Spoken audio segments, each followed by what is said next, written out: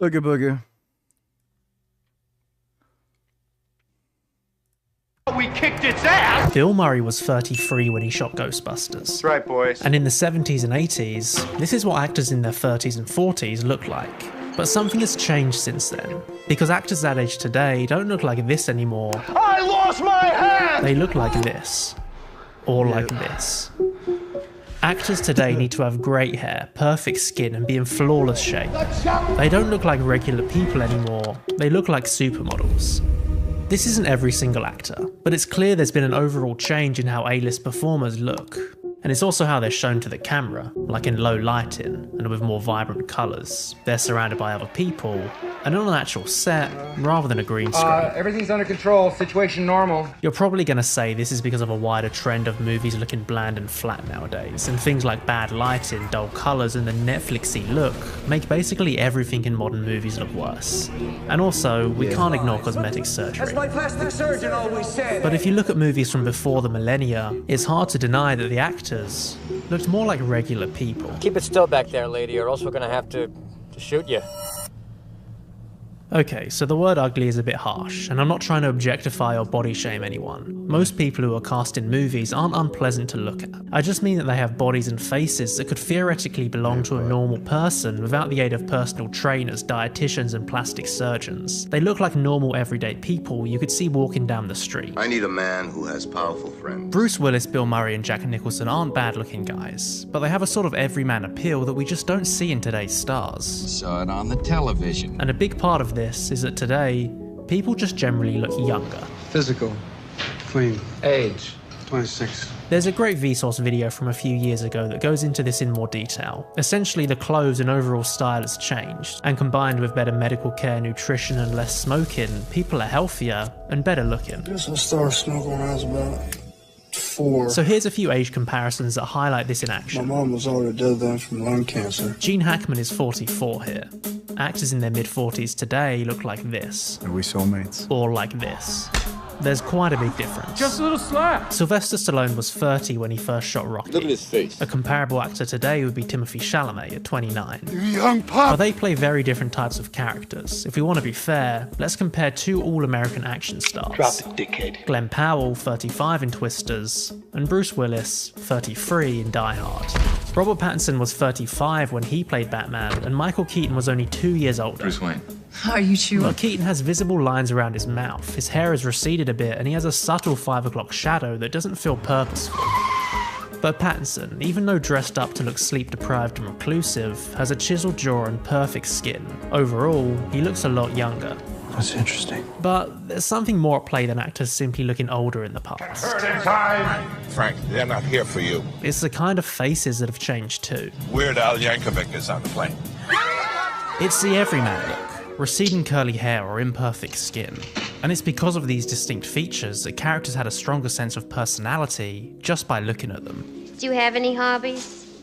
I collect spores, molds, and fungus. But before we continue, let's take a moment to thank today's sponsor, Opera Browser. With Opera's integrated tools, I can easily organize my research.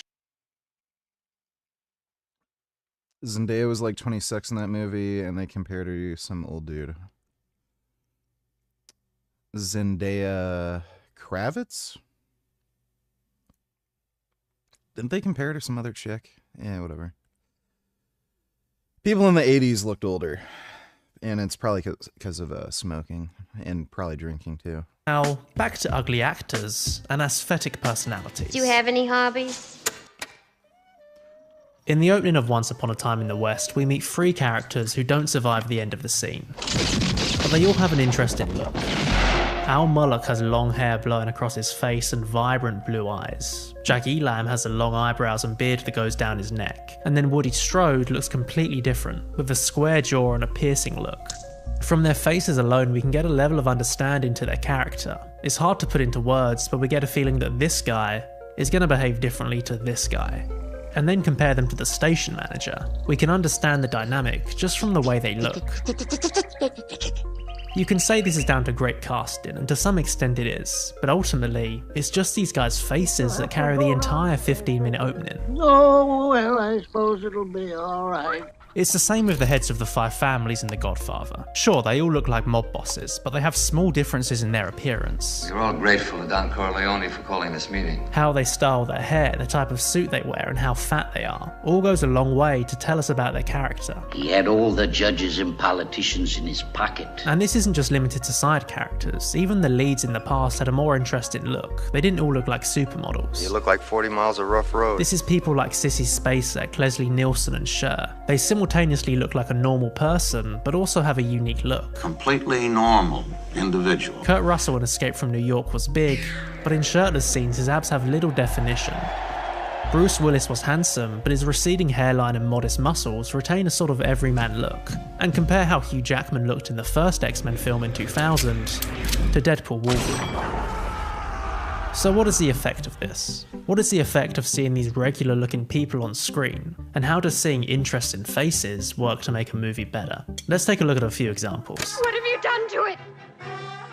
What have you done to its eyes? This is Mia Farrow in New gay Frank Tufano vid? Okay, we'll watch that next. Rosemary's Baby. I'm Rosemary Woodhouse. As the film progresses, she cuts her hair shorter and begins to look paler and thinner. Visually, we understand the transformation the character is undergoing. I'm not changing. I just want to go to Dr. Hill and get a second opinion. Would this work if she was played by someone like Margot Robbie? I don't think so. It's Mia Farrow's unique look that helps make the character feel like an actual person that could exist somewhere, which makes us empathise with her more. Dr. Hill, please. It's the same with John Travolta in Blowout, Shelley Duvall and Jack Nicholson in The Shining, and Malcolm McDowell in A Clockwork Orange. It was horrible. In Star Wars, Luke and his family look like fairly ordinary people, whereas Grand Moff Tarkin and the Imperial officers have a much more austere look to them. Fear will keep the local systems in line. In the 20th century, the pool of actors to choose from seems to have been much more aesthetically varied than it is today. There was actors with big noses. I got it, go ahead. Big foreheads. He's gonna prove it to the whole world. Heavy-set eyes. Did you know that? And receding hairlines. But you and me together, that'd be tops. We subconsciously infer things. You know, I wonder if some of this has to do with more gay dudes and women running Hollywood. Because you'd imagine if there's more gay dudes and women, they may have a preference for hiring younger looking, better looking kind of people. Whereas, like before, if it's all just straight Jewish dudes, you know. It's about people's personality based on their features, which in turn helps them create a richer character without much heavy lifting. Mentally, you picture my dog. In Taxi Driver, De Niro's buddies look like real cab drivers you could actually find in New York. This guy, completely bald on top but with a flow at the back. This guy with his scruffy beard and round glasses. And even De Niro himself with his 5 o'clock shadow and redness around his eyes. If you got into a cab and this was the driver, you wouldn't think twice. Did I tell you to do that with the meter? All of these actors look like they actually belong in the setting rather than just walking out of a dressing room. Can I talk to you for a second? And this is environmental immersion. In 1976, after Sylvester Stallone went 15 rounds in Rocky, his face was soaking wet, his hair sticking to his head, and he's covered in blood with his face fully contorted with bruises. But in 2015, after Michael B. Jordan fought in Creed, he's just got a subtle sheen of sweat and a small bruise around one eye. Yeah. Stop! It's me! At the end of Spider-Man, Tobey Maguire's suit is ripped to hell, revealing his bruised, dirty and sweaty face and this chaotic tear across his mask. Mr. Osborn. But for Tom Holland, he's got a couple of cuts that seem very intentionally placed, and his suit isn't ripped at all. His mask hasn't been torn open, but just neatly taken off. Hey, Blondie? Water? After Clint Eastwood walked 70 miles in the desert, his face is completely scarred and burned. We can barely recognise it. But today, there aren't many examples of actors looking scarred like this. It seems like everyone has to look perfect all the time. It's as if somewhere along the way, almost every actor has taken the substance and transformed into a kind of picture-perfect version of themselves. Not a single wrinkle, not a hair out of place, and completely smooth skin. The best we'll get is maybe a small smear of dirt or a tiny cut. Yeah. And they look great, but when everyone looks perfect, things start to get a bit stale. And sure, this isn't every single actor working today. You can still find distinct looking people, but it seems like it is the majority of them. In an article from 2021, Raquel S. Benedict likens our body to become an investment in which we have to maximise our value through looking good. We're reduced to a collection of features like perfect skin or a strong jawline. The body is no longer the vehicle through which we experience joy and pleasure, but a status symbol that needs to be constantly presentable to the world. Put your greasy tits away, you preening slut. For actors, this is taken to the extreme, especially for women. They can never age or show any imperfection. They need to be a bankable star, and a big part of this is looking good on camera. Pretty girls should always smile! Let's take hairlines as an example. Sure, Andrew Garfield probably got a hair transplant because he thought it would improve his appearance, but also because it's better to have a smaller forehead as a leading man. And with modern technology, if you can fix this, why wouldn't you? Yes, Sergeant! This just wasn't the case in the past, hence a wider spectrum of hairlines and a bigger aesthetic variety. You sound well rested. Frank uploaded a new vid, dancer emoji, steam locomotive emoji, musical notes emoji, smiley face emoji, cool face emoji. I am pretty well rested. I just got up from a nap. And yeah, we're going to watch the new Frank vid next. Thanks for the donation, James. I wouldn't touch one hair on his goddamn little head. But today, this is becoming increasingly noticeable, and more people are commenting on it, and here are a few things they've said. I miss actors having normal teeth, and then a picture of Tom Cruise from The Outsiders. Check this out, buddy. It's so annoying and just plain boring that everyone has the same teeth, the same body. I miss people looking different and interested. Restroom and make sure my hair is perfect. I watched Invasion of the Body Snatchers last night, and it stood out to me that while Sutherland is hot, he's also clearly in his 40s. Like, if Hollywood wanted to make a movie of a 40-something A-lister playing a middle-aged health inspector, who would they cast? Ryan Reynolds? Chris Evans? Yeah, I got this. We no longer have leading men who are good-looking and charismatic, but also don't look like they wake up at 5 AM to hit the gym. On Twitter, someone was talking about the 1974 movie Taking of Pelham 123. They said it's weirdly invigorating to watch a movie where every actor has an incredible face, and they all look normal, like no veneers in sight. This is supposed to be a democracy. Old actors have more grace than current ones. We can't have a truly accurate cast for the Beatles because they just don't make weird, crusty looking young men actors like that anymore. I miss casting movies that weren't all A-listers or trying to be. Sometimes just having normal ass people in your movie makes it feel more realistic. To which someone replied, "Convinced this will be the downfall of the Odyssey." Which brings us on to perhaps a good label to put on this kind of perfect looking A-lister we see today. iPhone face. It's hard to define, but I think it's basically this kind of pristine look that most actors seem to have. It's why some people look out of place in period pieces, because they've got a modern haircut or their teeth are too white. They're striving for a kind of look. Ugh. Are you kidding me? He uses this disgusting fucking freak as an example? Fuck right off. Oh, jeez, that's just... But didn't really exist. Oh. $222, let me see. The title of this video, YouTube followers, is The Beauty of the World's Religions. All one needs to do is 5 minutes worth of research, and one will see that the religions of this planet are beautiful. Judaism, it's the religion that gave birth to Jesus of Nazareth. It's a beautiful religion. Islam, the 5 pillars of Islam, fasting for Ramadan. I mean, it's a raping 9-year-old girls. Beautiful religion. I mean, people take pilgrimages. Catholicism. This guy's a gay retard. I wish I could kick him. Thanks for the donation too. Before the 21st century. And this speaks to a kind of aesthetic that many modern movies have. They're perfectly lit, the set perfectly designed, the actors in perfectly clean clothes. But this kind of perfection just makes it all look boring. It's the messiness of a normal kitchen, or the dirt kicked up from horses, the colour of the set, and the way it's lit. We're losing a sense of personality not only in how actors look, but in how films in general look. Hello? Digital cinematography has given everything the same kind of Netflixy feel. Look, this isn't every movie, and it's not every actor. If you look for it, you can find interesting looking people in modern movies, but this whole change in how actors, and by extension movies in general, look, is a natural result of an industry that's afraid to take risks. Movies need to make money, so they minimise anything that could theoretically...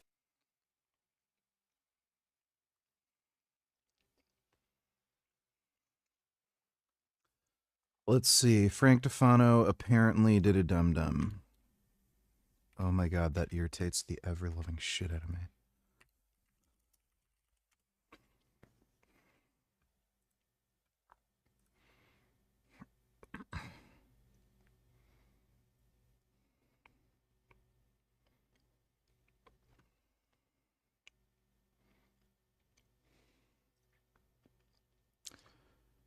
Looks like he has a bunch of new shorts too. These look really stupid. Way to say you actually considered Alita Battle Angel to be a great movie. That movie sucked ass. What makes you say the girl in it was too pretty was the reason critics hated it.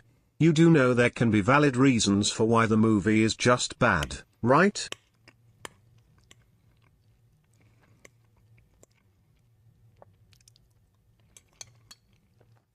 Tell me you're a gay retard without telling me you're a gay retard.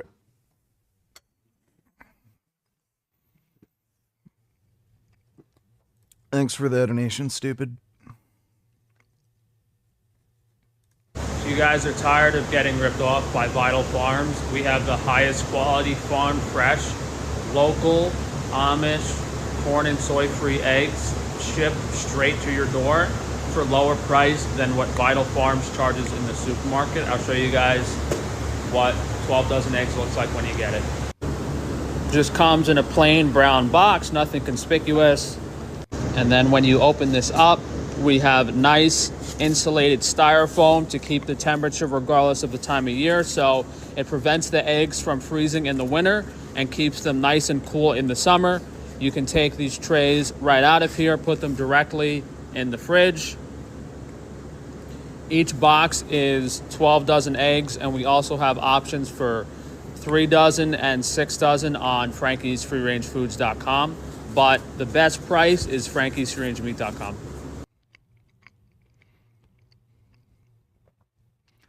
Apparently, with a lot of his egg orders, the eggs are rotten. That's why he gets so much return or chargebacks. Just wanted to apologize. Some of you guys placed an order on Frankie's Naturals, and we're out of tooth. No, haven't seen the first 28 Years Later. Apparently the second one's good, so I gotta watch the first one first. Based. I'm just waiting on a few ingredients to make a new batch myself. We accidentally gave away way too much at the New York City meetup a few months ago. We gave away like 500 boxes of toothpaste, which in hindsight, you know, the sales were kind of slow. We weren't really selling that much, but I did give away way too much. I think we gave away like $20,000 or $30,000 worth of everything, and toothpaste is one of the things we ran out of. So like just like the moisturizing cream, we ran out of that. I had to make a new batch myself, but can't afford to pay the manufacturer to make another batch. So we're just waiting on a few more organic ingredients to come in, and we should be able to make the toothpaste within a week and have it out within 2 weeks. So thank you guys for being patient. frankiesnaturals.com, everything. It looks like his business is just going away. So I don't know why anybody would buy the shit from him. What's funny is, like, he's the one who's made this all public, too. Some of you guys know we've been struggling a lot on Frankie's Free Range Meat these past few months because of scammers, people stealing money from me, all types of nonsense. So I figured maybe we could try to make the best of a bad situation and start offering organic produce. This might help us get out of a hole, it might not, but it's something I've always wanted to do, and a lot of people don't have access to organic fruits and vegetables, especially at their local supermarket that are both high quality and fresh. And although we're starting with packages, like we have a fruit package, we have a vegetable package, then we're doing starches, lettuces, mushrooms, and seasonings. So I tried to break it up for people with different dietary restrictions. If you guys want to read exactly what's in these produce packages, you can on the website frankiesfreerangemeat.com. So hopefully this goes well, and if you guys can support us over these next few weeks especially, hopefully we can move to a la carte, which I would be super excited to do. And a la carte just means that you're going to be able to order whatever you want and how much you want, and I think that's something really special that no one else is offering online. And I've tried my best to curate these packages and make them as high quality and affordable as possible with like the most popular and desirable like fruits and vegetables and stuff you guys would use in your daily life. For now, please just order this separate from the meat, and hopefully things go well and we're able to place a produce order. and then we can, again, move to a la carte as quickly as possible. It's just, you know, there's like literally hundreds and hundreds of different types of fruits and vegetables, and in order for me to get you guys exactly what you want, there has to be enough of each individual items ordered. So as much as I would like to bring in like fresh organic pomegranate and pineapples and dragon fruit and young coconut, like all types of really high quality, very nutritious, very healthy stuff, in order for me to do that, you know, there has to be enough of a demand for it. And then once we do get to that point, you know, if someone wants to order like 15 pints of blueberries, yeah, that's no problem. I'd really like to get to that as soon as possible. So if we do have enough support from you guys and this produce thing goes well and we sell enough packages. This has got to be some kind of scam. He's getting foreclosed on and he's doing this shit? Hopefully I can just flick the switch to a la carte and we get enough demand every week for the individual produce items that we can buy at least a case of it. I mean, worst case scenario, we just don't do it, you know. We do it once and then, hey, there's not enough of a demand, but I don't think that's going to be the case. I think people really want high quality organic produce, and there's no other way to introduce it. We have, there's an Oh my god. this organ. Dodo Nutellers, oh look what do you... Oh look, what do you know? You were 100% right, and Destiny was entirely wrong, so you would have won a few bitcoins if he agreed to that bet. Is he going to admit he was a clown now? Trump also canceled the tariffs that he threatened. President Trump standing before the world and putting it on notice. He's not backing off at all in terms of his ambition to take control of Greenland, but says it will be through negotiation. And just minutes ago, he wrapped up his much-anticipated speech at the World Economic Forum. He delivered his clearest statement yet that he will not use military force to seize the Danish territory, but reiterated his desire to take over Greenland. He also slammed the NATO military alliance and American allies, calling his demand for Greenland a, quote, small ask. We never asked for anything. And we never got anything. We probably won't get anything unless I decide to use excessive strength and force where we would be, frankly, unstoppable. But I won't do that. Okay? Now everyone's saying, oh, good. That's probably the biggest statement I made, because people thought I would use force. I don't have to use force. I don't want to use force. I won't use force. All the United States is asking for is a place called Greenland. We're covering all the angles of this very important developing story. CNN. Well, yeah, obviously. Too bad Destiny didn't agree to that Bitcoin deal. A lot of very unique and high quality Dodo. products here on Frankie's Free Range Meat. Most recently, our pure sourdough line. But what's really special, and I guarantee you no one else is doing, is the highest quality organic pizza you will ever try. As with all of the pure sourdough products, our pizza dough base is made with all organic flour, glass bottled mineral water, and naturally fermented over several days to Yeah, that pizza is going to be disgusting. improve both the taste and nutrition. Then we use a white tomato sauce, which is from organic heirloom white tomatoes grown locally by Amish farmers. That's a very unique thing you can't get anywhere else because we're the first people to do it. We did it ourselves. It's custom. It's very unique. It's much less inflammatory than regular tomato sauce. And on top, we have our mozzarella cheese made, again, locally by Amish farmers. And we use a 2-year Parmigiano Reggiano on top. So it's, you know, elements of high quality local produce as well as the classic Parmigiano Reggiano to give it that signature flavor. These pizzas are available on frankiesfreerangemeat.com, and compared to what you're paying other people, it's insane. We're at the same price point as any other high quality pizza, but this is above and beyond what anyone else is doing. Not only do we have... It's a fucking frozen pizza.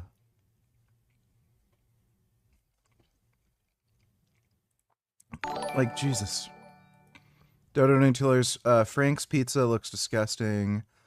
And people say vegan food looks gross. Well, I can tell you right now, even frozen day of vegan pizza looks 10 times better than Frank's trash, and yet people still buy his garbage. What the fuck? And I mean, it's not even pizza dough. It's some, like, gross sourdough. It's just so fucking retarded. Thanks for the donation, Dodo. The absolute highest quality, unique ingredients that no one else even has access to. Maybe some people have as high quality flour, but they're certainly not using glass bottled mineral water. I mean, even the salt we put in there, a natural 3-day fermentation, and the stuff on top, the white tomato sauce, the organic local mozzarella, and the 2-year Parmigiano Reggiano. On a frozen pizza, I would be shocked if any other frozen, even the highest quality artisanal organic frozen pizza companies, I'd be surprised if they were using actual 2-year Parmigiano Reggiano on it, but let's cut this pizza and try it. Now, the way you would prepare this at home is, let it thaw out a few hours and then pop it in the oven, or you could probably just pop it in the oven, but that's going to kind of alter the cooking temperature.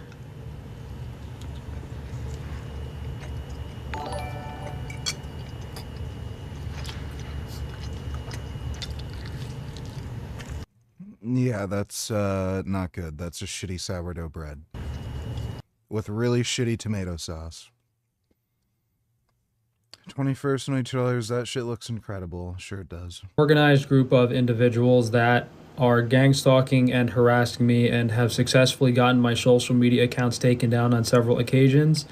And because of this extreme, targeted, and slanderous harassment against my personal being and my business, I will be filing several additional lawsuits this week, as well as going to the police and filing several reports against these people. And whether it's this year, next year, or 5 years from now, I promise I will find all of these individuals and they will pay me and reimburse me for the damage they have caused to my online reputation and my business. And if you think that Reddit or TikTok or any of these platforms are going to protect your personal information when they're in front of a jury for millions of dollars, I promise you they won't. So if you guys can please share the video and share my YouTube channel. I'm sure it has to do with these people hired by Dr. Taban and protecting him. He has to know that he's full of shit. He's just hoping somebody will just give him money in a lawsuit. 21st Nutiller said, inedible, you nigger degenerate, learn how to fucking read. Oh, sorry, inedible. I have an astigmatism.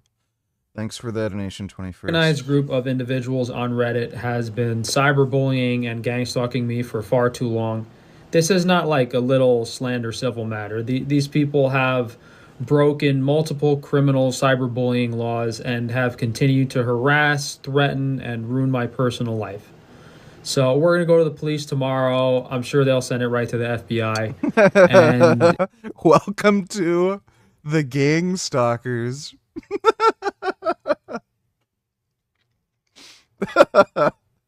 Oh, this is great. I mean, if Reddit tries to wipe this clean and get rid of everything and delete the evidence, that's just going to be further proof of their wrongdoing, as I have most of it saved to my computer.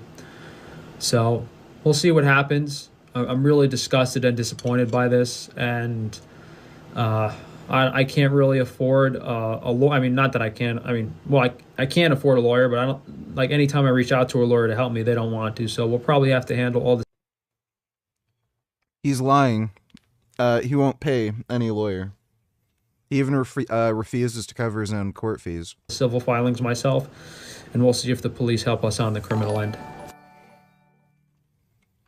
Fat doesn't lift the weight. Muscles do. Slow cut is the way. You'd maybe stop fainting doing a rep on OHP. LLLLLLLLLLLLU. Hurrah. 777 octillion 777 octillion 777 octillion 777 octillion 777 octillion 777 octillion 777 octillion 777 octillion. Well, that's nice. Thanks for the donation, OHP. Abbas Lucille, don't need to tell her I saw your roid rage freak out from the other day, bud. You've been in this pattern before. The very drug that's making you mental problems worse. You're utterly convinced of making everything better and better. Snow blindness. Thanks for the donation. What's up, guys? We're down here at Frankie's Strange Meat. It's like 5 o'clock and I haven't eaten all day, so I'm having one of my favorite snacks, the macadamia nuts. Tried some of the beef sticks, but they're really dehydrated and dried out, so we might remake them. It's good for it's still good for a snack, and it's great for like a non-perishable like hiking thing, but since they're so dried out, they're a little bit hard to chew. I don't want to just go home and have a big bowl of rice, so I don't know if I should eat all these. If you guys missed the video on these, it's basically just macadamia nuts roasted and seasoned with honey and salt, so they're like hyper palatable. And it's called crackdamia because if you open this package, you would eat the whole thing. But the reason I like it is because they're really calorically dense, so if I haven't eaten all day, it'll hold me over a while. I wanted to thank you guys for Hey Vegan Gains, did you see the speech Carney gave at Davos? I'm American, so I don't know shit about him, but he seemed based. No, I did not see that. I heard something about that, but I haven't actually listened to it. Thanks for the donation, though, Blake. Carney's a piece of shit, by the way. Absolutely horrible fucking prime minister. I would love if a Syrian immigrant would kick him in the nuts. So, he's a piece of shit. Just a corrupt fucking lying asshole. Thanks, Blake. 21st Century Tellers, Gary is a beta cuck. I'm still positive that all of our hatred stems from speciesism, because that's the root of it all. I would disagree with that. But these two are dumb, useless fucking retards. I wouldn't say Gary's a beta cuck. Thanks for the donation, 21st. Supporting us a little extra over the past few weeks, placing some more orders. Not sure if it makes much of a difference, to be honest. We're still in a really bad financial situation. But just going to try to stick it out over the next few weeks and see how things go. We're just like... Yeah, he's going to get foreclosed on. Really behind on the bills. I'm having a hard time trying to keep all the products in stock because like I'm falling behind on invoices and like they're not going to release product until you pay off the invoice. And the bank didn't give me a line of credit or increase my credit limit or anything. I was like, hey, if we're going to go out of business, might as well try something new. And, you know, produce isn't that expensive. So we could do it, but it's just the profit margin's really low. So I'm honestly not sure if it's a bad idea or not. That's going to be the main focus of this video is we're going to have produce available on the website. We're going to have a few different packages and see if you guys like it and hopefully expand from there. Lovely refrigeration noises in the background. The reason I like Frankie's Free Range Meat is because we have stuff a la carte, and I don't think most people want packages. I think most people want to choose the products they want, and a lot of these other meat companies, especially the ones selling like feedlot grain-fed beef, are just making these packages because they can't cover their shipping costs, and they're like being deceitful and ripping people off. Because once you spend $300 and they suckered you into buying whatever they throw in that box, and you're not happy with it, well, they have your $300 and you have a few $100s worth of stuff you don't really like, and you're never going to do business with them again. That being said, for this produce stuff, we're going to have to start off with packages, and then hopefully we can do a la carte.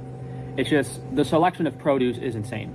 And I didn't say the word organic yet, but that's all we do is organic. It's only going to be USDA organic produce in these packages. And as much as I like to list the 1,000 items I have access to and let you guys choose, like, oh, I want 10 bananas and 5 blueberries and 20 pounds of sweet potatoes, as much as I like... You know, it's funny, he sells, you know, supplements where they either come from or the raw ingredients are from China. And he'll say his supplements are organic, and even assuming he went through the effort of only buying organic supplement ingredients from Alibaba, well, guess what? China doesn't have any standard on what organic is. Chinese organic is a very different thing than USDA organic. So he's full of shit. Like to do that. Maybe I should film this in a different room, but as much as I'd like to do that in the future, it's just not possible from like a starting off standpoint. So before I start I think Gum Gum's having a nap upstairs. He'll probably come down eventually. rambling too much, this is what I came up with last night. So I didn't want to do a produce package and give people just everything, because I know some people have strict diets. Like some people only eat fruit, some people don't eat vegetables, some people will eat stuff. So since people are picky, I did try to break it down reasonably. So we have fruits, vegetables, mushrooms, lettuces, starches, and then herbs and seasonings. So these are the packages that are going on the website right now, and you guys can order these separately from the meat for now. I just want to see how this goes and see if we could even do it. So I don't think there's a chance of this not going through. It's just long term, we might not be able to do it. So each of these packages is enough to have, well, it's a little confusing, but for me, this was the best way to break it down. So in the fruit package, I have some apples, bananas, blackberries, blueberries, raspberries, strawberries, some lemons and limes. Like if you want to put lemon or lime juice in your water, or you want to make a marinade, you have a few lemons and limes in there, some oranges, and some kiwis. So I tried to do the most popular fruits.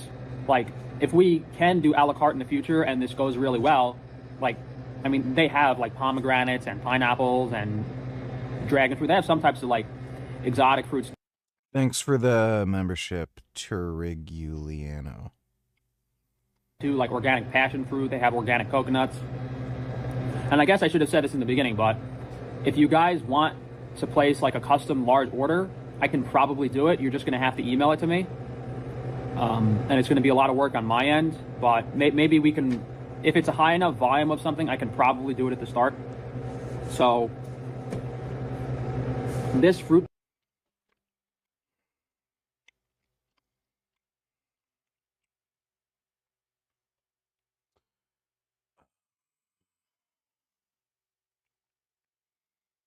Oh, thank God you're here. What? Well, I was just about to go to bed. What's up? Did you hear that Trump said he will not invade Greenland? Yeah, I think somebody talked him down. Yeah. So where's my Bitcoin? I mean, you guys were pretty both serious on this issue from before. So where's my Bitcoin? Why would you get a Bitcoin? We agreed on that. We What did we agreed agree on on? if he would not invade Greenland, I would get a Bitcoin.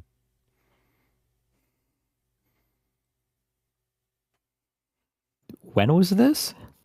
You know that first little argument we had about Venezuela? From a few days ago. I said I would give you a Bitcoin if he didn't invade Greenland on 1-to-1 odds? Yeah.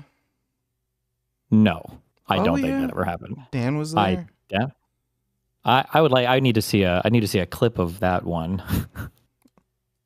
I'll have my lawyers contact you. Okay. Well, hold on. I mean, you my should be able lord, to bro. just go Keep find a track of clip, that. you know? All right, my lawyers will be contacting you. Okay. I'll also Don't tell worry. them about those nude photos that you unlawfully took from my OnlyFans. They were free. Okay, I'll let them know too. Okay. Going to sleep. Good night. Be careful, guys. All right, nighty night. Nighty night, Dan. Good night.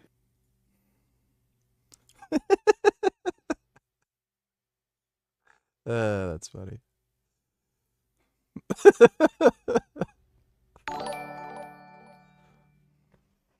Good evening, Richard. How did you sleep? Soundly? Do you ever snore? Does Isaac hear your snoring? Does Isaac snore? Do you sleep naked? I do because it helps me sleep.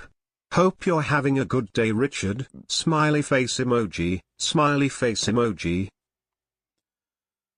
In the summer, I like sleeping naked. I can't really do that anymore because I don't have enough privacy. But yeah, in the summer when it's really hot, it's nice to sleep naked. I also feel very sexy and pretty in bed when I'm naked. But yeah, it's a good rest. Thanks for the donation, James. Killing Titan donated $2. Let me see. You're not convinced you can get enough nutrients on a plant-based diet? Where am I getting my nutrition? I don't know how to eat food. Someone please teach me how to eat. Truly sorry for having so rigorously and at times perhaps anonymity indicated. What is this? Oh my god, Alex is vegan.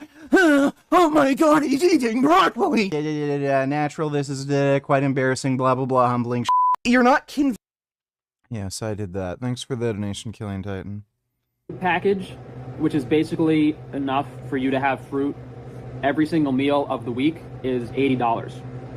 So it's $80 worth of organic fruit. Might be 75. It's going to be 75 or 80. For vegetables, we have carrot, celery, onion. So you have your mirepoix if you want to like cook something. We have cauliflower, mixed peppers, broccoli, Brussels sprouts, cucumbers, and heirloom tomatoes. Again, guys, I'm trying to choose what I think are like the most popular vegetables, but the selection is so vast, like it's. Asteroid Tellers, is Killing Titan bigger and stronger than you? What about when you were natty? Is he a natty? I don't think so, especially not now, I don't think. As far as I know, he's natty. But thanks for the donation, S. Kind of hard. I hit 320 on the bench today. My bench has been blowing up ever since I started doing heavy-weighted dips. Nice.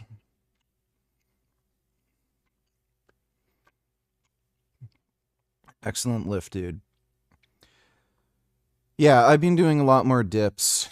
I don't weight them too heavy. Still aim for like 8 to 10 reps, but yeah, dips are a good exercise. Thanks for the donation, Matthew.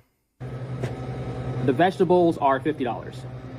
Carrot, celery, onion, cauliflower, mixed peppers, broccoli, Brussels sprouts, cucumbers, and tomatoes. That package is going to be $50. For mushrooms, I put them separate. So it's just one of each type of organic mushroom. So you get a package of king oyster mushrooms, a package of lion's mane, a package of maitake, a package of royal trumpet, and I might do 2 packages of shiitake instead of 1. So right now it's like $44 for mushrooms, but it might go up to $50. I mean, that's like 2 weeks worth of mushrooms with all your meals, basically. It's kind of a large amount. So who would eat that much mushrooms? Lettuces, and this is for people that eat salads, I guess. We have butter lettuce, white endive, romaine hearts, baby arugula, and salad spring mix. So that's $40 worth of different types of lettuces. Then I did starches, which is basically potatoes. So it's a sweet potato and white potato assortment. So you get a few pounds of russet potatoes, and then 2 pounds each of 5 different types of sweet potatoes.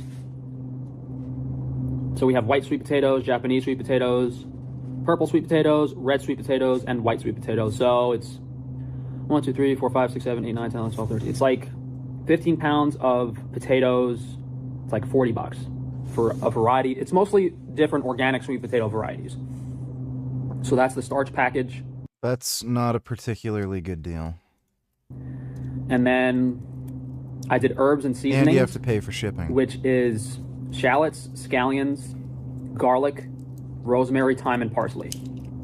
So those are like the most common seasonings you would need if you're doing some cooking. So like shallot and garlic is very classically used in French cooking. And then rosemary, thyme are the 2 most common herbs. And then parsley for garnishing. That's $22 for that herbs and seasoning package. So I guess we'll just try it because that's all we can do. You know, there's no easy way to start launching produce. I think we have enough customers that we can do a la carte in the future.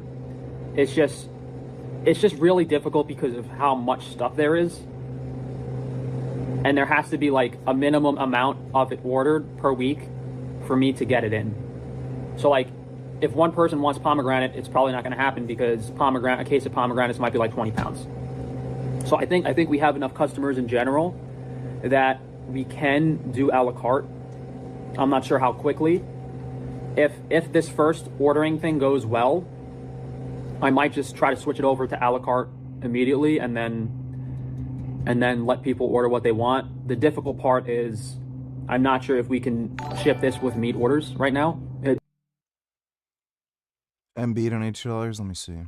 Effects within your physique, but that's not the point. That's not what we're getting at here. You're aging yourself. You genuinely don't look healthy. All right, like, and I mean that so respectfully. You look old as shit, and you're 20 years old, man. Imagine what happens when you are 30. That is the thought.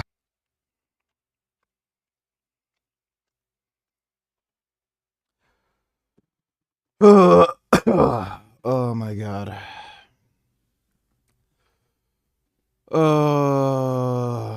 So first of all, Colton is a lying dumbass scumbag.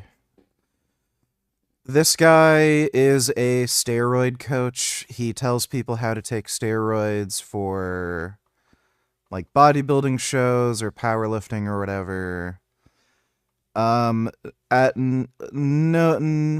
You'll never see him ever claiming his clients look older than they really are. Oh, they don't look good for their age. And whenever he posts his client photos, they look great. Nothing wrong with them.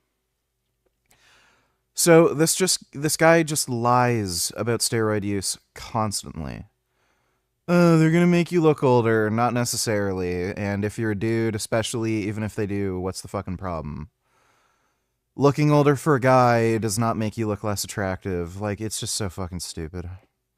Thanks for the donation, though, NB. I guess, well, look, worst case scenario, I could just refund people their money if this doesn't work out. Because we're going to have these packages. React to this, but wait, there's more. React to this as well. I think there will be a signing tomorrow. Of course, there are different views on this, but how important do you think this signing is on the Board of Peace? And do you think this is going to sustain? Do you think we now will see Gaza reconstructed and billions of US dollars invested? I do. I mean, I think we have peace in the Middle East. We do not, in fact, have peace in the Middle East. I think that much is pretty clear. I mean, just last week, there was news that we were going to attack Iran imminently. Luckily, that didn't happen because Netanyahu realized, oh, wait, we're not ready to withstand a counterattack from Iran. So there's that. And then there's the whole, ongoing genocide thing in Gaza that the Trump administration wants to pretend isn't still happening, but it is. And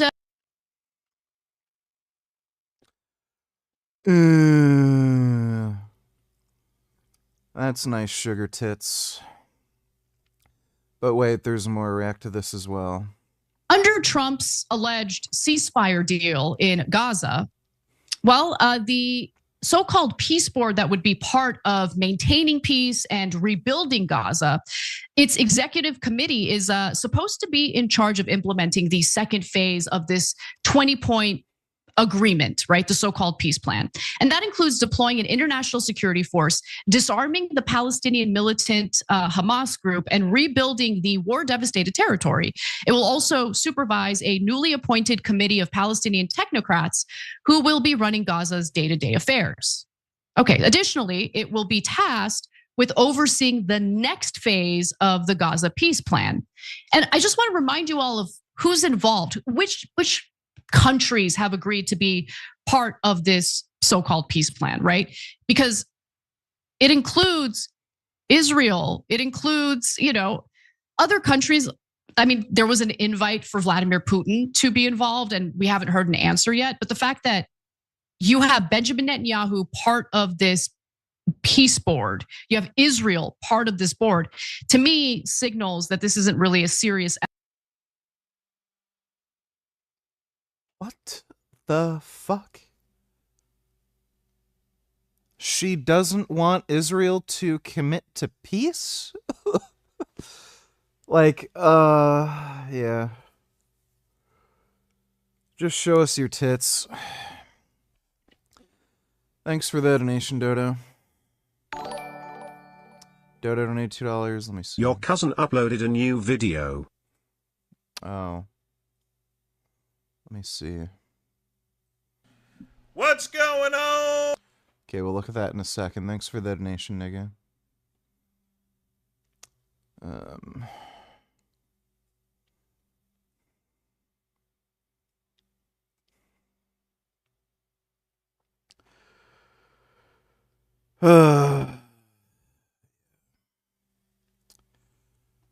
They are the wrong people to spread that message. There we go. He is admitting to being an anti-Semite. Are you a Zionist? Unequivocally. Yeah, that's what I thought. Are you going to drop me for Yeah, that? I don't talk to dogs. In Islam, do you believe that Prophet Muhammad is the greatest example for humanity? Yes. And if you follow his example, if you follow the sunnah of the Prophet, Yes. do you get rewarded? I believe so, yes. Okay. And do you agree that Aisha was 6 when Muhammad married her and 9 at consummation? I don't. You didn't accept that hadith? No. Oh, okay. Interesting. A lot of Muslims, they say they do. Okay. Do you believe that Moses took 30,000 little girls into captivity and shared them out amongst his soldiers? I haven't studied the Torah so much. Why not? It's your book. No one will ever say that Moses is the greatest example for humanity, so it doesn't really matter. Jews would. No, they wouldn't. Jews wouldn't say Moses is a good... No, they wouldn't. No, because Moses sinned. What are you talking about? Have you ever learned the What was the Moses sin? A few sins. He was hitting the rock instead of speaking to it. You said you're not studying the Torah. Now you're telling me the history of Moses and what he did. I mean, I know parts of the Torah. I know the. This is what he does. He just, like, distracts you. It's full of shit. Peaceful. Ow. Kitties. Oh. Those are good kitties. Across the globe. Okay. We can watch that too. Thanks for the donation, Dodo. Just random vids, only $2. Oh.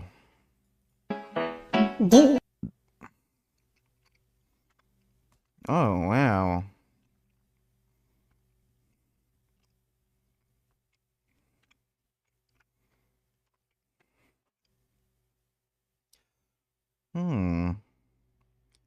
Just silly old guy.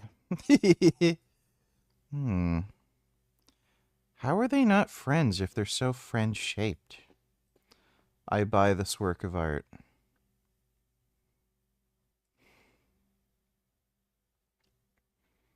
It's pretty cool.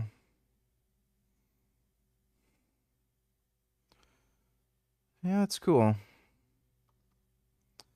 Oh, two. Lol, Miss Rachel, oopsie.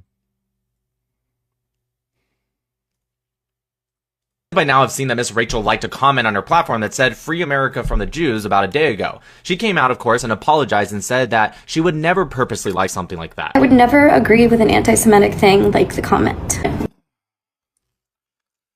Sure. By the way, if she interacted with it, why didn't she delete it? She clearly saw it to some... Like, she pressed on it.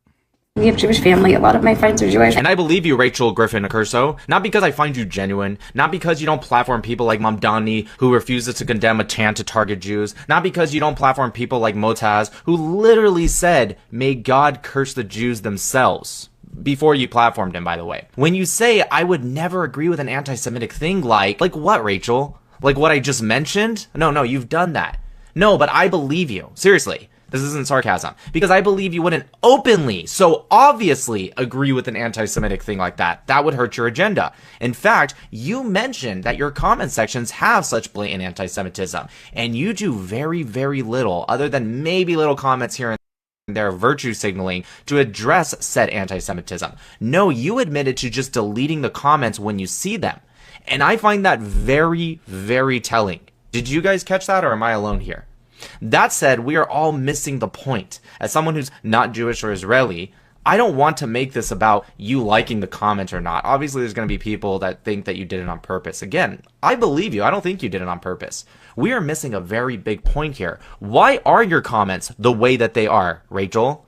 So much so that you have to worry about deleting them, which, by the way, you don't delete most of them because you're a large creator. You as a large creator are going to see just really the top comments. You're not spending hours scrolling hundreds to thousands of comments, which means not only do your viewers share these beliefs, but they like them as well for it to be on the top comment. And before anyone says something like, well, she can't control her audience. No, that's true.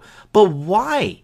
Yeah, but she's a reflection of her audience. In the world would any kids show star have to worry about having a second job almost of just deleting comments and trying to clean up her comment section?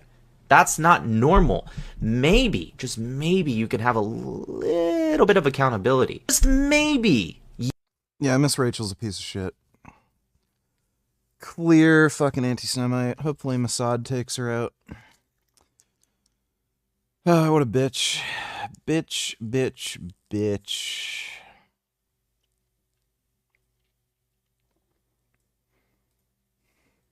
Beautiful wife. She looks like she's being held hostage. No. She's very happy. Tell him how happy you are, sweetie. Are you okay? See? Yeah, I got that on video. Whoever that was, I got you on video. Fucking delete it.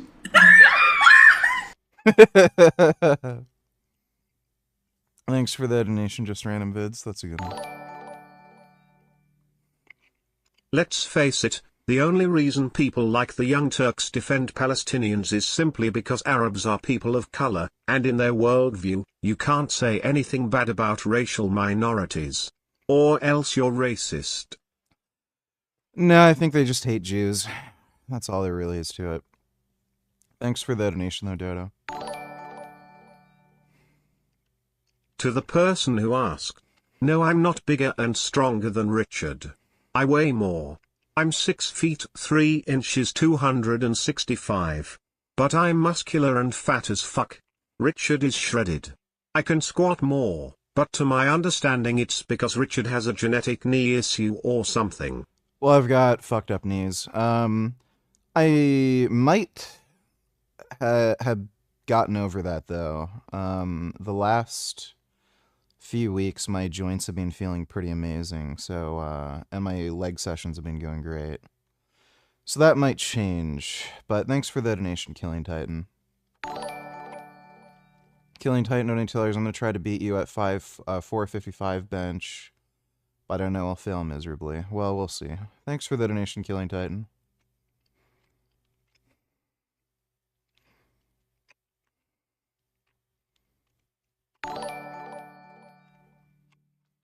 Oh my god, Mrs. Rachel really said that about the Jews, and people have the nerve to compare her to Mr. Rogers. Yeah. It is so blatantly obvious she's an anti-Semite.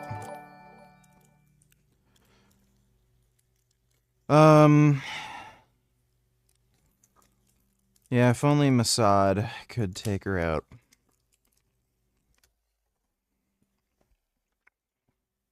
Thanks for the donation, though, Dodo. Grey Knight Donatiller, skip to 121. This guy, ex-CIA, believes that Epstein was a spy for the Israelis. Billions of dollars are spent spying.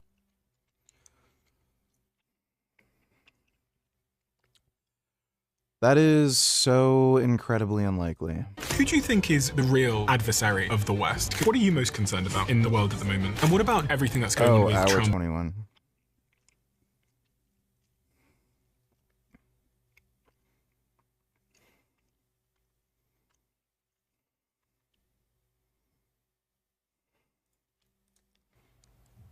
Do you think Jeffrey Epstein was a spy? I believe very strongly he was a spy, yes. And who do you think he was working for? The Israelis. I'm confident it was the Israelis. Why? Jeffrey Epstein is kind of the stereotypical example that they give you in training for what's called an access agent. This is a different kind of recruit. So, for example, if you're a foreign intelligence service and you want information, like close-in information from a former president, from the CEO of the biggest company in the world, from a member of the British royal family, you're not going to recruit these guys. You're not going to recruit Bill Clinton or Bill Gates or Prince Andrew. So you do the next best thing. You recruit somebody who has regular access to them. And that person that you recruit is going to need to make these people feel had video cameras, hidden video cameras in literally every room, including the bathrooms.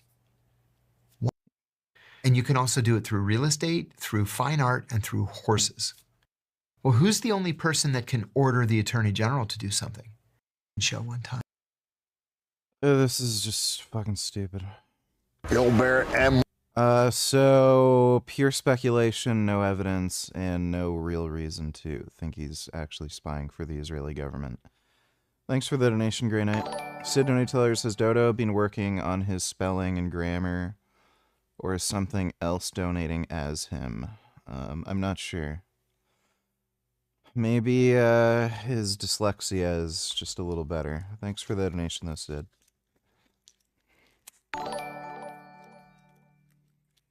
I disagree. The only reason these people care so much about dead Nazi babies is because they are Arabs. If they were white babies, they wouldn't give a fuck. If they could blame the Jews, they'd care. Thanks for the donation, though, Dodo. Everybody, Vince Goodrum here. It is Wednesday evening. Reason for the video is we got to talk about the clavicular, Nick Fuentes, Andrew Tate, Myron Gaines situation. Now, I've never spoke about all three of these in one video, but hey, things happen. So if you've been living, unless you've been living under a rock, you've heard about the incident. What incident am I talking about? Well, all of them decided to pack into a van or whatever vehicle it was and started playing Kanye West's Yee Heil Heller on the microphone, or excuse me, on the speakers. They was just jamming, throwing up the signs. And I said it like that, and you know, simply because I don't want to get a community strike from YouTube. Heck, it took me it took me a very hard time for me to even create the thumbnail for this video. In any event, they played it in their little van, but then they went to a Miami club, and for some odd reason, the club decided to actually play the music. I don't know if they got some money slipped under the table or something like that. Next thing you know, you see probably one of the most controversial incidents ever, to where all of these, I don't know, social media idiots, stars, you know, or whatever, celebrities, whatever you want to call them, decided to all start chanting and throwing up signs saying, Heil Hella, you know, and stuff. Like I said, I got to say it like that so I don't get a community strike. You know, song by Yee. But you guys get my point. So what does a great one think about this? Well, first off, I know they did it for clout. They did it to get attention. That Miami club, I mean, they're going to lose so much business, not business, business, that they may even go out of business. But here's my thing, all right? If Hitler was actually around and saw them dancing to it, he would turn over in his grave. Myron Gaines, come on, man. Come on, you about as dark as I am. He would have sent you to the concentration camp. Yeah. Myron's a fucktard, and he's like racist against his own race and all brown people. He tries to be friends with Nazis. He's just fucked. Looking at some really interesting cat art. You guys gotta see this. Oh my goodness.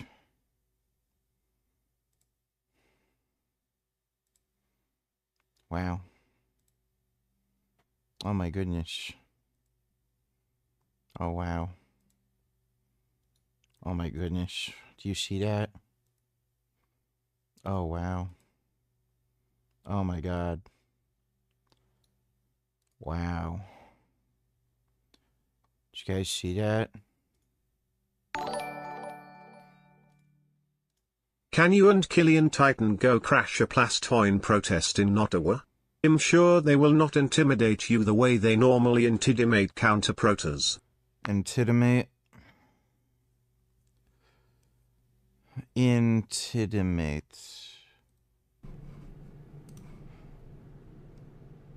Fucktard. How does that jackass have his YouTube channel back? Well, thanks for the donation, Dodo. I would like to intimidate them. And they say cows are stupid. Yeah, I was gonna cover that today. I know what you're talking A about. cow in Austria doesn't need to wait around for a human to scratch an annoying itch. Yeah. 13-year-old Swiss Brown Veronica has figured out how to fashion a broom into a back scratcher. Her owners say she's been doing this for 9 years and has become a pro. One scratch doesn't suit all. They say she'll use different parts of the broom depending on the location and severity of her itch. Scientists are fascinated by her skills. There are around 1.5 billion of cows and bulls in the world, and we are only now starting to recognize that they are able to use tools. Veronica's owners say she started out using tree branches, but has since figured out that a broom works much better. It begs the question, what other objects can she make use of? Moo cows are pretty amazing. I love cows. Cows are so great. Oh, do I love cows. I'd like to hug a cow. Thanks for the donation, Dodo. I think I accidentally said Hitler. Oops, said it again one more time. Oh well. It is what it is and what's gonna be and what's gonna be. Nick Fuentes, I mean you got Mexican in you. Your blood is unpure. It is not true Aryan blood. Clavicular, you have surgery. And yet to think we kill these animals for hamburgers. Yeah, it's a shame. Thanks for the donation, Dodo. You've had surgery, smash fashing, looks maxing. You know, the Nazi Germany frowned upon surgeries. They preferred the natural look. And as far as Andrew Tate is concerned, you're mixed. You know, you're a half a nig. You know what I mean? I mean, you half of a nig. I'm a 100%. You 50%. I mean, all of you are a bunch of what's called Rhineland bastards. That's what they used to call people like you. You are unclean. It's sort of like one of those kung fu movies where people got leprosy. Be like, ew, unclean, unclean, unclean. None of you are a pure Aryan blood. Only pure Aryan blood gives you the permission to chant, Heil Hitler, alright? That's it. All of you are a bunch of Rhineland bastards. You are unclean. You are mutts. You are dogs. You would have been sent to the concentration camps, alright? You would have been eating radish soup, alright? And busting rocks. That's what you would have been doing. And yet you guys are chanting, Heil Hitler, alright? Y'all need to cut this out, folks. I'm gonna just tell you this right now. Put it on t-shirt if you wish. All right? Put it on t-shirt. Do not let the drugs overcome your common sense. All right?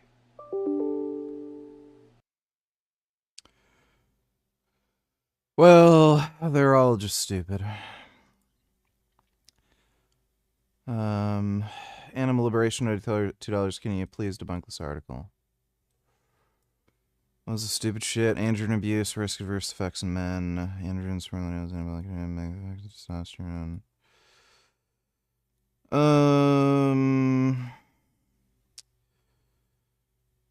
So they're not talking about anything.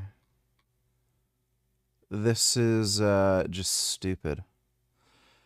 So they're just talking about anabolic androgenic steroids. There's about a couple dozen of them that people use in varying doses, in varying concentrations, for varying durations.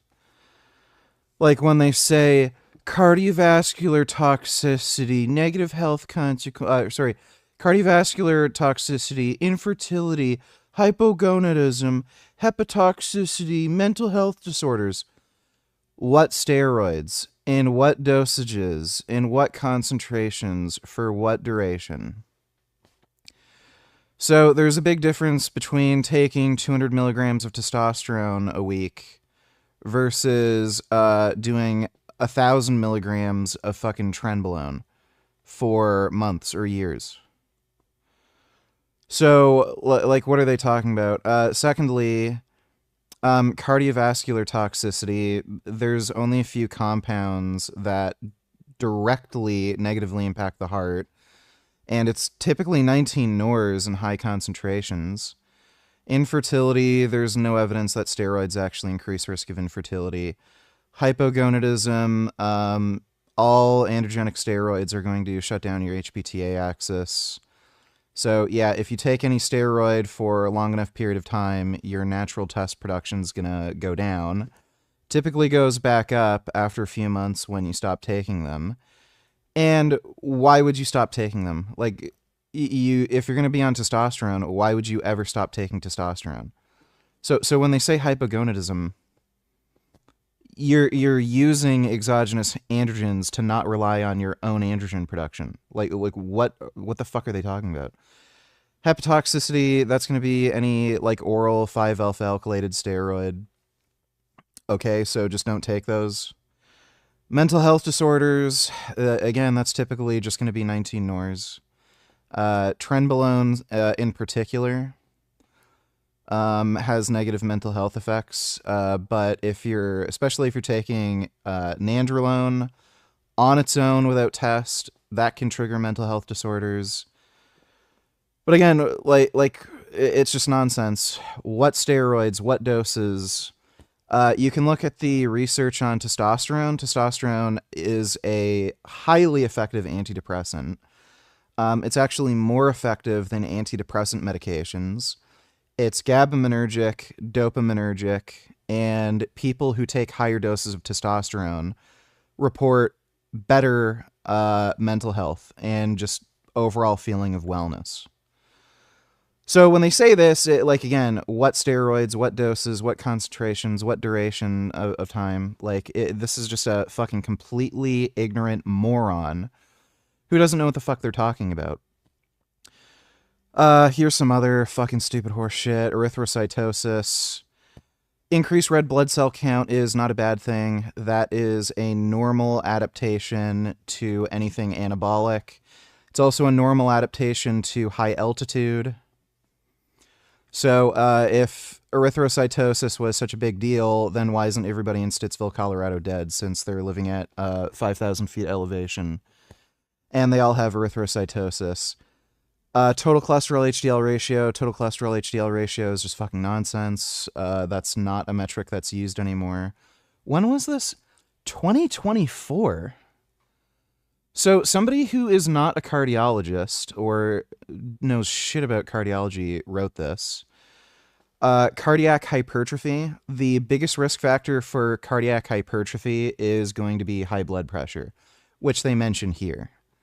So just because you take steroids, that doesn't mean you have high blood pressure. You can have high blood pressure for a number of fucking reasons. The only other modifiable risk factor for cardiac hypertrophy is going to be smoking. Other than that, it's all genetic. You can talk to massive IFBB pro bodybuilders who have been taking extremely high doses of anabolic steroids for over a decade. A lot of them don't have any cardiac hypertrophy. Dave Palumbo didn't. Ian Valair commented on one of my Instagram posts. He didn't. Dorian Yates, 5 or 6 time Mr. Olympia. He was like 280 fucking pounds on stage. Walked around at 300 pounds body weight. No cardiac hypertrophy. Erectile dysfunction and fertility. Again, what steroids, what doses, what concentrations, what period of time. And there's no evidence whatsoever that steroids induce permanent infertility. That's just nonsense. Bloodborne viruses. They can affect your immune system. I don't know why they say bloodborne viruses in particular. But in high doses, they can reduce your immune function. But lots of things can reduce your immune function. High-intensity exercise reduces immune function. That's why athletes really have to be careful when traveling, because they're more prone to getting some kind of infection. Hepatotoxicity, again, that's primarily just going to be 5-alpha-alkylated steroids, so oral compounds. Just don't take them. Tendon rupture, muscle abscess.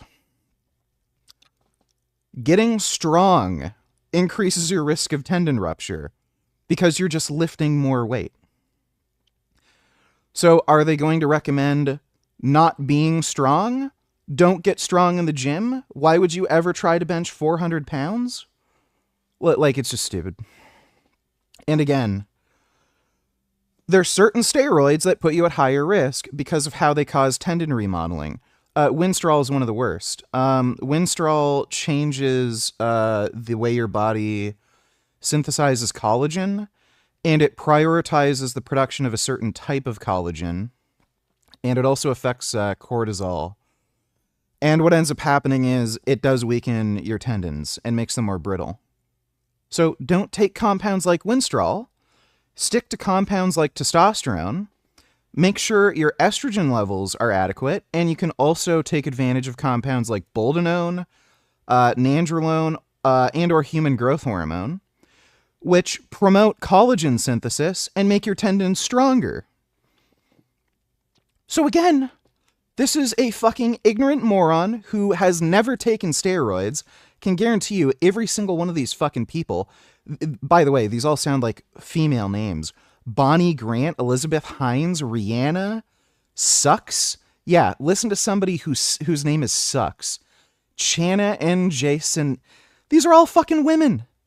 Why would you listen to a fucking bitch? Yeah, so sure. It's just propaganda to keep you, small and weak. Fucking stupid. Thanks for the donation, though, Animal Liberation. Imagine being this retarded. Let me see.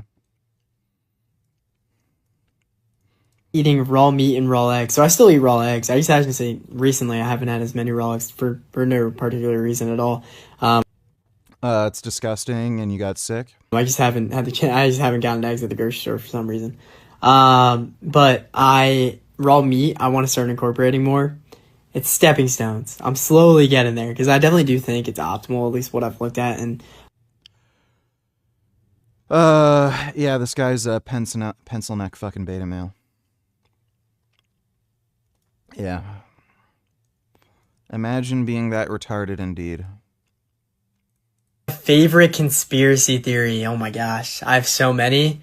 And I don't even like to consider them conspiracy theories because a lot of them are true, if I'm being honest. What's my favorite, though? That's crazy. I don't know. I'm trying to think. There's so many. I mean, 9/11, completely done by Israel, along with a lot of different things. Why don't these people get fucking banned? Thanks for the donation, JP. Yeah, hopefully a homeless guy takes some bath salts and just bites his nuts. Negative $8. Did you hear Vitally finally got out of that Filipino jail? Yeah, isn't he being deported to Russia, though?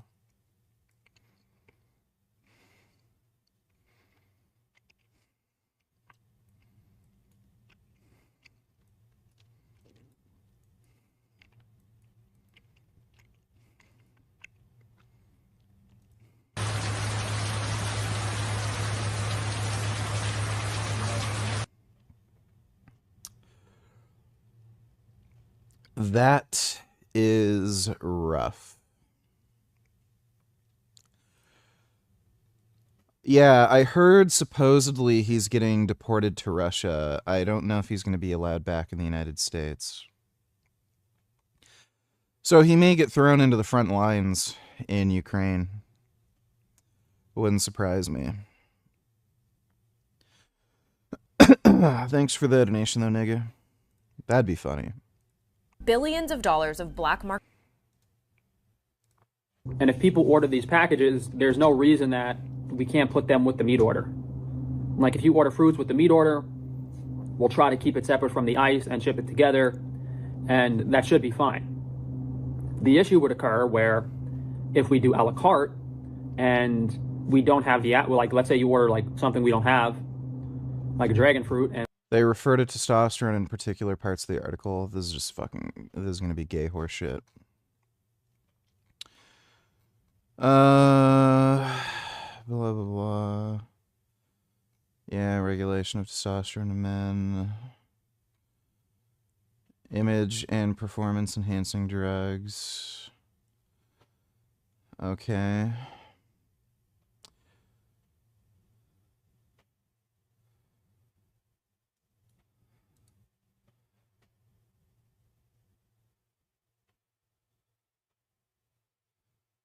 These people do not know what the fuck they're talking about. They didn't even mention every class of drug. And these aren't all the commonly used steroids. So there's testosterone derivatives. They mentioned testosterone esters. So they don't understand every class of steroid. There's testosterone derivatives. There is 17 alpha alkylated, which are orals. That's technically not a unique... Except in India, where it's illegal to kill cows as they are seen as a sacred animal there. They kill cows in India. Thanks for the donation, though, Dodo. So these are just orals. They're not technically a specific class of drug or class of steroid. Then there's 5 alpha reduced steroids. Anavar is 5 alpha reduced. So it's basically a DHT derivative. They don't mention that class. And they don't mention the testosterone derivative class. And so they only mention testosterone in 19 NORs, really. They didn't even really put these in the right class of drugs. So boldenone is an extraordinarily common steroid, especially now, because Masteron and Primo aren't on the market right now. They don't mention that. They didn't mention Masteron or Drostanolone or Primobolan, which I think the generic name is Methanolone. They don't even know what fucking... They don't know what they're talking about, clearly. Adverse effects. Oh my god.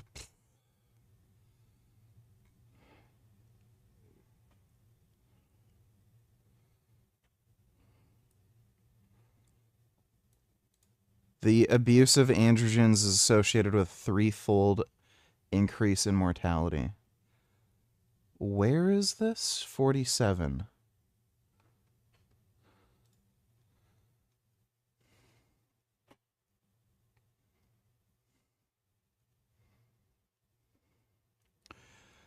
So this is a retrospective study, which means it's very low on the hierarchy of evidence because of the risk of bias.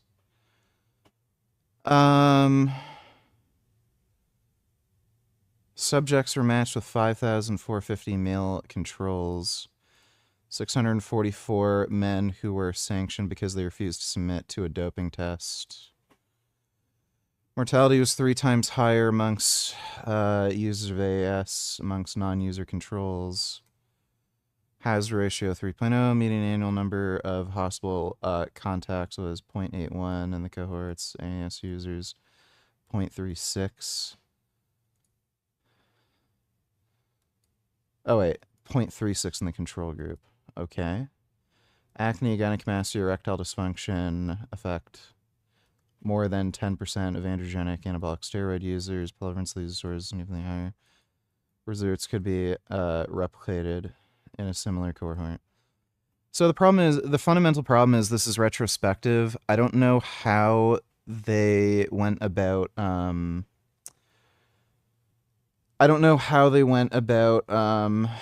collecting subject data in the steroid user cohort. Again, what steroids, what duration, how long, what other drugs were they taking? That doesn't, it just doesn't say much.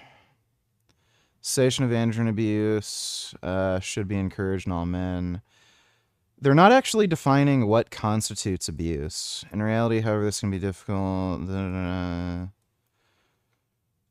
Single suppressed serum LH levels being shown to correctly identify androgen abuse in 89%.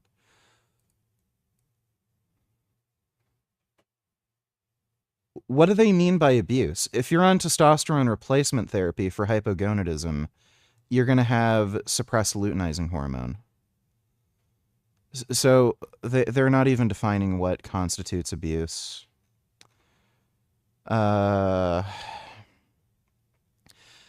They mention hypogonadism and sexual dysfunction.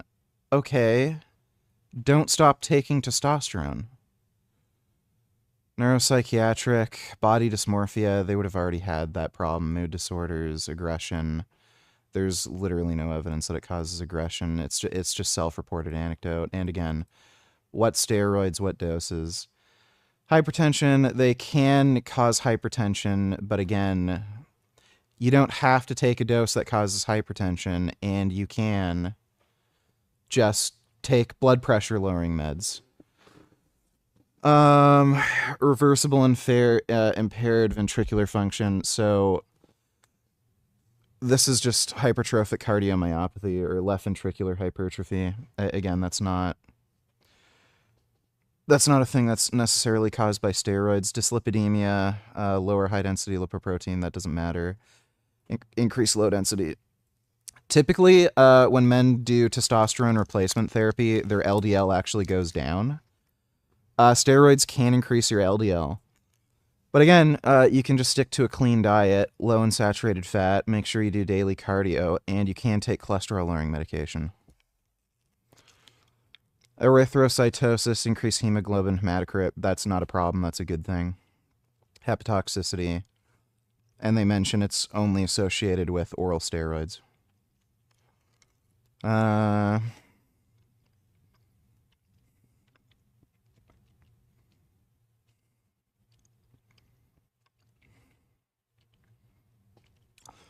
So they mentioned gynecomastia.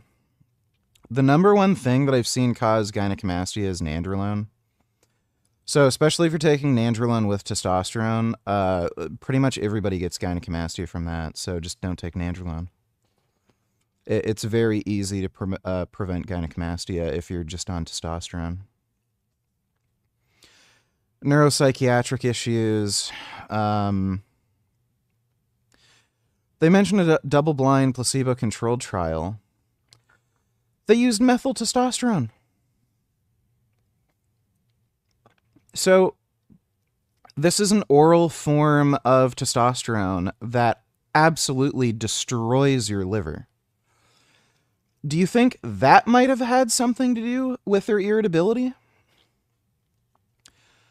Like again, there's a large-scale meta-analysis. There's a meta-analysis of large population or prospective cohorts and randomized trials on this. Men who are on testosterone feel better. They have better mental health, and as the dose increases, they report better mental health.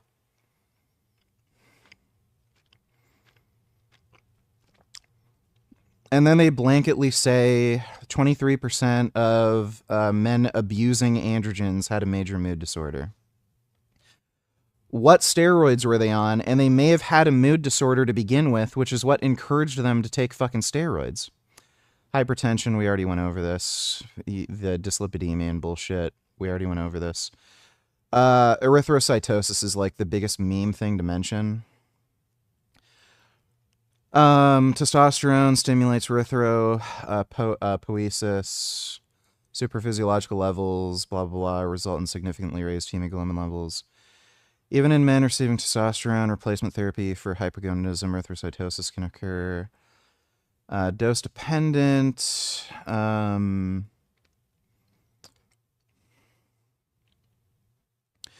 The abuse of androgens has been linked to coagulant state and thrombosis. That's not true. Elevated hematocrit does not increase your likelihood of developing a blood clot. So even with a hematocrit of 70, which is way off the charts high, it doesn't necessarily increase your blood clotting risk. Blood clotting's multifactorial. Again, if erythrocytosis caused blood clots, thrombosis, strokes, everybody in Stittsville, Colorado would be dead. Everyone living in the Himalayas would be dead. They're regularly walking around with hematocrits of over 60, some of them in the 70s. Why aren't they dead? So this bullshit, this stupid bullshit that they're mentioning, this is based off of cancer studies where cancer patients who have erythrocytosis, they're at increased risk of blood clots. But that's probably not from the erythrocytosis. That's just from some other factor that cancer's affecting that's affecting blood clotting risk. But, like, this is being debunked. They've looked at men on testosterone replacement therapy. They have elevated hematocrit. They're not at increased risk of blood clots. Hepatotoxicity, so just don't take orals. Acne, again, like, this is just silly. It's kind of like saying if you drink alcohol once, you're going to kill your family. Like there's some angry drunks. There's some, like, people who drink moderately and they're calm when they drink. Like what are we talking about here? What steroids, what doses? Like, they're acting like if you just take a little bit of steroids, you're just going to break out in acne. Bloodborne viruses and infections. So I mentioned this already. They can affect immune function, but this is weird. It's recognized that people who inject drugs are at risk of bloodborne viruses such as HIV, hepatitis C.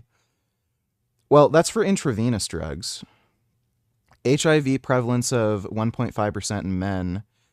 Injecting IPEDs? What is an IPED?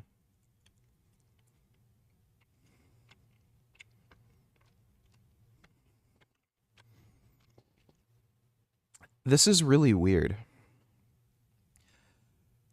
So, the only thing I can figure for why you see a higher prevalence of HIV in men injecting steroids, I'm assuming that's what it stands for, is because there's a higher prevalence of gay men taking steroids. And it just ends up working out statistically. You see the small increase. Assuming this is even accurate. So, in addition to BBVs, I don't know what the fuck some of this shit is. The use of injectable androgens increases the risk of damage at the site of the injection and bacterial fungal infections. This is... So... Use safe injection techniques? It's just strange. Like, okay, don't get vaccinated because you could get an infection from the needle. It's possible. It's like it's just weird. So they don't really go over any good evidence, and they completely misrepresent the research. It's kind of weird they mentioned erythrocytosis because there was just recently a massive review on the use of testosterone and risk of blood clotting from erythrocytosis, and they don't mention that. So, look, these are just a bunch of bitch beta male women who are like feminists who are trying to demonize masculinity. Like, notice how all the authors there were female? It's just nonsense.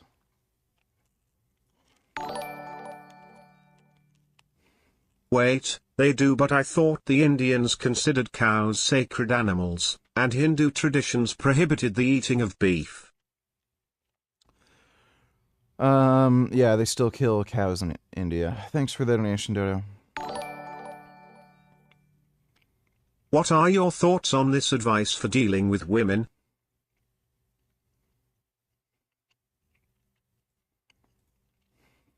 Should be giving their girlfriend at least $30,000 per month. Now hear me out before the brokies in the comments start to cry. This is necessary to be able to give your woman the most extravagant life that she deserves.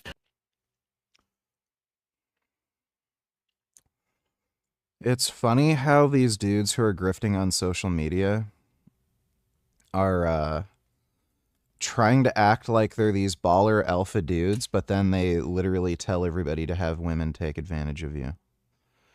Thanks for the donation, JP. Mike donated $2. Was Charlie right here?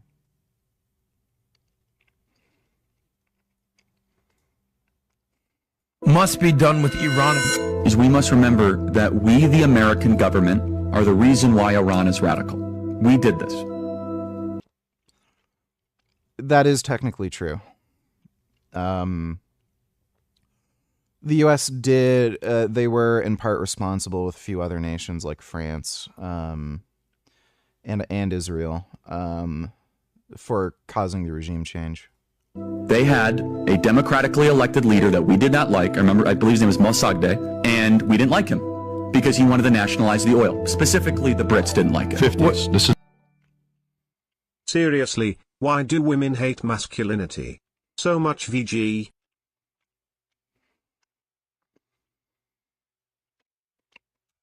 There isn't a single woman that hates masculinity. They've just been trained to say that. So, there's these dumb women who've been radicalized by communist brain rot propaganda into thinking masculinity is bad. There are some very funny stats. Women who identify as feminists have a much higher likelihood of having rape fantasies. So something like 3 times higher. So all these feminists who say masculinity is bad and there's rape culture, they have fantasies about getting raped by like a dominant man. So there isn't anybody who dislikes masculinity. They're just being trained with their brain rot propaganda to say that, but they all have a ravenous, feverish love for cock, and they want to get dicked. So clearly they don't hate masculinity. They've just convinced themselves that they do when they don't. Thanks for the donation, though, Dodo. Yeah, what year was this PBD? Yeah, I got you. This is before the show. Yes, he was very popular. Yeah, gotcha. And look right there. Even in Wikipedia, 1953 Iranian coup d'etat aided by intelligence agencies of the UK and United States. Weird. Got it.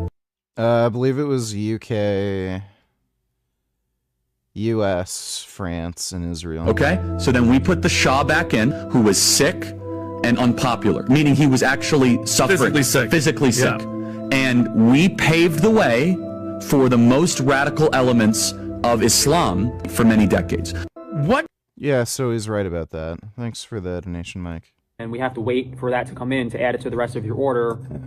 That might be an issue, but there's no. Question for you is, I know you found a benefit from psilocybin mushrooms in the past, and with the accessibility of substances being much more available to all, any thoughts on trying MDMA? I wouldn't bother trying MDMA for a few reasons. One, there's a ridiculous amount of MDMA analogs on the market that are much cheaper and easier to produce. So there's a pretty high risk of getting fake MDMA, and some of these analogs are extraordinarily dangerous, where they have a very low dose threshold for overdose, and they can cause like permanent irreversible brain damage where you literally wake up from a coma like fucking retarded and you can't walk. So I'd be a little worried about that, and even assuming I could get like verifiably real MDMA, I've heard too many stories of people getting prolonged depression from MDMA, where like for a year or two they have to recover from this depressive crash. I don't think it's terribly common, but I've heard enough of those stories where it's like, I don't think I really want to bother. So just the risk isn't really worth the reward. And it doesn't seem to be as beneficial as something like psilocybin, which seems to be more safe, at least from a sourcing perspective. There's no way to get started on this without just pulling the trigger and trying something. So I've done my best to kind of choose the most popular. Kid Boo donated $2. Let me see.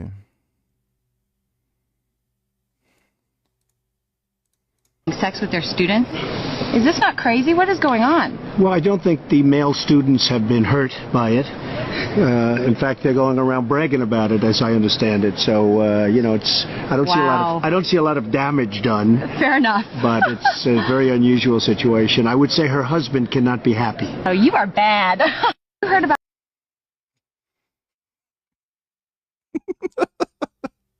Oh my god. Saying that on TV is absolutely insane. That Donald Trump is seriously threatening our allies, our NATO allies, with military action to conquer like Greenland. That's unhinged and unbelievable. The real blackpilling part was seeing how quickly conservatives fell in line. Like, yes, Matt Walsh was like maybe trolling when he was like, we could bloodlessly take Canada within a week. But then Ben Shapiro unironically went on a show and he was like, we should take the moon too. We were the first to the moon. Why wouldn't we take it? Then he starts like giggling a bit and he's like, we should take Greenland. It's not a joke. They're being dead ass. Yeah, that's what I just said. Like Trump can do literally anything. Yeah. Like he could bomb a small town in Iowa and it'd be like, oh, maybe Superman should have saved them. Isn't that where he's from? Like it would just be a joke. Everything is. Well, he ain't gonna invade Greenland, so he can stop crying about it. And he still owes me a Bitcoin.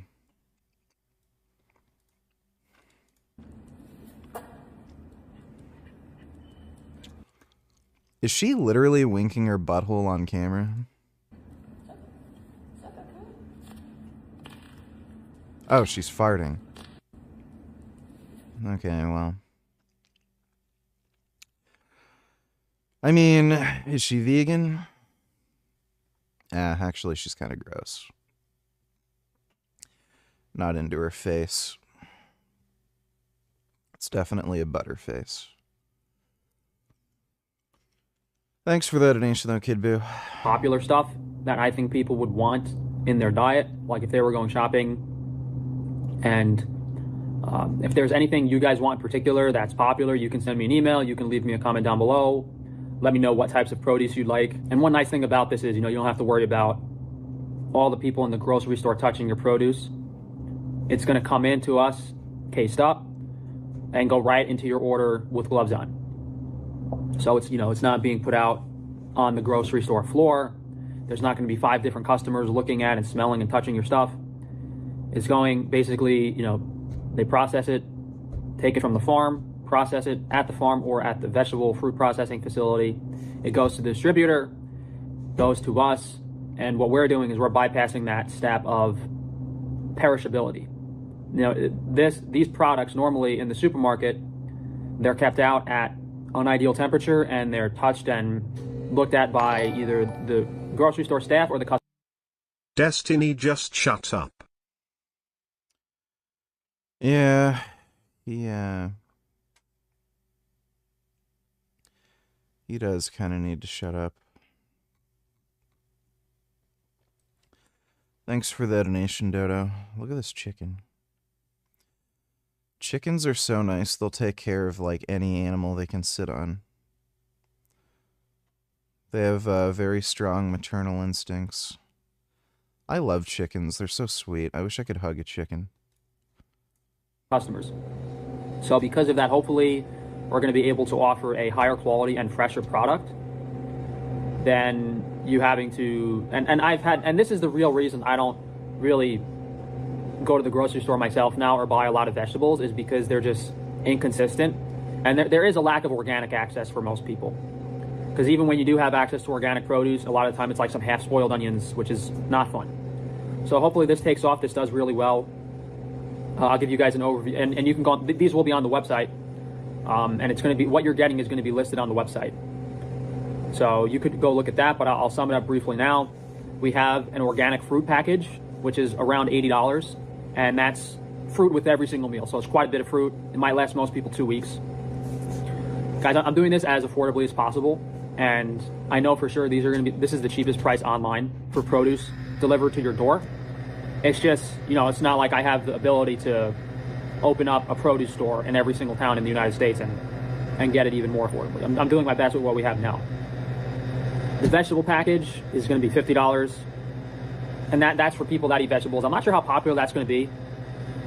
Your mirepoix, cauliflower, peppers, broccoli, Brussels, cucumbers, tomatoes. At least those are the ones I thought were most popular. The mushroom selection, we'll probably do the 2 packages of shiitake mushrooms, and then royal trumpet, maitake, lion's mane, king oyster. That's $44 for mushrooms. Lettuce, if you have salads, it's going to be about $40 for an assortment of different types of organic lettuces and spring mixes. If you eat sweet potatoes, if you eat starches, we're going to do the starch package. I might alter that to be less variety. It depends on how much we sell. Literally $5.70. I got to figure out what to order from them. Like I wanted to put pineapples in the fruit package, but just one organic pineapple is like, you got to charge like $8, $9, $10 for it in the winter. And I figured most people might not want to pay $10 for an organic pineapple, so I didn't put it in the package. Same thing with like some of the less common fruits. There's such a large variety of vegetables and stuff. So, I mean, maybe clomiphene, like I got my bloods done, and I think some people just have a resistance to the bad effects of PEDs, like the suppression. Because these are my lab results. I'm fucking not trying to put in any sensitive information, but also I did do that blood test after a night out. So the test could be higher, but we got to do a few more tests, SHBG, get an iron panel, all that good stuff. Bear in mind though, I never did like heavy cycles or anything crazy, so that also could be why. But I was always very moderate, you know what I'm saying? And I didn't do like tren or anything, so that also could be why. These are my blood work results after doing steroids and then going to jail and then coming off with no PCT. So you might be thinking that, Connor, you have zero. I missed the part where he showed it on screen. I couldn't read it. Zero testosterone, that's what I would have thought. But when I came out of jail, like I felt fine. And bear in mind, like at this point, I've been off of gear for 3 months. No PCT, no clomiphene, like I got my bloods done, and I think some people just have a resistance to the bad effects of PEDs, like the suppression, because these.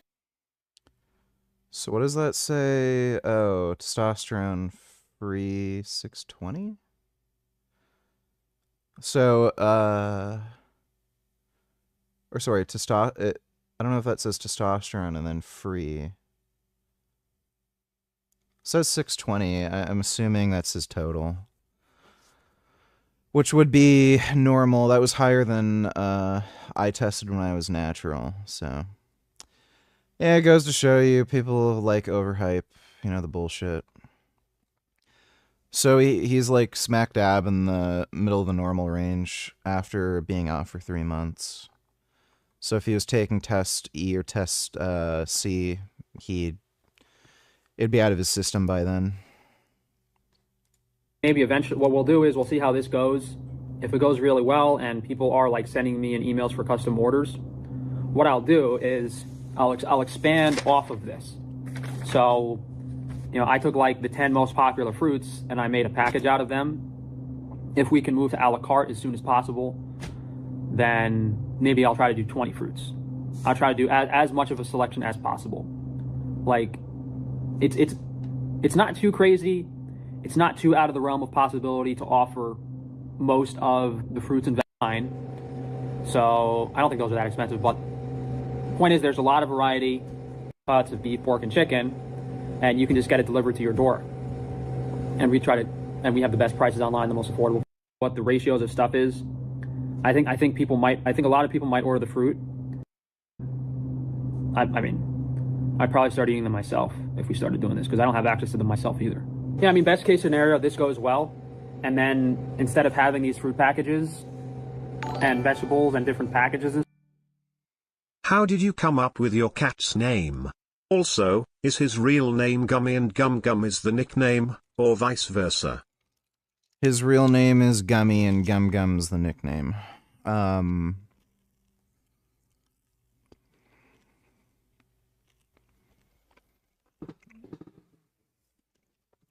When I got him, he was really fucking huge already. He was only 8 months, but he was already a gigantic cat. So I was thinking of either Cringer, which is He-Man's, like, battle cat, or Gummy. And the reason I thought of Gummy is because I really like gummies, like gummy candy. So I went with Gummy because it's kind of a funny, cute name that I don't think I've seen anybody name a cat. So, Gummy it was. I love my Gummy. He's my Gum Gum. Thanks for the donation, Honeydew. And stuff, maybe we can instantly just offer everything by the unit.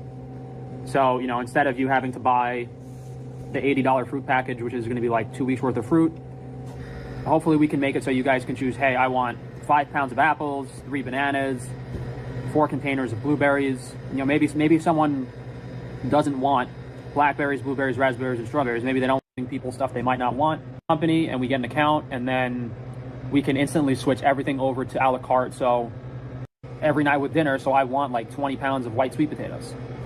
Perfectly. So then you should just be able to order whatever you want. This was by far one of his most annoying or boring videos of all time. That was actually throughout history. Shockingly, Things just got so shockingly boring.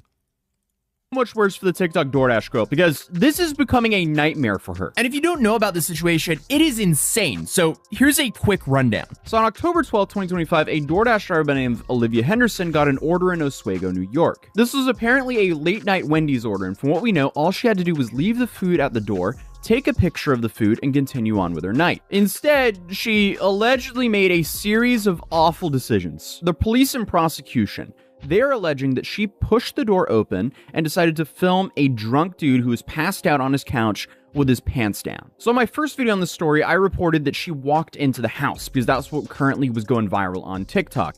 That, from what I know, is wrong. So I have to issue a massive retraction and correction to that statement. All the, at least credible sources are claiming that she never walked into that house. She was only standing in the doorway. But still, either way, filming and posting what she saw after she allegedly either opened the door or pushed open the door is still incredibly stupid. So if what the prosecution is alleging is true, she seemingly went onto TikTok and tried to destroy an innocent man's life for passing out within his own house with his pants down. Now, obviously, we're not going to show the original video. I can't even find the original video. All I can find is a screenshot. but even if I could find the original video, I wouldn't be showing that here on this channel for obvious reasons. You know, because there is a massive privacy issue there, but this is her follow-up video to the original video. So on October 12, 2025, the DoorDash customer requested that their order be left at their front door. When I arrived at their front door was wide open, their lights were on, they were sleeping on the couch within eyesight of the front door with their pants and underwear pulled down to their ankles, and they were indecently exposed to me. Okay, so she says the door was wide open, and the police and prosecutors say otherwise. And the reason they're saying this is because there's allegedly Ring doorbell footage of her. And feminists say woman can do no wrong.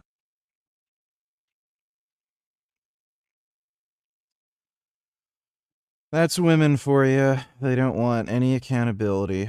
Thanks for the donation, Dodo. Her either opening or pushing the door open. Now, the only problem is, to my knowledge, that footage has not been released to the public. I was actually hoping to see that footage today in court, but court had different plans for us today. Because I also reported this to the police, and the police are doing nothing. I was assaulted. I'm the victim. I lost my job. I'm the victim. I was working.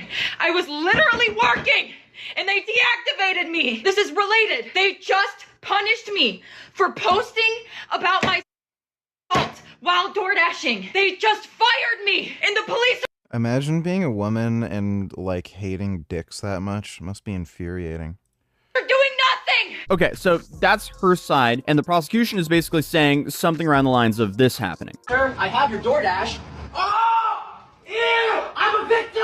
Now, obviously, that video exaggerates things for humor, and again, correction, she didn't go into the house from what we know. But this was her final response before the trial. Hi guys, it's the DoorDash girl. There have been a lot of people saying things like I entered the customer's home or I opened the customer's door, but I can assure you that I did not do either of those things, and I have obtained irrefutable proof that the door was already wide open when I arrived to the customer's house. But due to its importance, I cannot post that proof at this time. Okay, so we have two sides saying two different things. The only thing everyone can agree on is that the homeowner was laying passed out inside of his own home with his pants down. Then she had her arraignment, which was actually televised, and she asked to ban cameras, but the judge reportedly responded, so now you don't want cameras involved. So I wouldn't say that was a strong start for her, but that was her arraignment. This is how her first hearing went. And as we found out, it didn't go as expected, and this judge seems to have it in for her. Doesn't seem like she's just gonna get a slap on the wrist. Back at the airport again, because today we're heading to the TikTok DoorDash girls trial, which is tomorrow. So we're going to Syracuse, New York now. But I definitely wanted to attend this trial because there's been so many details about this case that have been extremely unclear. So might as well go show up and get them clarified. She has one count of this is because they secretly love dicks, VG. They just act like they don't. Yeah, it's probably true. Thanks for the donation, Dodo. It's time to wake all up, and we'll be good. There's a few things that are probably going to happen today. Or actually, I say that, but in reality, I don't know what's going to happen, because... What you didn't mention about that Mrs. Rachel post is that her post was literally saying free Iran. Why would she say free Iran if she were anti-Semitic? Would love to hear your cope on this one. Cool story, dude. Thanks for the name. There's always surprises when you go to trial. She currently has a public defender, and she's charged with 2 counts. She has one count of this is... Okay, so she has one count of dissemination of unlawful surveillance image. She also has one count of unlawful surveillance. Both of these, she's pled not guilty to. As stated, she's currently being represented by a public defender. From talking to the practicing lawyers I know, it seems like it's very likely that a plea deal will happen today. Who knows though? That's why we're gonna go see. The big thing is for her is she filmed the guy. That's why she's charged. You have a whole bunch of arguments about like, okay, did she open the door? Was the door already? Is there more, Frank? No, we watched all the Frank. Thanks for the donation, James. Making any predictions on what's going to happen is, I guess, plea deal. I think they're going to be very lenient on her. She didn't even have to be interesting. Other updates to anything to happen at all.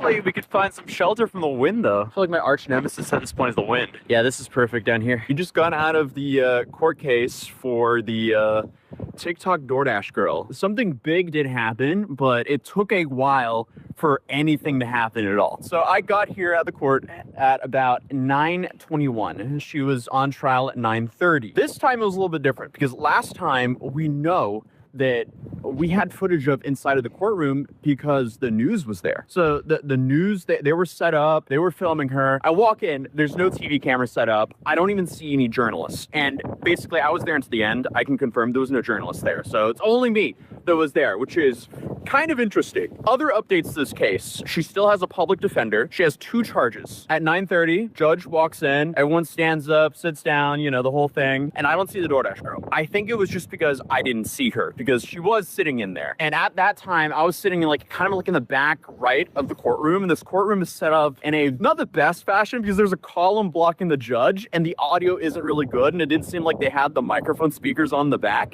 So I couldn't hear what was going on. So I had to move around. Eventually, after they went through a couple of the defendants, I got up and I moved. And that's when I could actually see the judge so I can at least read what his lips were saying because the audio was still bad. And I think I sat down kind of behind the DoorDash girl at that point. And that's when I spotted her. Going through my notes real quick. One second. Oh, no.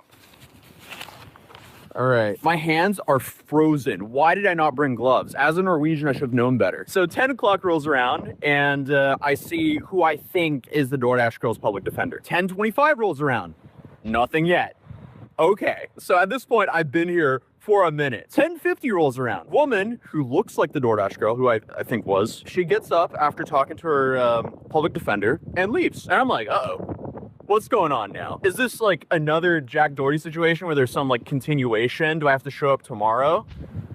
I don't know. I wait around even further. Then we have probably another 40 minutes of waiting. They go through the last people. The judge then is waiting for one of the defendants to show up. So we get through them and suddenly it's just me in court, in the courtroom. And I'm like, oh, well, I'm not going up on the stand. So that must mean it's over. I go out to the clerk, I talk to them, and I'm thinking, okay, there's a continuation that happened. Instead, I found out this was divested to county court. So originally, where we're at, this building right here, this is the city court. So city court, I mean, this is kind of like small fines, but hers was divested to county court. So as I said, originally she was in city court, but now county court, that's the main state court. So that means most likely she's facing way more serious charges. Or well, not way more serious charges. The charges are still the same, but most likely they could penalize her a lot harder. So according to the lawyer that I've been talking to, that's the prosecutor that moved it there, most likely because of all the public attention on the case and the public outcry. So that means that most likely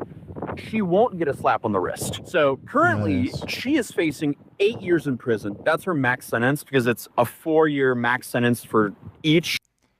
Dude, yes, 8 years. Of the felonies, and her minimum sentence seems to be a couple years of probation, and that is if she's convicted 100% though. It seems like she was moved to Superior Court, so that's actually even worse for her. Updates for now, and I have to go find out when the next court date. Now, let's grab a coffee and then the iced coffee. Through the hallway talking, so it was hard to hear the judge. Then for some reason, the speakers that were kind of behind you, normally they're connected to the judge's microphone, so you can actually hear what the judge is saying, but they were not connected, so I couldn't hear the judge. Then there was also a pillar in front of me, so I couldn't see the judge either. So I just picked the worst seat in the house, and I'm her. So then I'm sitting here clerk, and I talked to her and confirmed, no, this was the correct venue, this was the correct judge. TikTok, I guess. Now, should he have been passed out with his pants on his ankles? Probably not, but also, he was in his own house. But either way, Olivia claims that she has proof that the door was open from the start. And the prosecutors, they have the opposite. So, they also have proof that she opened the door. So, as of right now, it's a he said, she said. We don't know the answers because I didn't see any proof from either side today. Regardless, though, this is now a nightmare for Olivia because this has now been moved to a higher court. But whatever the outcome of this trial is, I will be updating you guys. Let me know what you guys think in the comments down below. I really hope she gets an 8-year sentence. She's a piece of shit. For the past several weeks, many Americans have been watching Donald Trump and asking the exact same question. What is happening to the president. His public appearances have raised real concerns about his health and his cognitive state. Joining me today is Adam, a licensed physical therapist with 14 years of experience in home healthcare and a doctorate of physical therapy. Now, you might know him. He's gone viral for being one of the few medical professionals willing to speak openly about what we're all seeing, Trump's physical and neurological decline. So, what do these recent clips actually tell us about Trump's condition? And how serious is it? Let's take a look. Thank you so much for joining. I appreciate your time, and I know you're very busy, so thank you. And what a moment for us to be meeting over is, I think this is what you do.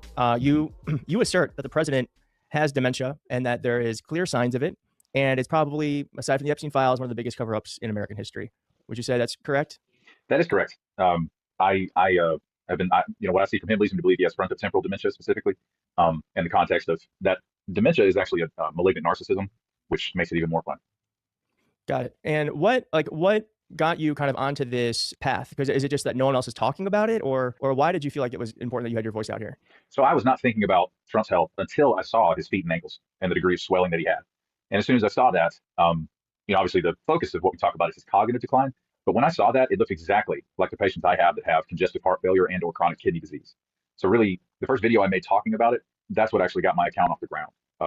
So that's where it started. And then I discovered, for just one example, would be Dr. John Gardner, a former associate professor at Johns Hopkins University, who has been warning the world that Trump is a malignant narcissist, but also has dementia. And he's a danger to American society as an elected official. So once I saw how much swelling he had, I knew the White House was lying. They're lying that it's chronic venous insufficiency. That swelling does not have that degree or character from. Did you tell them you need a job? I donated $2.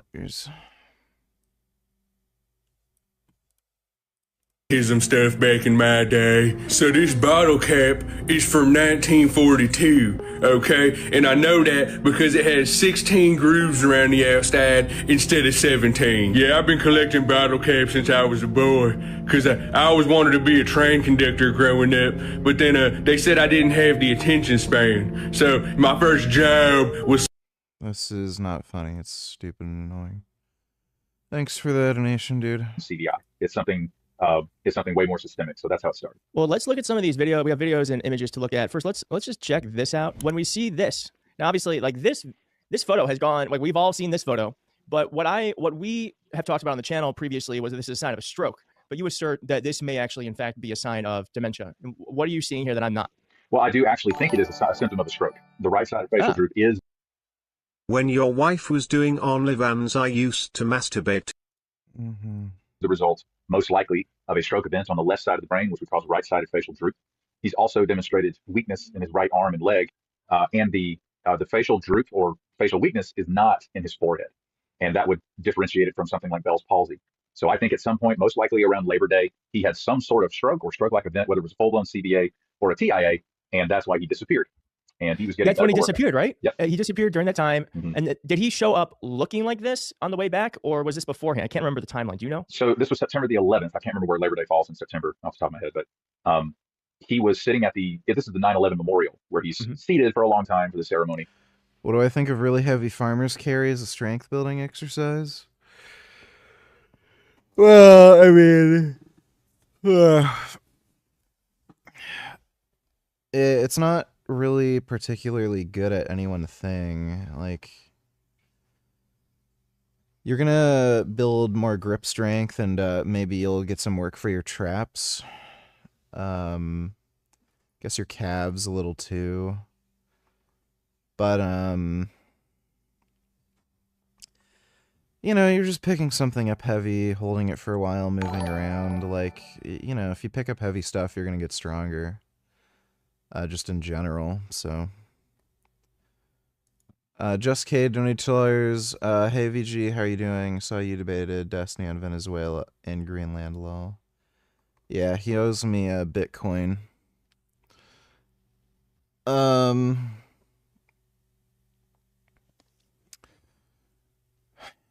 Yeah, I'm doing good. I've had sleep issues. So I got some weed edibles, and I'm pretty zooted right now. Pretty zooted indeed. Quite zooted. Thanks for the donation, though, Just Cade. Kid Boo donated $2. Let me see.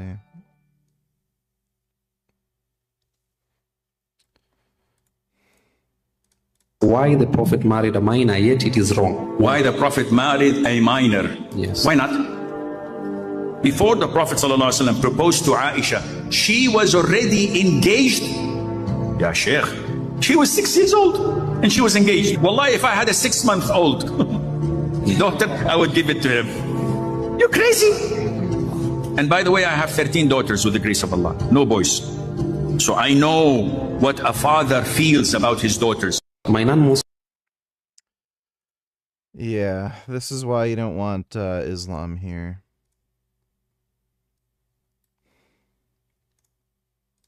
You survive. Would you like to live off $7.25 I used an to hour? work for $4.25 at Haagen-Dazs. Right. Then I And that went was and a worked very at different time. Burger King for $4.75. And how much? This guy's a scammer. He basically created a fake insurance company that was really just a pyramid scheme. It was one of those like bullshit predatory MLMs. That's how he made his money. Like he's just full of shit. Oh, I woke my way up from the top. Yeah, you saved a bit of money up. You started an MLM and scammed people.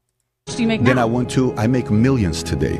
Then Right, I and worked that's at why Bob's you like Big Boy. capitalism, because we're not all making that. But And the that's my difference point. is, but A the difference millionaire is between critiquing the people in no, the poverty and difference, saying my you should whole- work harder. You should work.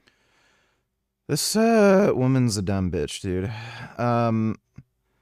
Yeah, if I was debating this guy, well, first of all, I don't know what the fuck this debate was even about.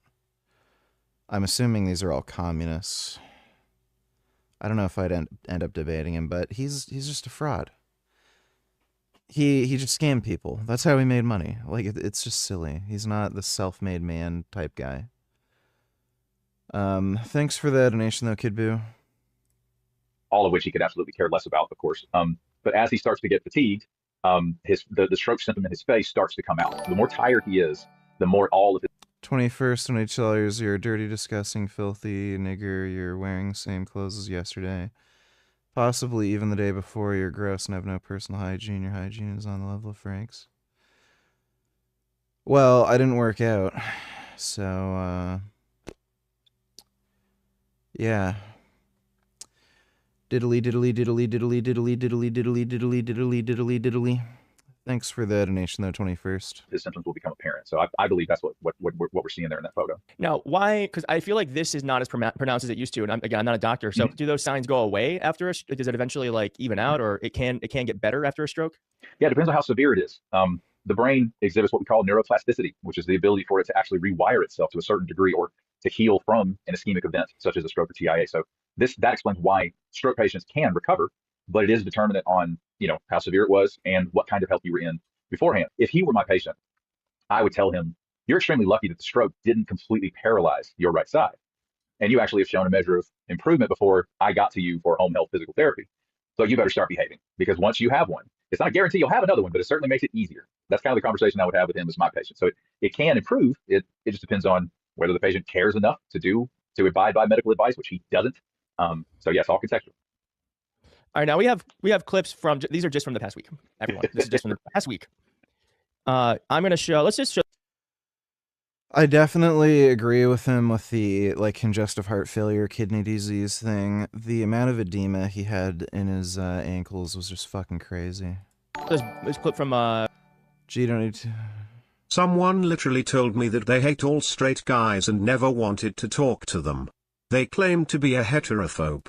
WTF. At number lol. 3, we go back to August 20th, 1978 in Abadan, Iran, where the Cinema Rex fire claimed the lives of 422 people.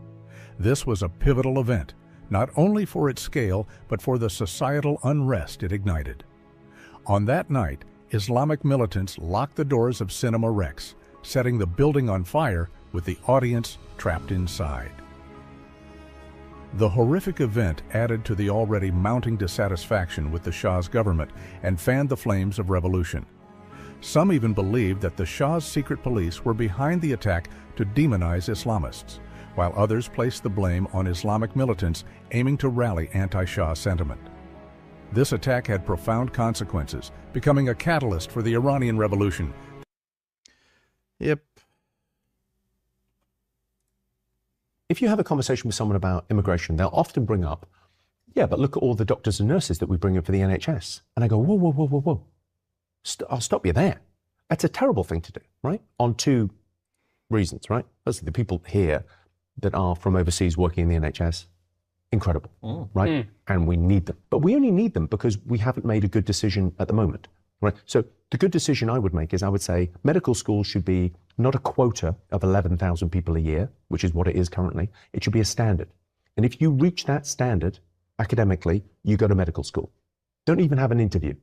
If you're not very personable, you can work in the morgue. Don't fucking worry about it. But if you reach that standard, because there's two things going on. One, we're robbing young people of their dream of being doctors and nurses because we're importing cheaper ones from overseas. It's cheaper not to grow them yourself. But ultimately, what's society for? Cheap in the short term. But in the long term, right? You bring people in, doctors from the third world. Then if you bring in a doctor from, I don't know, Bangladesh, Pakistan. There's a huge issue too with these people faking their medical licenses, and a lot of them are very clever.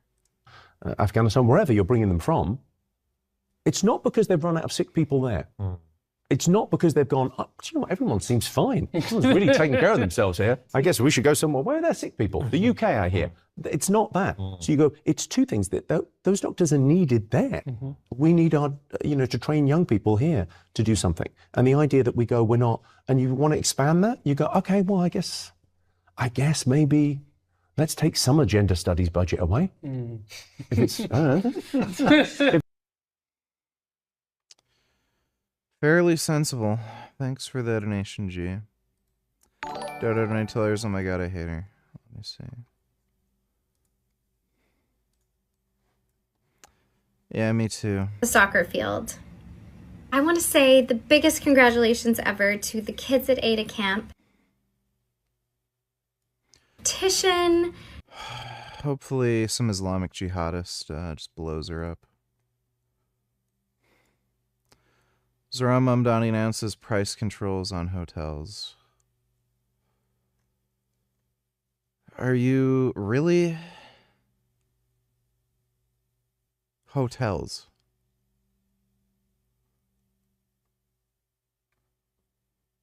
The fuck? Thanks for the donation, Dodo. Kid Boo donated $2.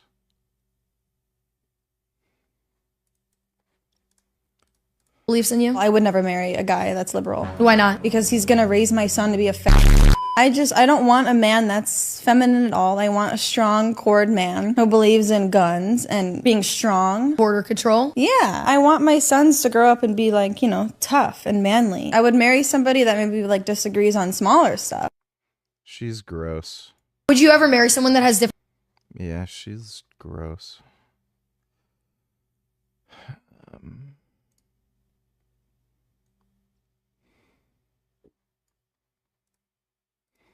And he explains. Wait.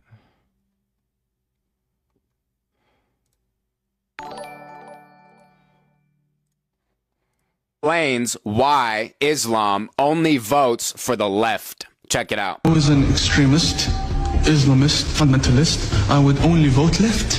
Why is that? I saw them as very stupid. I would fear the conservatives because they come with principle. That's not someone they can brainwash. But the left, I know they have no values and no principles to begin with. I dare you to find one Islamic extremist that votes for Donald Trump. This seems staged in a weird way, but yeah, I mean, they talk about why they vote Democrat. It's because they're all fucking retard white guilt cucks. And they're pro-immigration and diversity, so yeah. Makes it easier for them to invade.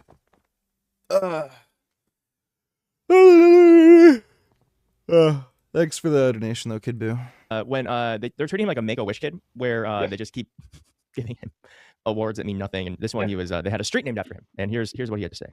Than they've ever done before. They're up 78% in many cases. But starting on day one, we fully secured our southern boulevard and stopped and think of it, as we were securing Southern Boulevard, making Florida great, we're also securing a thing called the Southern Border and making that great, and we stopped the invasion. So there, I mean, obviously what he did was he meant to say Southern Border. He said Southern Boulevard. Now, I guess, like, I don't, like, listen, I think with Joe Biden, obviously there were signs of some mental fatigue for Joe Biden, but I think everything was a crisis. Every slip up that are just normal slip ups. That to me seemed different because he's obviously wanting to say border, but he says Boulevard. And then I think he's trying to correct himself again, and he still says Boulevard. And then obviously he understands what's happening, so he just then tries to like segue into something that can tie it together. So what's happening there? I think it's called a phonemic paraphasia. It's the inability to pronounce a word correctly, or you just reach for the wrong word. And he has this. He does it a lot.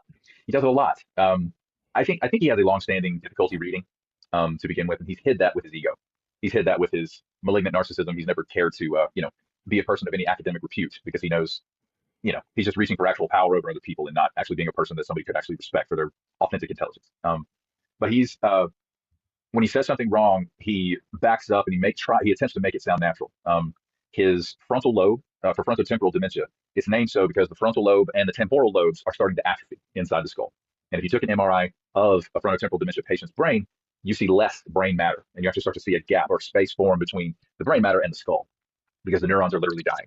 The frontal lobe is our filter. It's our reality tester. It keeps us from saying the stuff that we should not say, even if we're all thinking it. He is losing that ability to filter what he says or doesn't say, and reaching for the wrong word is a downstream effect of that. Well, that's a great segue to what happened earlier this week, too, where the President of the United States did this.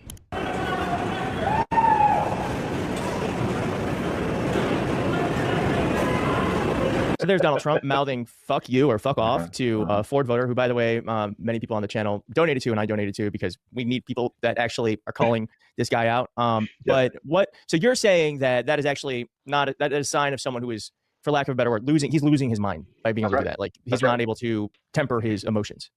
Clinically speaking, it's the frontal lobe dysfunction, the filter that keeps you from reacting directly to the situation in front of you, especially if you are a public figure, and especially even more so if you're the president of the United States. The vast majority of presidents, they work at and curate their discretion. And, George W. Bush, he had a shoe thrown at him and he just kind of kept moving. He didn't go after the man who threw the shoe. He tried to move on because he wants to keep the perception of the office as high as it can possibly be, whether people agree or disagree, because it's about respecting himself and respecting the office and the American people and the rule of law, all these things that Donald Trump doesn't care about. So Trump, his brain literally can't do it anymore. And it's going to get worse. Dr. Gardner said, take a look at Donald Trump today. And it is Who's Dr. Gardner? Dr. John Gardner used to be associate professor at Johns Hopkins Medical School. And he's the guy who has been warning the public since roughly 2015 that Donald Trump has a dangerous psychiatric profile. But it's him losing his filter. And the thing that makes it difficult to distinguish this is that, again, the context of all these symptoms is malignant narcissism, which, by the way, is not in the DSM-5. It is not a diagnosis you're going to find codified clearly in the DSM. It was created to explain the psychiatric profile of Adolf Hitler. That's why it was created, because we literally could not conceive as a society of someone who could be this way. So the greatest fear for somebody who actually has legitimate clinical narcissistic personality disorder is exposure. And the biggest nuclear bomb that has not gone off quite yet for the Trump administration or MAGA is the Epstein files. And that guy pointed right in his face and said, I know exactly what you are. And it triggered the filter is disintegrating. And also he will do anything. He will start World War III to keep from being exposed. That's what we're watching in real time. I have this clip here from, I believe this is from this week, perhaps from last week, but an oil event with the president. Well, I got to look at this myself. Now, actually, let me just tee this up a little bit better, because I want to keep everyone in mind that the president had every oil executive here. And then this clip is starting when it happens, but he literally abruptly, he brings up the ballroom and he goes, I should go look at the ballroom right now. And that's what we're watching here. Yeah. And I want you to also, if you're watching, keep in mind like the reactions to his cabinet members and Susie Wiles, who I think you can see a little bit in this. Well, I got to look at this myself. Wow. What a view. This is the door to the ballroom. I actually think there's a lot going on here. I mean, obviously the reaction of the cabinet and his chief. Oh my. Holy fuck. This is crazy. Dodo and Nutellers Iceland must be pretty worried. Yeah. But they got to get that war stopped, because too many people are dying, needlessly dying. Too many souls are being lost. It's the only reason I'm interested in doing it. But in doing it, I'm helping Europe, I'm helping NATO, and I've until the last few days when I told them about Iceland, they loved me. I don't know that they'd be there for us. They're not there for us. Yeah, Iceland. Oh, man. Again, this retarded, like this retard. He doesn't know where Greenland is. So. Yeah, that's a gaffe. Thanks for the donation, Dota. Obviously, the reaction of the cabinet and his chief of staff is very telling. But what are you seeing when you watch this clip? With the Right. So it's his emotional limbic system. What's your thoughts on Andrew Wilson? You two always seem to get along and are respectful towards each other despite your guys' massively different worldviews. I can't wait for RE9, it looks so good. Combining all the good elements from RE4 and RE7. Penis. Like, Andrew's respectful to me, and he's like good debate opponent, so you know, he's reasonable with me, I'm reasonable with him, and even though I disagree with him, I think some of his views are funny. It's kind of like just bizarre dealing with somebody like that, so I've always kept it cool with him. And yeah, RE9 looks good. I'm just a little bit worried about the parts with that FBI agent girl. Because if that's like a huge portion of the game, and you don't get to play as Leon so much, like that might annoy me. Thanks for the donation though, Mac Daddy. I'm sure there will be mods and stuff though. Or the emotional center of your brain is going to be more and more in the driver's seat as his frontal lobe filter disintegrates. So I think in this room, he has gathered an absolute metric ton of money and shareholder value in the room. These are real CEOs. Donald Trump has never been a real CEO with actual legal guardrails. He's never done that. So when these guys come in the room, he's intimidated. He's a deeply insecure man, and he constantly covers it over with his narcissism. So I think he's intimidated, and he reaches for something comfortable. And so he gets up in the middle of this meeting. And by the way, the entire narrative about Venezuela rests on the people in this room getting on board with him. Whatever it is he's doing in Venezuela, they can legitimize the narrative. And so he gets up to do this because he's scared. He's insecure. He reaches for his ballroom, which I believe his cabinet, his closest circle of advisors have gone along with the entire time because it is the equivalent of an adult coloring book for a dementia patient. All the redecorating of the White House, it looks like Mar-a-Lago. It looks like his favorite place on the on the planet. So he can't, his filter can't say, there are multiple billions of dollars sitting in this room right now. Why don't you just not? Why don't you just move on to the next topic? Let's just do the meeting. No, that doesn't occur to him. He gets up to look at basically what is a hole in the ground. There's nothing to see out there. So it seems absurd because it 100% is because he has dementia. Now, what would you say to people who are like, come on, this is selectively edited. Everyone trips up their words. Donald Trump's always been a little bit out there. He's never been someone who is, like a typical individual. He's always been someone who does things for attention and he doesn't care what other people think. So that's what we're seeing. Like, what do you say to those people? Okay. So I work with these people every day. And here's what will happen. I will sit in the living room of a patient with a family member or maybe two. The patient will tell me, they'll answer my questions. And 75% of the time, their adult child sitting on the couch right across the room will interrupt them regularly to correct what they are saying. I mean, regularly. That is the reality of a dementia patient. The medical team around Trump are lying. He has been lying about his health since 2015, at least. This is documented and reported on. Okay. So people, they can work because he is the president. They can shelter him from public scrutiny through the best medical care on the planet and also arranging his schedule. He can say yes or no to things arbitrarily simply because of the office he holds. But he is displaying it feels like I'm watching a TV show starring one of my patients. That's what it feels like. So, and again, just like we joked earlier, we joked about this before the interview started. All of these clips you're showing are from the last week or 2 weeks. Like it's getting to where he can't hide any of his. He tells the world he had an MRI. What part of the body did you have? I don't know. It was amazing though. The doctor said it was amazing. They said it's the best they've ever seen. No doctor talks about MRIs that way. That's not how they're interpreted. It's a mountain of absurdity. As a clinician who deals with these patients every day, it's a dead ringer for all the pathology that I'm describing. Now, you have said, I think it's quite a shocking thing to hear, but you have said that Trump has I believe you said 4 to 6 months left. Do you still stand by that? Yes, actually 2 to 4 at this point. 2 to 4, okay. Yeah, what I believe is we are 2 to 4 months from him leaving the land of the living, or they invoke the 25th, or he's flat out impeached. I think we're that close. Again, his personal aides, when they're on Air Force One, they take turns sitting up with him through the night because he won't go to bed. And he makes fun of them. But that's like a typical symptom of dementia, is not being able to sleep regularly? Yes, this is called sundown, where the sleep-wake cycles get reversed. The suprachiasmatic nucleus, which is... That might explain why he was falling asleep at that one public appearance. I can't remember what it was. But he was falling asleep during the day. Housed within the hypothalamus. That is where your master clock is housed. It's the thing in your brain that says, oh, time to go to bed.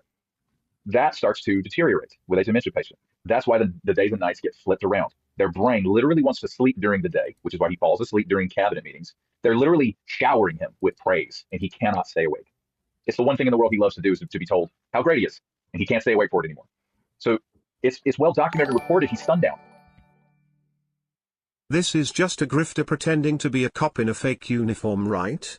The uniform and car looks real, so I can't tell.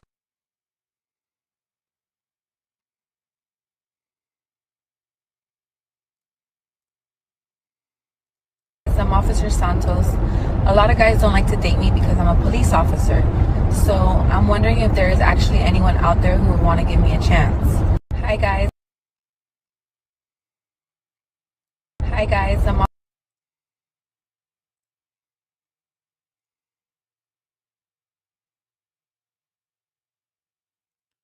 Pretty sure this is AI.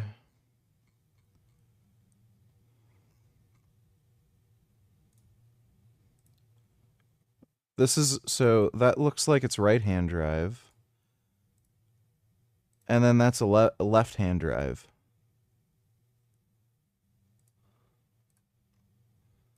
Left-hand drive.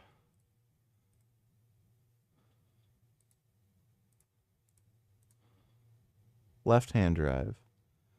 How is she just looking at the camera and not really looking at the road at all?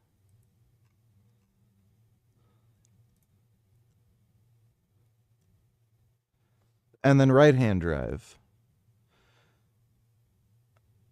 All the videos where she's actually driving, left-hand drive.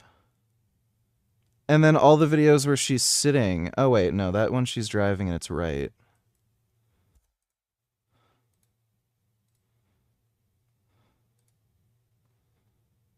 The only explanation that makes sense with this would be yeah, she's for whatever reason arbitrarily deciding to flip the image. Santos. Yeah, it's reversed. I'm pretty certain this is AI though. They just reversed the image.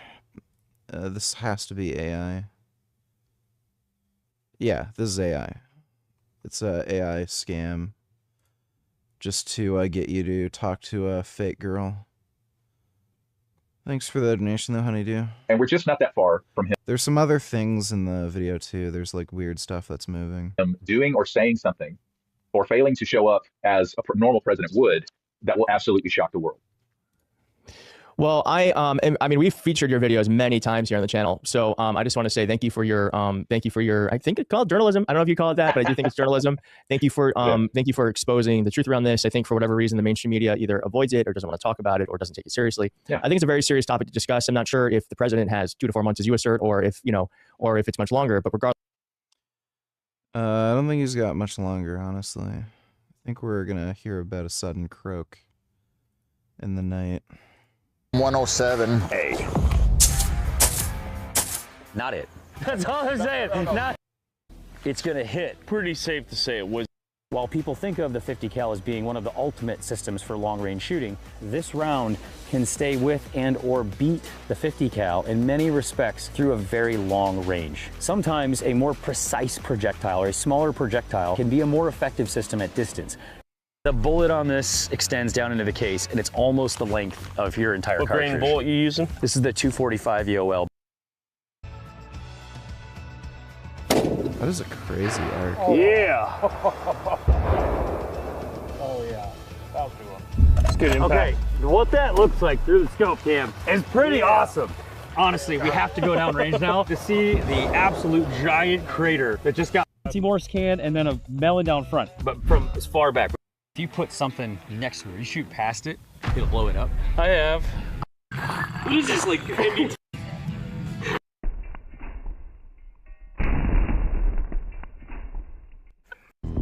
It is. When you look downrange, we've shot time, but we are able to get it off pretty easy. But, well, at the target, it has more energy than the Norma does at 100 yards. That's an insane amount of energy. So we're gonna find out real fast whether energy matters or velocity. Same shot. All right, last one. Come on. Oh, you first. They banned 50 cals in Canada. It's really fucking gay. Elon Musk announced an early gift to the world. xAI's generative AI chatbot Grok would be able to edit images and video. Ho, ho, ho. And there was great rejoicing across the internet. In an era where trust in politics, media, and civic institutions is at an all-time low, what we really need is infinite inorganic content at the click of a mouse. Not everyone was happy, though. Artists immediately complained that their work could be altered without their consent, but the fanboys in If you could upload your consciousness to a computer, would that go against your position that everyone will die? Yeah, no. So Musk mentions thought it was like you're gonna die. Just you're duplicating your consciousness in a computer. They would presumably eventually die too, given enough time. cool as hell, including some White House officials.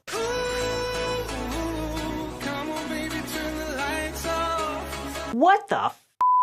Sex workers were also quick to see the possibilities of Grok's new functionality. It's an old axiom that pornography drives media innovation. Technologies like VCRs and digital streaming became common, at least in part, because people wanted to consume their porn at home for obvious reasons.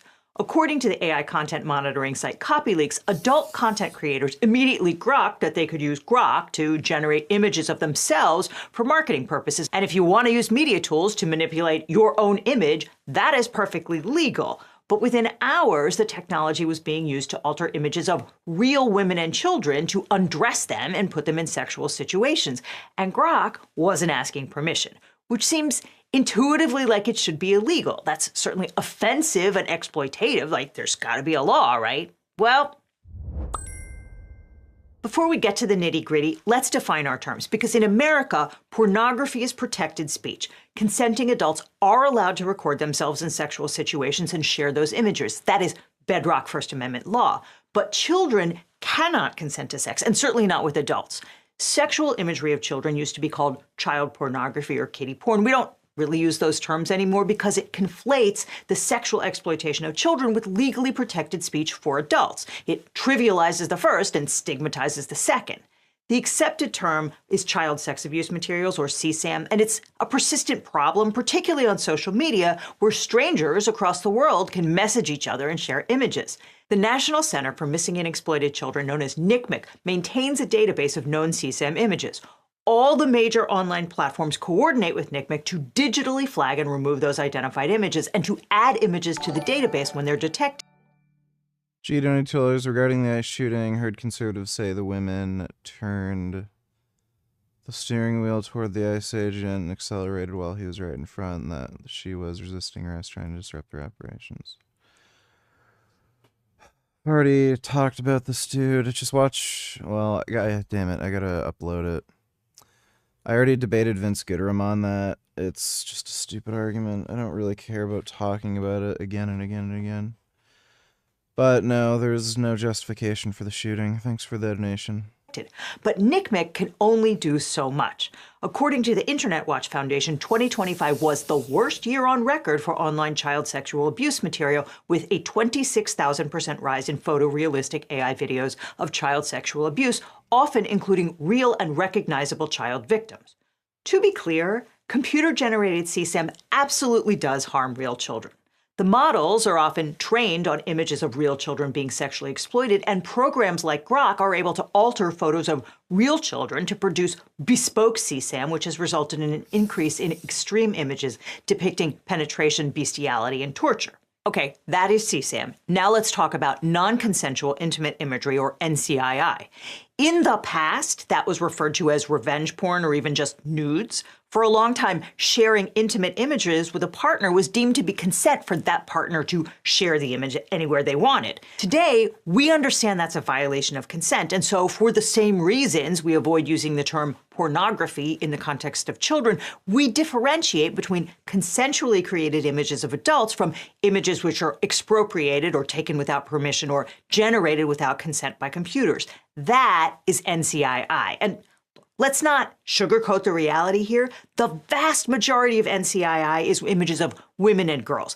Everyone understands that this is content used to embarrass and demean women. You can be a free speech absolute.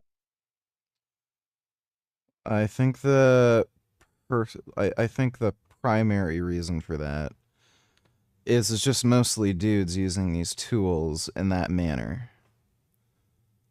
That's it. So, like, the majority of porn watchers are also men. So, And believe that the content deserves First Amendment protection, but you cannot deny that it is being used to humiliate girls and women and make them pay a price for participating in the public sphere.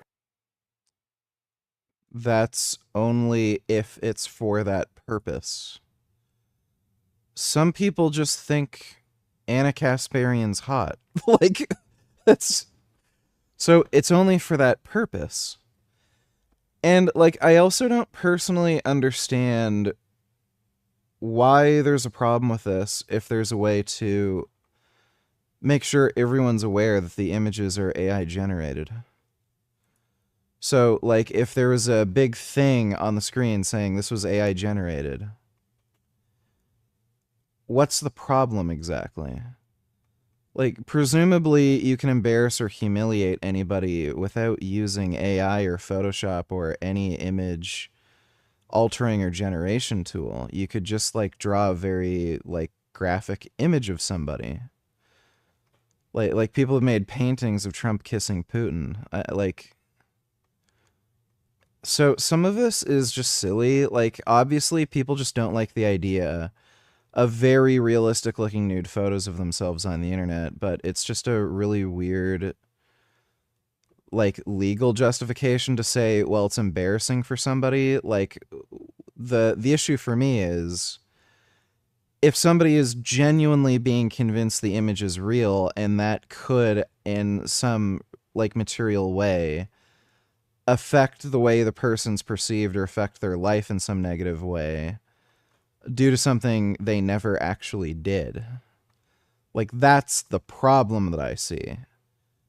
So that's the fundamental issue. Not that it's negatively impacting their life. It's just based on something they didn't even do. So, yeah.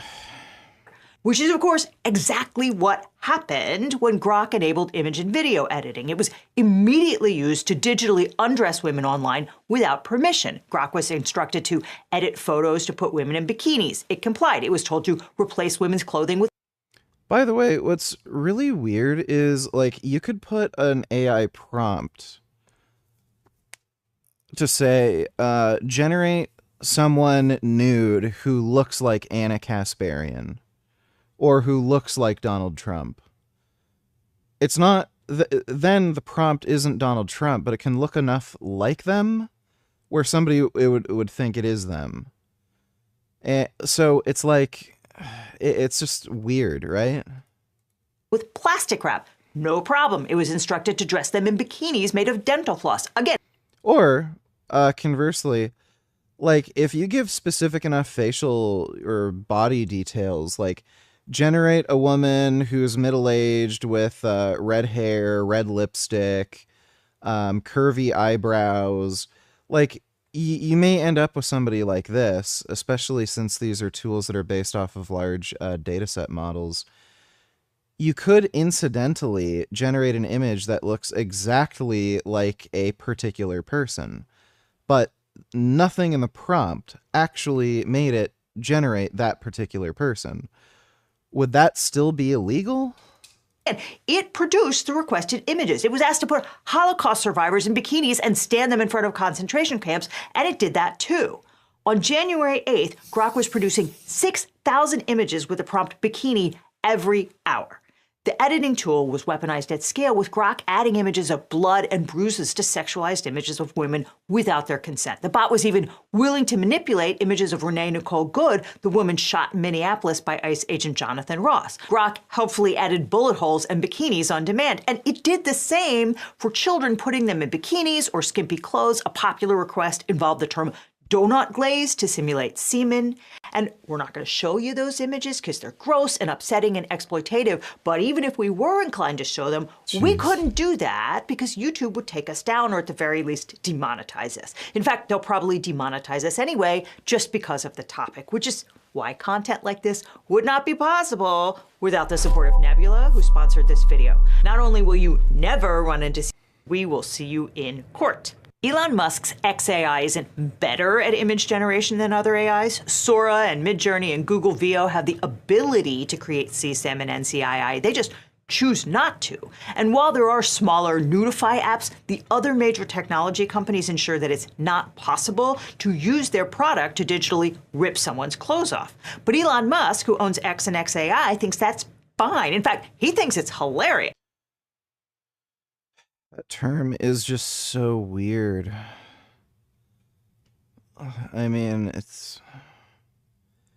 we've had Photoshop for so long where you could like just superimpose somebody's head onto somebody else's body, and there were literally porn websites dedicated to Photoshop nude images of celebrities. No one gave a fuck. Like, that was going on for so long, and nobody gave a shit. And then suddenly, like, it's just hysteria. Yes, he tweeted an image of himself in a bikini, and he laughed at images of North Korean dictator Kim Jong-un in a bikini, even though his own site later removed them. He tweeted out a picture of a bikini on a toaster with the caption, "Grok can put a bikini on everything." And this isn't even the first time something like this has happened. In August, XAI launched what it called spicy mode, producing sexualized imagery for its customers. It immediately produced deepfakes of Taylor Swift dancing in a thong, which enraged the artist and her fans. One victim this time around was Ashley St. Clair, a conservative influencer and the mother of one of Musk's many children. St. Clair alleges that Grok produced deepfake sexualized content of her covered in semen, rubbing her breasts, exposing her buttock in a string bikini, and in a barely there bikini top. It also added tattoos labeling her as Elon's whore. When she complained, the site refused to take the images down, and in fact, it removed her blue checkmark and demonetized her account. She's now suing in New York, and X is suing her in federal court in Texas for violating the site's terms of service by dragging it into court in New York. And again, that's not happening on any other major AI platform. This is how Elon Musk wants this website to work. On January 12th, he tweeted that Grok was rock solid compared to other AIs, eternally curious to know the deeper truth, and appreciation of beauty are its goals. But lots of people did not think that photos of kids and women in bikinis made of dental floss reflected the deeper truth and appreciation of beauty. The backlash was fierce, with world leaders denouncing the platform and calling for Musk to take back his unwanted Christmas gift. Musk handled it with his signature diplomatic grace, by which I mean he decided to monetize it. On January 8th, Grok began responding to user requests to change her into a dental floss bikini by informing the requester that image generation and editing are currently limited to paying subscribers. I guess the theory here is that if you generate illegal content, the website has your credit card number and can help the cops find you. That's what they said anyway. So if you want to... Would you care if there was a bunch of AI porn about you on the internet? Only if people thought it wasn't AI. It's the only concern I'd have. Are they just mad because all the OnlyFans girls will get replaced and have to get a real job or something? Oh, yeah, they're worried for sure. Yeah, they'd be worried. Thanks for the donation, idiot. To generate CSAM or NCII, you have to pay X.com between $8 and $40 a month for the privilege, or you can just download the Grok app or visit the website and keep making deepfakes for free without giving a credit card. In a letter to Tim Cook and Sundar Pichai, the CEOs of Apple and Google, Democratic Senators Ron Wyden, Ed Markey, and Ben Ray Lujan asked the companies to enforce their own terms of service, which explicitly ban apps which produce CSAM and NCII. Apple and Google did not remove Grok or X from their app stores, but a whole bunch of countries made it clear that this feature wasn't going to fly. The UK's media regulator Ofcom announced an investigation into Grok's production of CSAM and NCII, after which the U.S. State Department threatened to go nuclear if foreign regulators dared to touch Twitter. But then the European Commission weighed in, as did India's Ministry of Electronics and IT, which ordered X to explain how its AI policy was consistent with that country's law. Malaysia and Indonesia just out-and-out banned Grok, and California Attorney General Rob Bonta is asking anyone harmed by Grok's deepfake generator to contact his office. With pressure mounting, X's safety account posted an update on Wednesday, January 14th, saying that the site remained committed to making X a safe platform for everyone and continue to have zero tolerance for any forms of child sexual exploitation, non-consensual nudity, and unwanted sexual content, which might have been more credible if the platform hadn't just spent a week cheerfully responding to the prompt, "Put her in a dress made of plastic wrap while eating a hot dog." X promised to geo-block the bikini feature in jurisdictions where it wasn't legal. Meanwhile, Musk insisted that Grok produced zero images of nude children and always abides by the laws of the user's country. One of the politicians who expressed disgust was Minnesota Senator Amy Klobuchar. She called it outrageous. No one should find AI-created sexual images of themselves online, especially children. X must change this. If they don't, my bipartisan Take It Down Act will soon require them to. Note that she called out X on X because nothing says moral opprobrium like an in-kind donation to a platform you've just accused of manufacturing CSAM and NCII. On May 19, 2025, Congress passed the Take It Down Act, sponsored by Republican Senator Ted Cruz and Klobuchar, who is a Democrat. Cruz said he was motivated by the horror story of a group of teenage girls in Texas who could not get Snapchat to take down deepfake NCII of them generated by a boy in their school. Police said there was nothing they could do about it, and it was only months later, after a call from Cruz, that the platform pulled the images down. The scenario was repeated over and over in schools across the country because, as is so often the case, technology moves faster than the law. The Take It Down Act makes it illegal to publish a computer-generated intimate image of an identifiable adult without consent when that image depicts something the individual did not voluntarily expose and is not a matter of public concern when the publication is intended to cause harm. Just a lot of clauses and a lot of loopholes. Take as an example, fan art. What if someone photoshops Devon's head onto Michelangelo's David, or the ceiling of the Sistine Chapel, or Botticelli's Birth of Venus? Is that digital forgery of intimate imagery or protected speech? What if the poster intends the image as an homage and the person depicted feels damaged? What about sex workers who have voluntarily exposed themselves in intimate situations? Are they barred from recovery under the Take It Down law? And okay, yes, I do appreciate that there are laws governing the appropriation of someone's likeness, but the point is that the First Amendment issues here are complex and will doubtless result in years of court battles. The drafters of the law modeled the enforcement structure on the Digital Millennium Copyright Act, or DMCA, which allows copyright holders to flag illegal uses of their work and get them removed without having to go to court. And of course, removing NCII and CSAM is a laudable goal, but it's likely to run into some First Amendment challenges because NCII is not like a Taylor Swift video. It's not a... $8 Zoran was in just his first 2 weeks. Still don't think he doesn't believe in his own policies.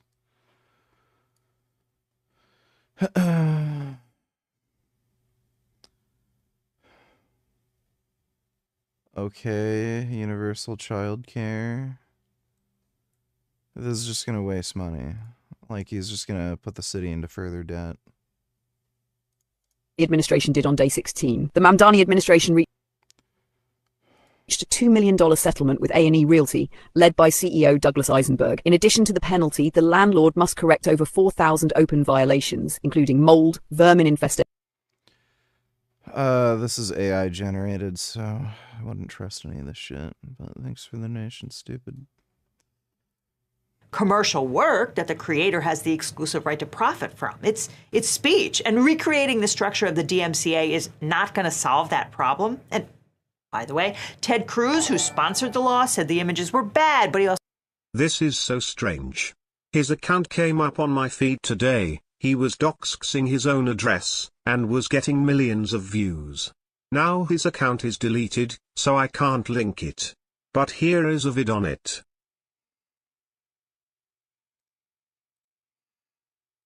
Me out on the 4534 University Boulevard page that just started a day ago. Alright, right here is the page I'm talking about. I've never made a video like this. I own a mineral business, salt crystals and my baby, but let's dissect everything we're seeing here because this shit is sketchy. Okay, so this guy right here is at work and there's a bunch of strangers in. I don't really post much on my OnlyFans, but I do respond to messages. In his apartment. I have been following since this video with this guy right here. Now this is strange. Alright, they turned the look, he did not make this post. Another thing is they just turned off the comments. These guys have turned, one of these three that were in charge have turned off the comments. And I'm blaming this guy right here. Some people in the comments looked it up and saw that he's a sex offender. I don't know, man. It's just the guy that has the apartment, he needs to be careful. I'm trying to think to myself, is he back from work or is there just so many people in there that they started like turning them around? Never seen some shit like this in my life, and I don't know how I'm so early at this, but yeah, I don't know. Something's just weird. Something's just iffy about this shit. You right there, man. This guy right here, there's something off about that guy. You.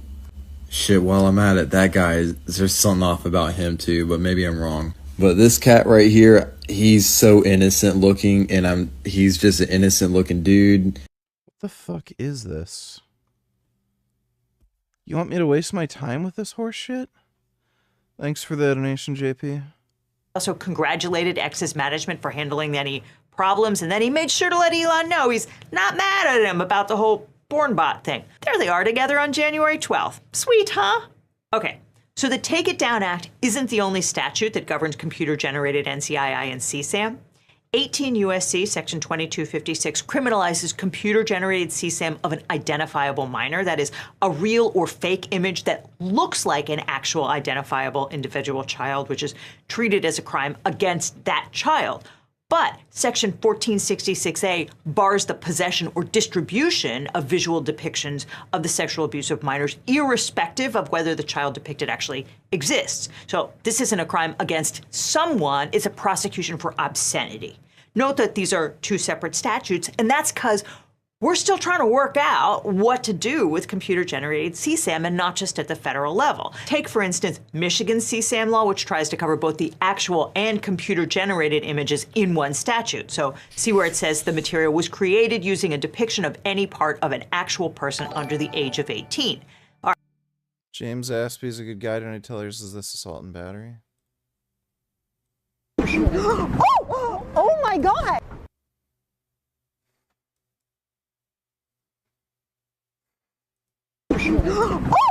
Oh my God!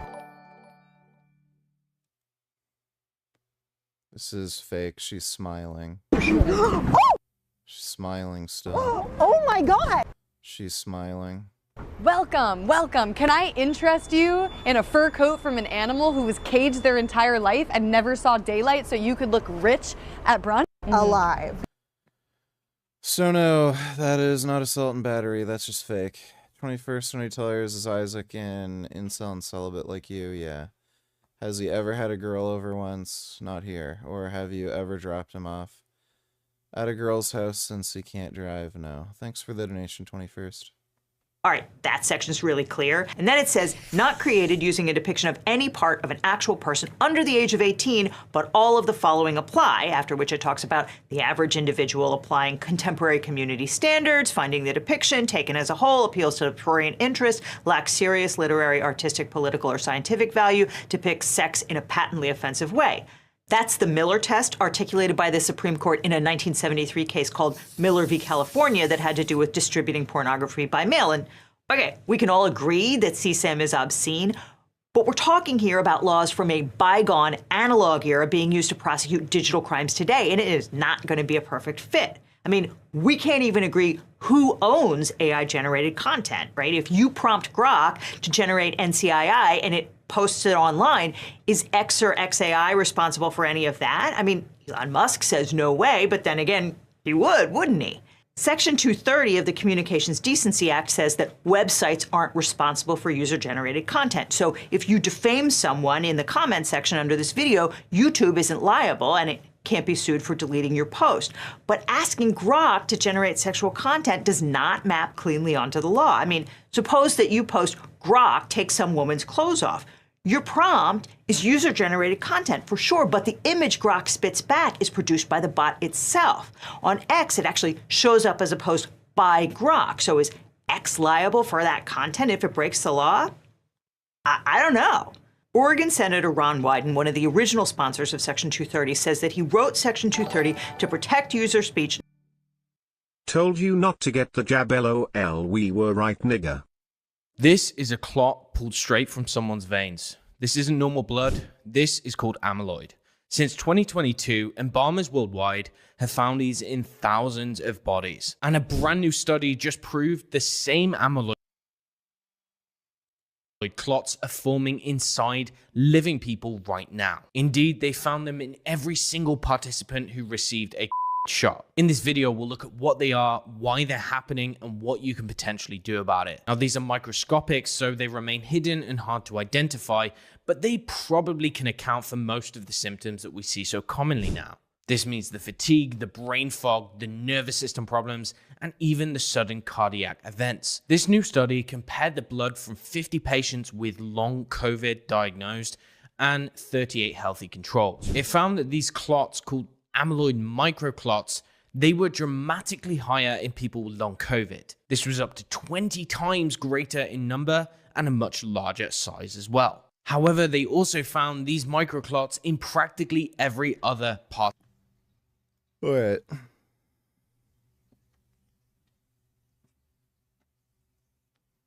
Objects per mil.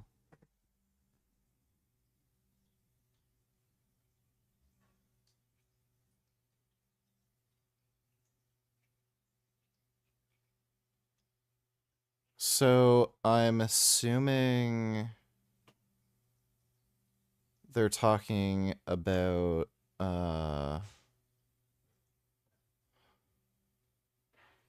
oh, I see. Wait. No, long COVID. Control. Okay. Oh, never mind. I'm high. I had trouble reading this. Okay, yeah, those are all statistically significant. In number and a much larger size as well. However, they also found these microclots in practically every other participant. So this means even the healthy control group. Unsurprisingly, every single one of these healthy controls had also received the shot. And so why is this even important? Your body... This doesn't show anything. Forms blood clots. Normally, importantly, these clots can be broken down through the... This doesn't actually demonstrate that this wouldn't be effect from the vaccine. If everyone got the vaccine. Body's natural process of fibrinolysis. This is where the body dissolves those clots using enzyme systems in the blood, which essentially come along, they break down, dissolve the clot, and then your immune system cleans up the mess. This is happening on a regular basis and you don't even know about it. However, in people with long COVID or those who took a certain medical procedure, well, the clot that forms... This guy is misrepresenting what the study shows. If everyone got the vaccine, then there's no control comparison where somebody didn't have the vaccine. So it doesn't show that the vaccine causes it then. You'd have to, there's no comparator group. So this guy's a fucking idiot.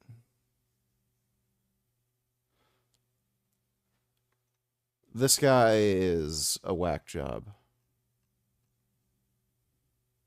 Yeah, this guy is a literal whack job, dude. Like, he's talking about, like, carnivore diet, oxalate dumping. He's an idiot.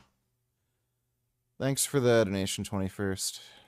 Not a company's own speech, and that AI chatbot outputs are not protected by 230, and that is not a close call. But then he said it's up to the states, since the Trump administration is clearly not going to do anything to piss off their buddy Elon. And considering that Secretary Hegseth just announced that Grok is going to be integrated into every aspect of the Defense Department, that seems like a pretty safe bet. Legislators are certainly trying to come up with solutions for the problem of digital CSIM and NCII.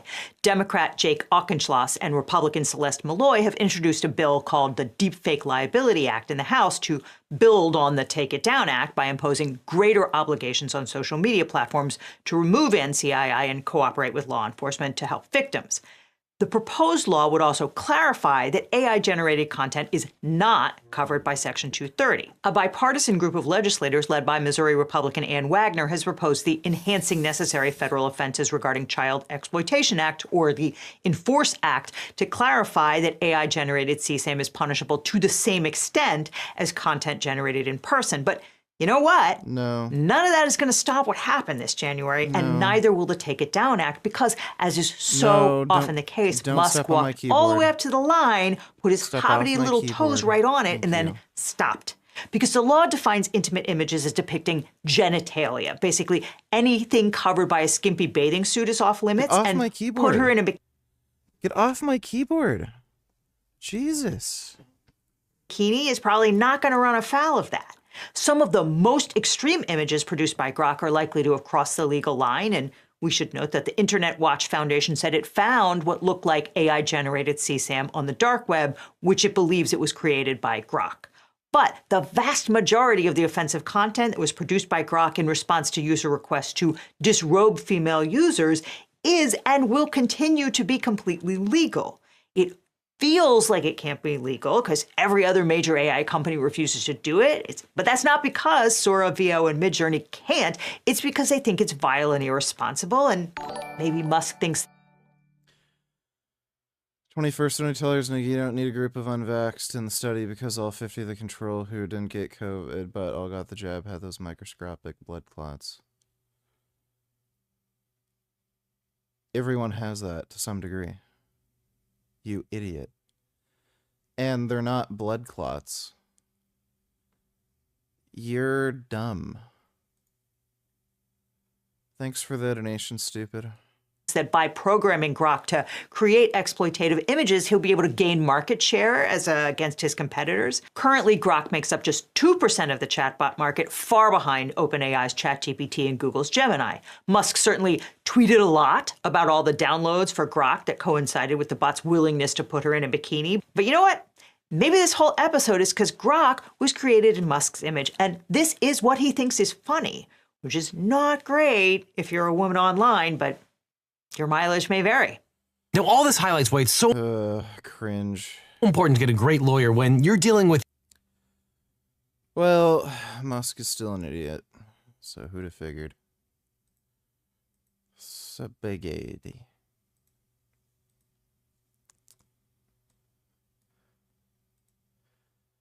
Oh boy. Oh. Oh boy. Oh boy. Oh. I have to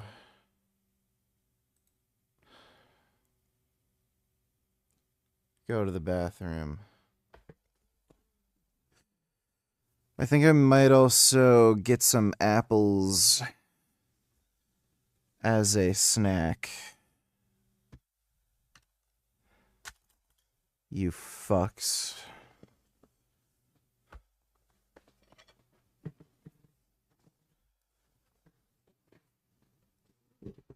It's also hot. I'm gonna turn off the heating and put on shorts. I'll be back in a minute.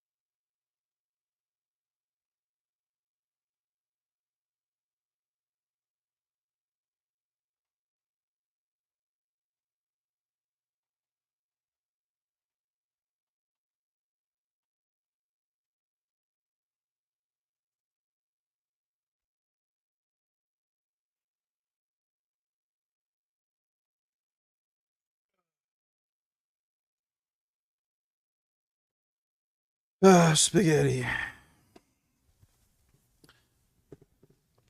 Spaghetti, spaghetti, spaghetti. It's all about spaghetti.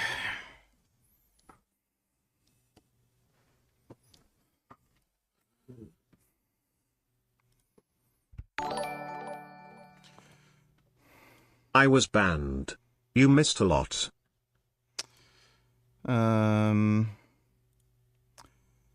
Okay.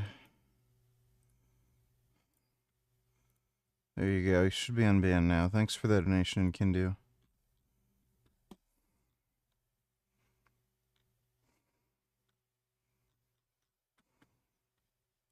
Market oil moves through a network of aging tankers known as the Dark Fleet. From high-tech signal spoofing to old-school disguise, these vessels employ shadowy tactics to bypass international law. But a new U.S. crackdown on Venezuelan oil is finally moving to strangle this illicit trade. The Dark Fleet model, for now, with Venezuela has been broken. The so-called Dark Fleet is a network of some 1,400 ships that transfer Venezuelan, Russian, and Iranian oil in violation of U.S. and other international sanctions.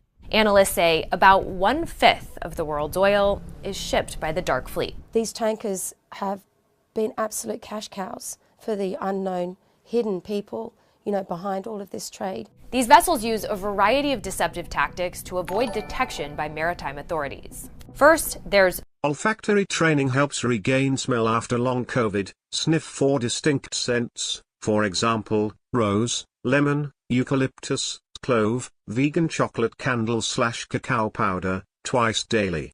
Gently inhale each for 20 to 25 seconds, focusing intently and recalling memories. I don't know if that helps, but maybe. Thanks for the donation, semi-emoji. spoofing, when a ship broadcasts its location from one place, but is actually thousands of miles away. Venezuela has been, the OG of spoofing. They've been doing it since at least 2020. Vessels sailing from Asia often hit the Cape of Good Hope and suddenly cut their transponders to vanish from global tracking, known as going dark. And then it will start spoofing and it will appear to go up to Lome, Togo, when in reality it continues sailing to Venezuela, loads its cargo, and then when it's ready, it's sailing back. All of a sudden that vessel will appear to come down off West Africa. The tanker will also say that it's going to call off Angola, for example, and it's all about deceptively trying to hide the fact that it's loaded Venezuelan oil. Second, vessels will use covert ship-to-ship transfers once they've vanished from the digital map, like this one caught on a satellite image in the South China Sea. Ship-to-ship transfers are quite common in shipping, but they're done within port state limits and with port state authority. But this is done in international waters to avoid scrutiny. Third, vessels will cycle through names and country flags to avoid detection. Out at sea, some crews even use paint to change the vessel's name. The White Crane became Rain, for example. These ships register in countries with looser maritime laws, or they fly false flags and have no registration at all. So the equivalent of putting false plates on your car. But the problem with falsely flagged vessels, and there are literally hundreds of them now, is that they're flagless, they're lawless, and they're stateless. And that makes them vulnerable under the United Nations Convention of the Law of the Seas to interdiction and seizure by national authorities because they can be boarded. All of these tactics had helped Venezuelan strongman Nicolas Maduro evade U.S. sanctions and keep oil revenue flowing. In 2025, Venezuela exported roughly 800,000 barrels per day. About 75% of that oil was done on sanctioned tonnage, and most of that sanctioned tonnage was deploying deceptive shipping practices. Now the U.S. is cracking down, and it has seized several ships engaged in deceptive practices. The Skipper is one of those sanctioned ships. The 20-year-old tanker spoofed her location, showing she was offshore Guyana around October 28th. In reality, she sailed into Venezuelan waters, where she loaded up at the Jose terminal. On December 4th, she left with about 1.8 million barrels of crude oil. 2 days later, she offloaded a portion of that oil to another ship offshore Curacao.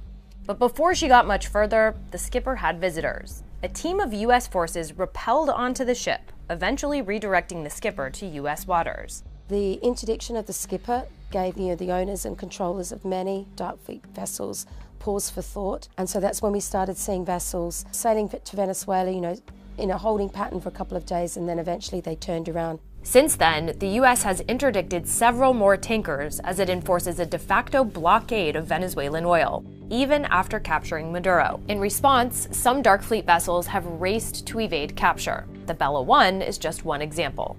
As the Coast Guard chased her through the North Atlantic, the Bella 1 changed names to the Marinera and registered in Russia. The crew even painted Marinera in Cyrillic on the side of the ship, along with Sochi, the name of its new Russian port. Still, U.S. forces seized the vessel on January 7th. It was a fake Russian oil tanker. They basically tried to pretend to be a Russian oil tanker in an effort to avoid the sanctions regime. Analysts say that in the face of the U.S. campaign, a number of ships are trying to seek protection under the Russian flag. That trend accelerated so rapidly that we've seen 20 vessels reflag in, since early December through to, early January. And they're not just in Venezuelan waters, they're also going through the English Channel, through to the Baltic to load crude and refined products for Russia. And so this, I think, is part of Russia trying to reclaim these vessels. Remember, the dark fleet is kind of like a lifeline for its energy commodities revenue, so they need to guarantee the safety and security of those ships. Now there are no dark fleet tankers loading up on Venezuelan oil to ship to other markets, according to shipping analytics firm Kepler. President Trump has said the U.S. will control Venezuelan oil exports indefinitely, and in cooperation with Venezuela's state-run oil company.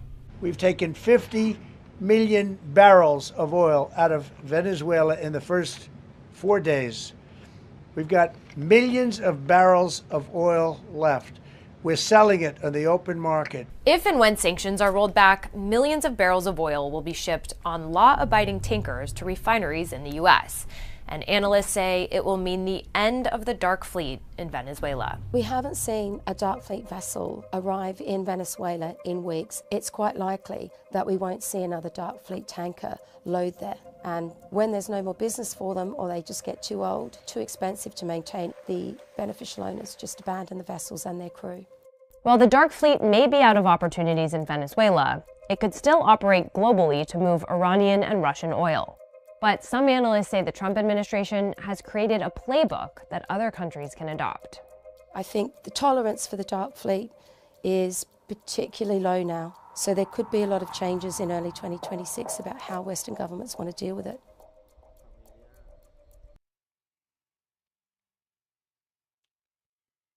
Well, Russia seems like they're getting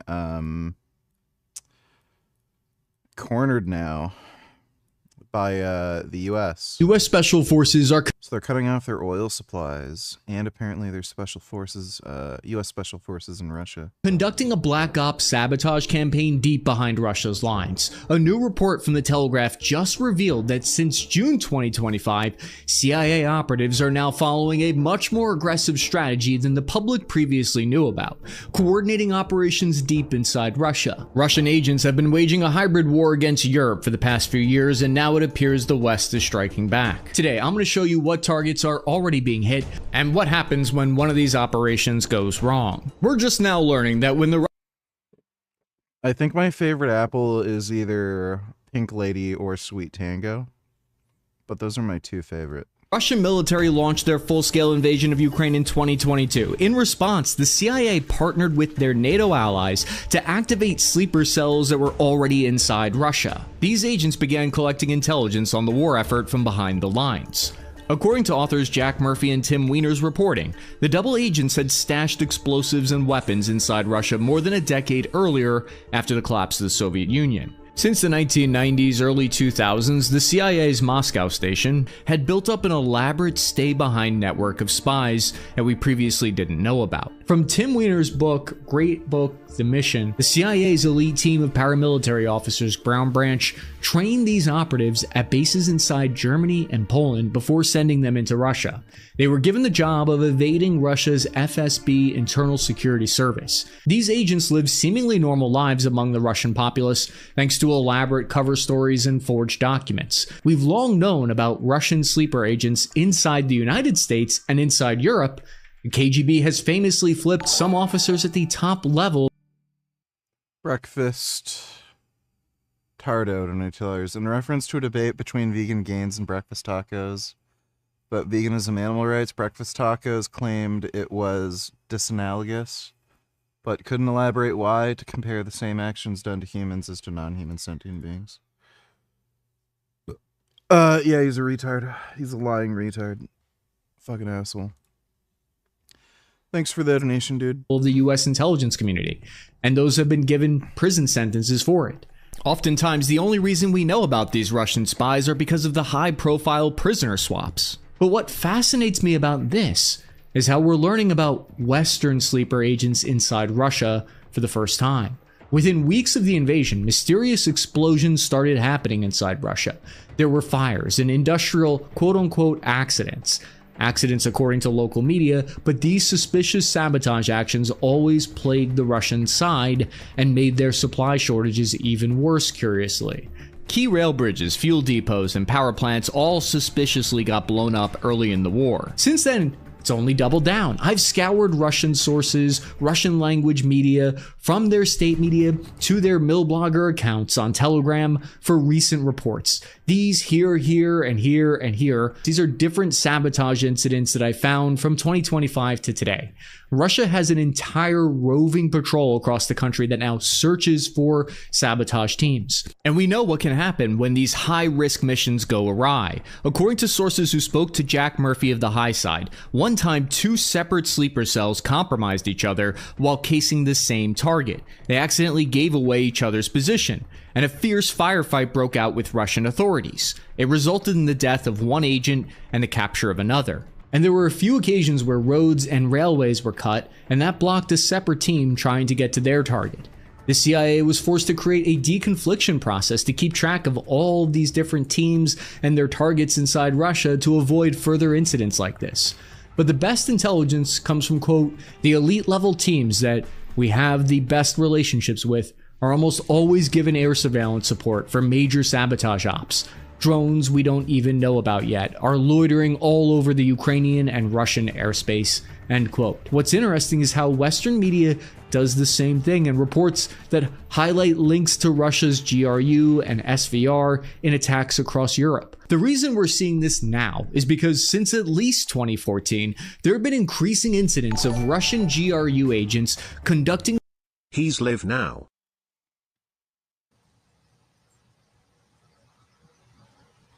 A deductive, if from what I said, a deductive argument could be logically possible. It just doesn't mean that every single thing you can see you would have the is problem automatically with logically impossible. So that would mean then that if my deductive argument, you could say, yeah, he's dumb. He's not worth debating. He's just too dishonest. Thanks for the donation, though, Breakfast Tardo. a covert campaign against the US and Europe.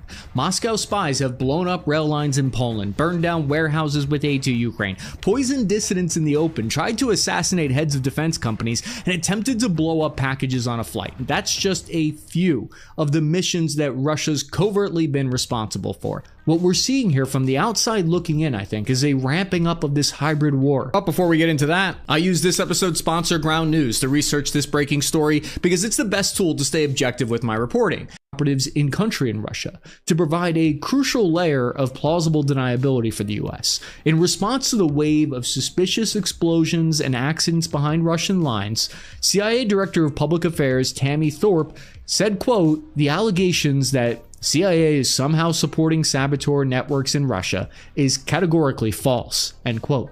However, Title 50 of US Code states the CIA can legally lie to the American public or whoever else to preserve operational integrity. So long as they keep congressional leaders properly briefed, it's all above board by US standards. After Russia annexed Crimea in 2014 and then allegedly interfered in the 2016 US election, that's when the NSA started working with the relatively new US Cyber Command on a fail-safe solution. They began planting cyber weapons in Russia's critical infrastructure. These can then be activated at a later date to shut down critical services from power to water, similar to the type of cyber weapons we saw used against Iran and Venezuela most recently. You might think the Russian government would be highlighting these missions, but counterintuitively, Moscow's actually actively tried to hide any evidence that Western agents are running amok in their backlines. Without many arrests to show progress, such a revelation would only weaken morale. When 20 people were killed when a Russian Aerospace Defense Forces Institute building burned to the ground in April 2022, the TASS state-run media company blamed the fire on old faulty wiring. If they suspected foul play, they didn't mention any of it to the public. The intelligence that these undercover officers collected can be more important than the bombs. John Ratcliffe, the new CIA director, gave his philosophy of gray operations, saying he believed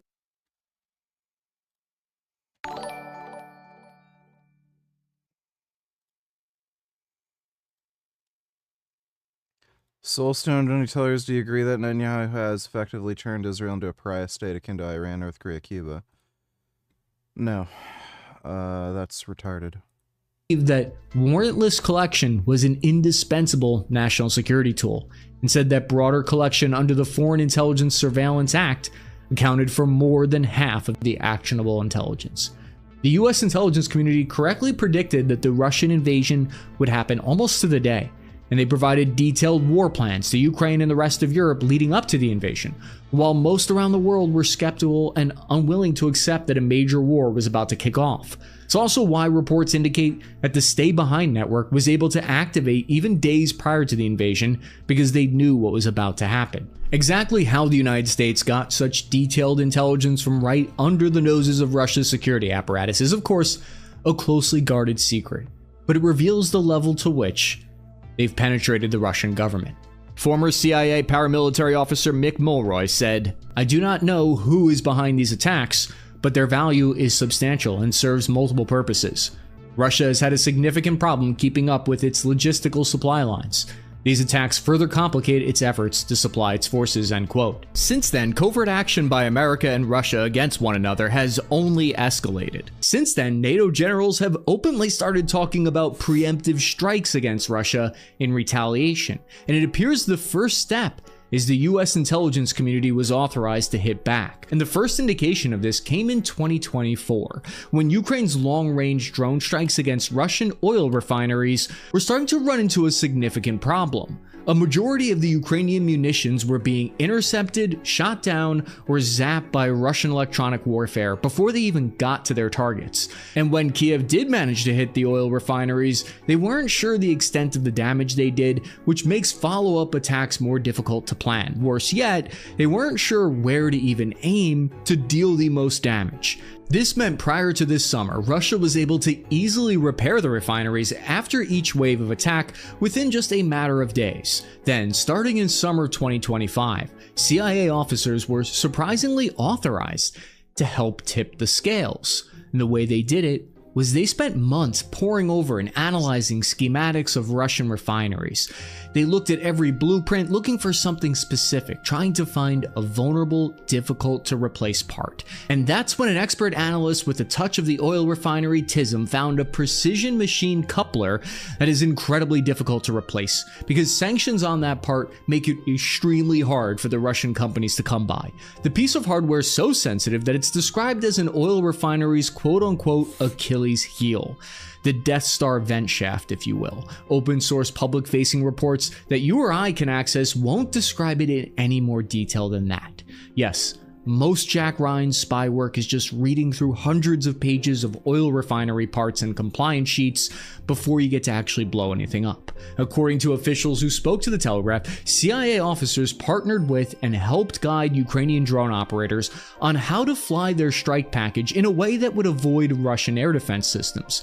Then, American intelligence provided key specific live battle damage reports. But the pressure wasn't enough. So beginning in October 2025, the US military began providing Ukraine with new intelligence, but this time for missile strikes to hit those refineries deep inside Russia. Almost immediately after this, we started seeing reports of precision UK-provided Storm Shadow missiles and other long-range munitions hitting Russian oil refineries in vulnerable locations.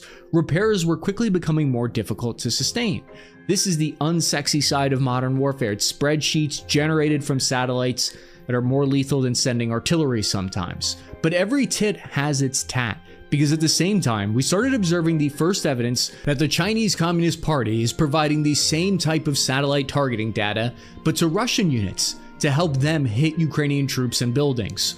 This is when American intelligence went into overdrive. Ukrainian long-range missile strikes against those Russian oil refineries became a lot more surgical and destructive virtually overnight. By late October, analysts estimated that the Ukrainians had destroyed over 38% of Russia's oil refining capacity. This is why you started hearing in the news a bunch of reports about how there was suddenly a domestic fuel crisis inside Russia. It's still going on today, where you see Russians queuing up in long lines for gas. These combined actions of better Dodo Nutellers, yeah, all of that so far was under Biden, under Trump. He cut intelligence briefings to Ukraine. What an asshole. He is compromised. Yeah, he's a piece of shit. Thanks for the donation, Dodo. People, Donatillers, who would win in a match of foosball table soccer between you and Destiny? I think I would win. Thanks for the donation, people. Weapons and better American intelligence put Russian oil refineries out of action for months instead of just days. But no single operation is a silver bullet that will end the war. This is a high-pressure campaign that the US, Europe, Ukraine, Russia, and China appear to be playing against each other. What we know from US officials is that the US intelligence community has had intelligence drones over Ukraine, helping provide targeting data on Russian infantry position for years. But those attacks near the front line weren't having the kind of operational impact that was needed. According to new, widely available reports from Bloomberg and Reuters, this is just the tip of the iceberg. It gets much deeper than that, because starting in late November 2025, the White House started authorizing the CIA to share targeting information on Russia's sanctioned shadow fleet of oil tankers for the first time ever. This is the strategic logistics network that keeps Russia's war funding afloat. The head of the American intelligence agency, John Ratcliffe, said, quote, "We will collect intelligence, especially human intelligence, in every corner of the globe, no matter how dark or difficult," end quote. Ukraine was given precise locations and tracking intelligence on the fleet, a level of detail that only American Space Command is able to provide. Yeah, I've been to an ice rink that had that dome hockey game. What happened next is Ukrainian Sea Baby attack munitions were launched from small ships at sea. The quasi-autonomous torpedoes then hunted Russian oil tankers outside the Black Sea for the first time ever. In fact, 5 Shadow Fleet tankers have already been hit since 2025, and the US on top of that captured another 5 tankers, with Europe capturing 3 more. The crazy thing is, 1 Shadow Fleet tanker was even as far off as the West African coast, a level of power projection that we have never seen before. Why does all of this matter? For all the money that crosses over the seas every year, shipping companies are skittish beasts. The sudden threat has already resulted in causing one major shipping company in Turkey to cut their losses and stop working with Moscow altogether. This has an impact on the Kremlin's war funding. As a major oil and natural gas exporter, the reduction in refining capacity means dramatically reduced funding for the Russian government and military, as much as $24 billion a year in lost profits, according to US intelligence reports. But so far, these efforts have failed to cause the major crack, the operational destruction that they're looking for. What does that mean comes next? There is now a notable change in tone. Sharing all this new information with Ukraine represents a major shift in US strategy that we're seeing. Because before mid-2025, the US government actually discouraged Ukraine from damaging Russia's oil infrastructure, so it wouldn't disrupt the world's oil markets too much. Insiders told The Telegraph that the US government was growing frustrated at Putin's repeated bait and switch tactics during ceasefire negotiations throughout the past year. They got the vibe that Putin was uninterested in ending the war. And according to their thinking, if enough damage is able to be inflicted on Russia's oil industry, it would force the Russian side to come to the table in good faith. Whether that was the actual reasoning or not, coordinated Ukrainian missile strikes is just the tip of the iceberg. The major shift has a name attached to it. John Ratcliffe. Ratcliffe is the new head of the CIA, arguably the most ruthless and top intelligence agency in the world. Surprisingly, he's not your traditional CIA director, because he's a former federal prosecutor instead of a career case Hello there. Hmm.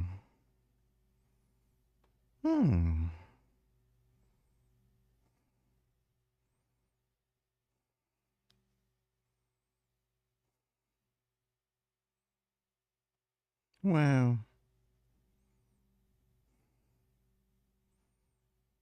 That's a beautiful baby. Huh?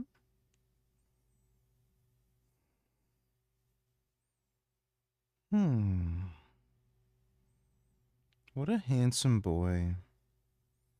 Yeah, you're so handsome. Case officer. He came into the job with a very clear belief about how intelligence works and who it's for. And in his words, intelligence is about more than just warning policymakers after the fact. He's gone on record saying it should be used to shape the battlefield before the first shot is fired. This shift in philosophy explains the new approach that we're seeing. In public remarks during congressional testimony, he's gone on record saying, quote, Russia is the single greatest threat to U.S. national security short of nuclear war. Ratcliffe has argued that publicly that risk avoidance became a liability after 2016, and this puts us into the headspace and the philosophy of the new CIA operations, because under Ratcliffe, the intelligence community's posture changed to be more assertive around the nation's focus on delivering analysis. He said they will be, quote, going places no one else can go, and doing this has moved from deterrence. Well, hopefully Russia keeps getting slapped. And now for possibly the most important news of the year so far, as scientists have discovered that cows can use tools. Specifically, a pet cow who lives in Austria, named Veronica, has been found to be capable of flexibly using a multi-purpose tool. Veronica was observed using a broom to scratch herself, picking it up in her mouth using her tongue. Researchers wanted to investigate the extent of Veronica's tool use, so they visited the farm where she lives and conducted a series of randomized trials, placing the broom in front of Veronica in different orientations. They found that she preferred using the brush end when scratching her upper body, but switched the handle end when scratching her lower body around more sensitive areas. She also appeared to anticipate the need to adjust her grip. The researchers therefore concluded that she was demonstrating goal-directed, context-sensitive tooling, adapting her tool use depending on what she wanted to achieve. Such adaptive deployment of tools has not previously been reported in non-primate mammals, suggesting that we have underestimated the cognitive capabilities of cattle and likely other livestock species, which, isn't that amazing? The authors explain are subjected to persistent mind denial biases associated with meat consumption, essentially people not wanting to know that these livestock species are thinking intelligent beings. Look how beautiful that cow is. As the authors of this paper also point out, the idea of cows using tools was famously illustrated by Gary Larson in a Far Side cartoon. Clearly, Gary knew something was up. Goddamn right. Got a kitty here.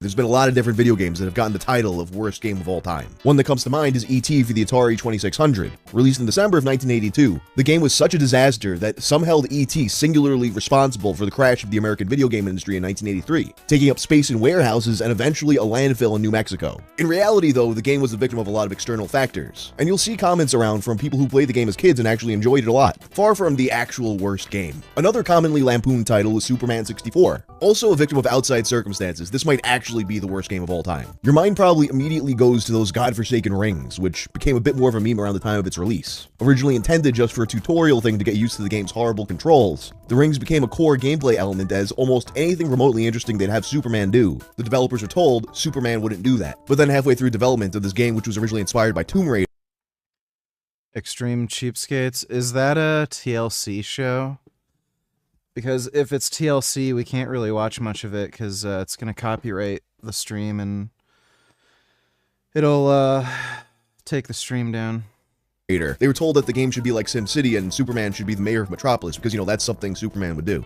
The end result was a textureless, featureless, boring game with bad controls, ironically in some ways making it resemble a 3D version of the average Atari game. And then we got the reason we're actually here today, Shaq Fu. Released in 1994, it's an infamous game for many reasons, and in a lot of ways, it's a foundational video game in early internet culture. This game, while nowhere near as bad as any of these other titles, would get memed into being thought of as one of the worst games of all time. So much so that there came to be an organization dedicated to ridding the world of this game's evil, one cartridge at a time. Ladies and gentlemen, this is the story of the Shaq Fu Liberation Front.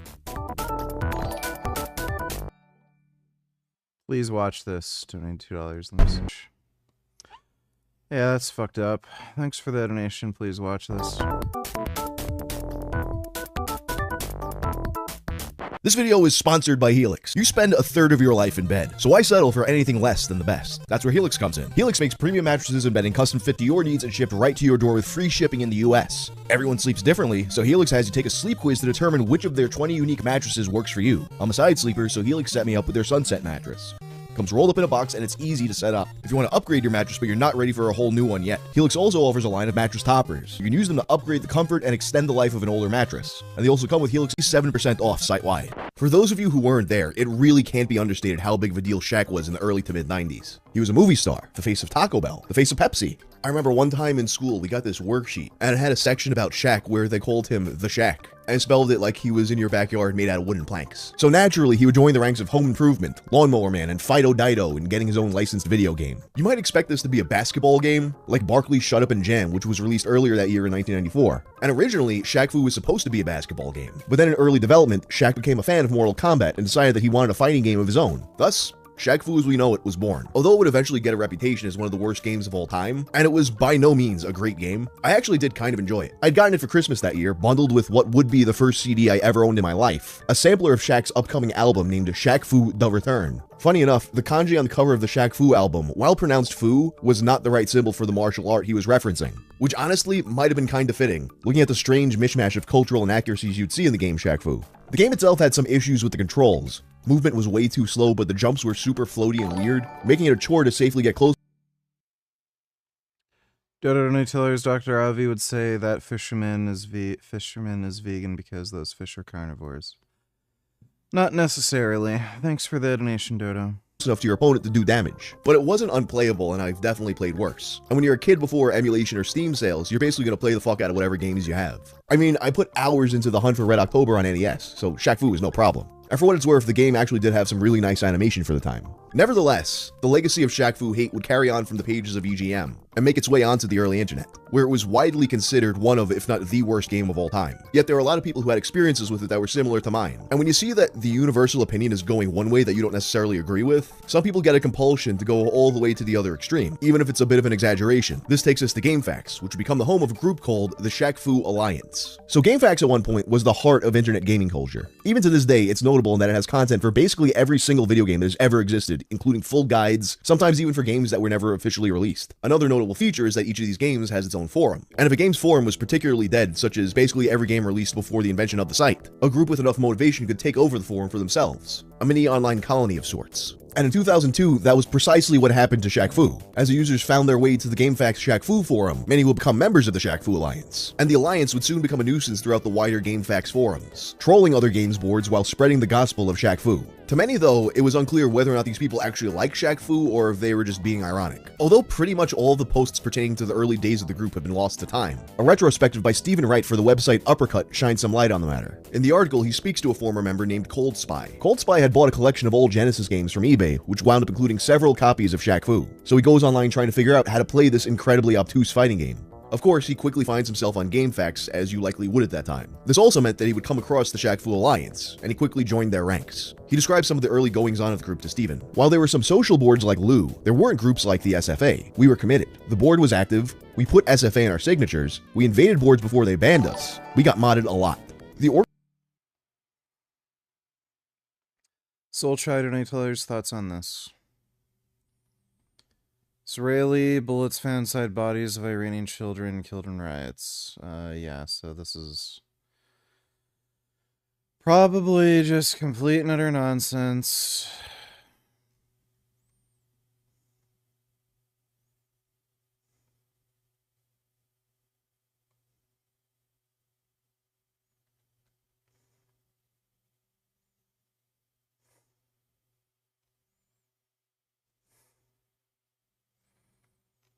how was this determined to be Israeli bullets? So there's just nonsense. So no evidence, just, yeah, trust me, bro. Yeah, that's disinformation. Thanks for the donation. Organization delighted in coining its own bizarre mythology and slang, vaulting Shaquille O'Neal himself to the status of a deity, and cursing the late Kobe Bryant as their ultimate nemesis. To be clear, Bryant does not appear in Shaq Fu. The game's release predates his NBA career. Anyone who questioned the undying excellence of the game were called Keys and Fistonites, unfortunate thralls of the evil Bryant. While there was certainly a strain of irony to the whole performance, Cold Spy recalls that the SFA's most devoted members actually did play the game quite a lot, and resented the harsh treatment that critics and casual players had hoisted upon it. For many it was ironic, but most of us played the game, he said. Also, Shaq was the biggest sports star in the world back then, so I'm sure plenty of members were fans of his. We weren't trying to make fun of the game through intemperate praise. The group and the game went hand in hand. Even if the game wasn't a 10 out of 10, it spawned the SFA, which we all enjoyed. It was like Rocky Horror Picture Show. The movie isn't great, and fans of it don't just watch it on a Tuesday night, but it spawned the whole culture, and you can't separate the movie from the midnight showings and dressing up. Of course, while the Shaq Fu Alliance was great fun for its members, it obviously drew a lot of ire from outsiders. Although much of the early hate of the group is also long gone, I did manage to find this beautifully Web 1.0 tripod site that made mention of it, Darian's World, belonging to a then 18-year-old GameFAQs poster named Darian Wild, a self-described internet troll who is also very nice and polite. It includes sections like, which is better, Wendy's or McDonald's, in which he argues the superiority of Wendy's against his sister Jen, who prefers McDonald's. There's also a list of the hottest celebrities, topped out by Sarah Thompson, Jamie Lynn Sigler, and Jennifer Love Hewitt. Based on these pics, you could tell what time this was made even if you didn't already know. There's also an autobiographical section called The Legend of Omega Lionheart. A bit of a tangent, but it also gives us a little insight into the kind of world that the Shaq Fu Alliance was entrenched in. The legend of Omega Lionheart spans throughout the internet. Yes, I know that sounds incredibly overdramatic, but I'm an egomaniac. It all started on GameFAQs, and since then has become so much more. I first started using the internet when I was about 15 or so. Actually, when I was 14, I think. I am a reactions person, as I've said many times before. So of course it fascinated me that people could be angered so easily over the internet. After my first few bannings, I was hooked. And as time progressed, I got better and better at what I did, eventually almost never getting modded with the help of some other users who taught me how to troll without trolling. Not never break the TOS while still inciting flames. And of course, the reason we're on this site, he's also got a list of his enemies, accompanied by pictures of what the author imagines they look like. His enemies include rival trolls, various GameFAQs mods, and of course, the Shaq Fu Alliance. The specific members named being Evil Zach, Pluto Nash, Who Cares, and DJ Skittles. The SFA, Shaq Fu Alliance, for the majority of the world who doesn't know, is a bunch of pre-adolescents from GameFAQs that join together to pretend to like this shitty game that none of them has ever played. I troll them for no other reason. Oh, that video's about Darian Wild? Reason then because I think they're pathetic, and because I want them to get up and do something with their lives, rather than staring at the computer all day. You can go to their board here and see for yourselves how truly sad it is. At the same time, it's fun trolling them, so whatever. Although this is just one guy's opinion, it's not hard to imagine that most of the people who weren't a part of the group viewed them this way. Of course, while Shaq Fu had pockets of defenders, the overwhelming online sentiment was that this was a horrible game. So horrible that to some, it was evil and needed to be purged entirely from existence. So in 2005, a Shaq Fu hater named Saad Sadi registered the domain shaqfu.com and used it to create the online outpost of the Shaq Liberation Front, an organization whose goal was to obtain every single copy of Shaq Fu and destroy it. The organization had a mission statement. Picture this, 1994. The United States was slowly moving toward the economic boom of the late 90s. It was the beginning of a golden age that would be remembered for years. At the same time, a young, powerful basketball player was in his second year in the NBA. He was becoming an instant star and served as the savior of the ailing Orlando Magic. Shaquille O'Neal. At the time, people wanted to see more Shaq. They loved Shaq so much that they would do anything Shaq told them to. Shaq went on to begin his merchandising in an effort to please the needs of the people. He decided to rap, releasing the album called Shaq Fu. At the time, people really enjoyed it. Shaq was a big star, and just him on the stage made them giddy. He also created a video game called Shaq Fu. People enjoyed it. GamePro magazine gave the game a 4.5 overall. Riding on this high, Shaq went on to create the movies Kazam and Steel. Everything was going well for Shaq. The people loved him, and Shaq loved the people. Now skip to this year. The economic boom is over, and the United States is bitter and cynical. Shaquille O'Neal is no longer worshipped by the people. In fact, Dodo Nutellers, did I send you this one? I know I sent you at least 6 of her weddings, but this one I forgot. This is everything I ate at my traditional wedding that was 100% vegan. This was literally the first Indian wedding in Singapore that's completely plant-based, and Basil Kitchen made it happen. For breakfast, we served vade, mihun, idiyappam, vada curry, 2 different types of chutneys, sugar, and coconut milk. For lunch, we served an entire feast starting with Hyderabadi mutton biryani, vegan of course, stir-fried Maggi goreng, dal cha, which is a lentil-based stew, tofu sambal, our absolute favorite, gobi manchurian, Mysore mutton, and pepper fish that tasted absolutely insane. We additionally had 2 live stations. The first station served hot and crispy okra fries, and the other stand served fresh pani puris with potato and spiced water. These were definitely non-negotiables for us. We also had to serve aplam as well as several desserts like vegan brownies, pulu hitam, gula melaka sago, but we only got to eat everything towards the end. But God, were we starving, and every dish tasted on point. We also received many compliments about the food, so I'm glad that we were able to throw a fully vegan feast even when people... What is this wedding stuff? It's really weird. Thanks for the donation, Dodo. Very few people still pay attention to the NBA. Looking back, the citizens of the USA realize how awful some of Shaq's accomplishments really were. Sure, Shaq rapped, but was it really that good? No. The people say no. The movies Kazam and Steel have lost their luster. They are now considered some of the worst, hokiest movies ever to defile the screen. And then, there's Shaq Fu the video game. Shaq probably has forgotten he ever created this game. Shaq Fu has to be the worst fighting game in the history of fighting games. In 1984, America could buy it. America thought it was alright, and America could tolerate it. Well, America. Tolerate it no more. It is time for us to make up for the mistakes of the past. It is time for us to fight back against the mindless merchandising. So how do we do this? ShaqFu.com's mission is to liberate all the copies of Shaq Fu from existence by buying them from anyone who owns the game, including local console retailers, eBay merchants, normal citizens, and the like. Here are the reasons why this is important.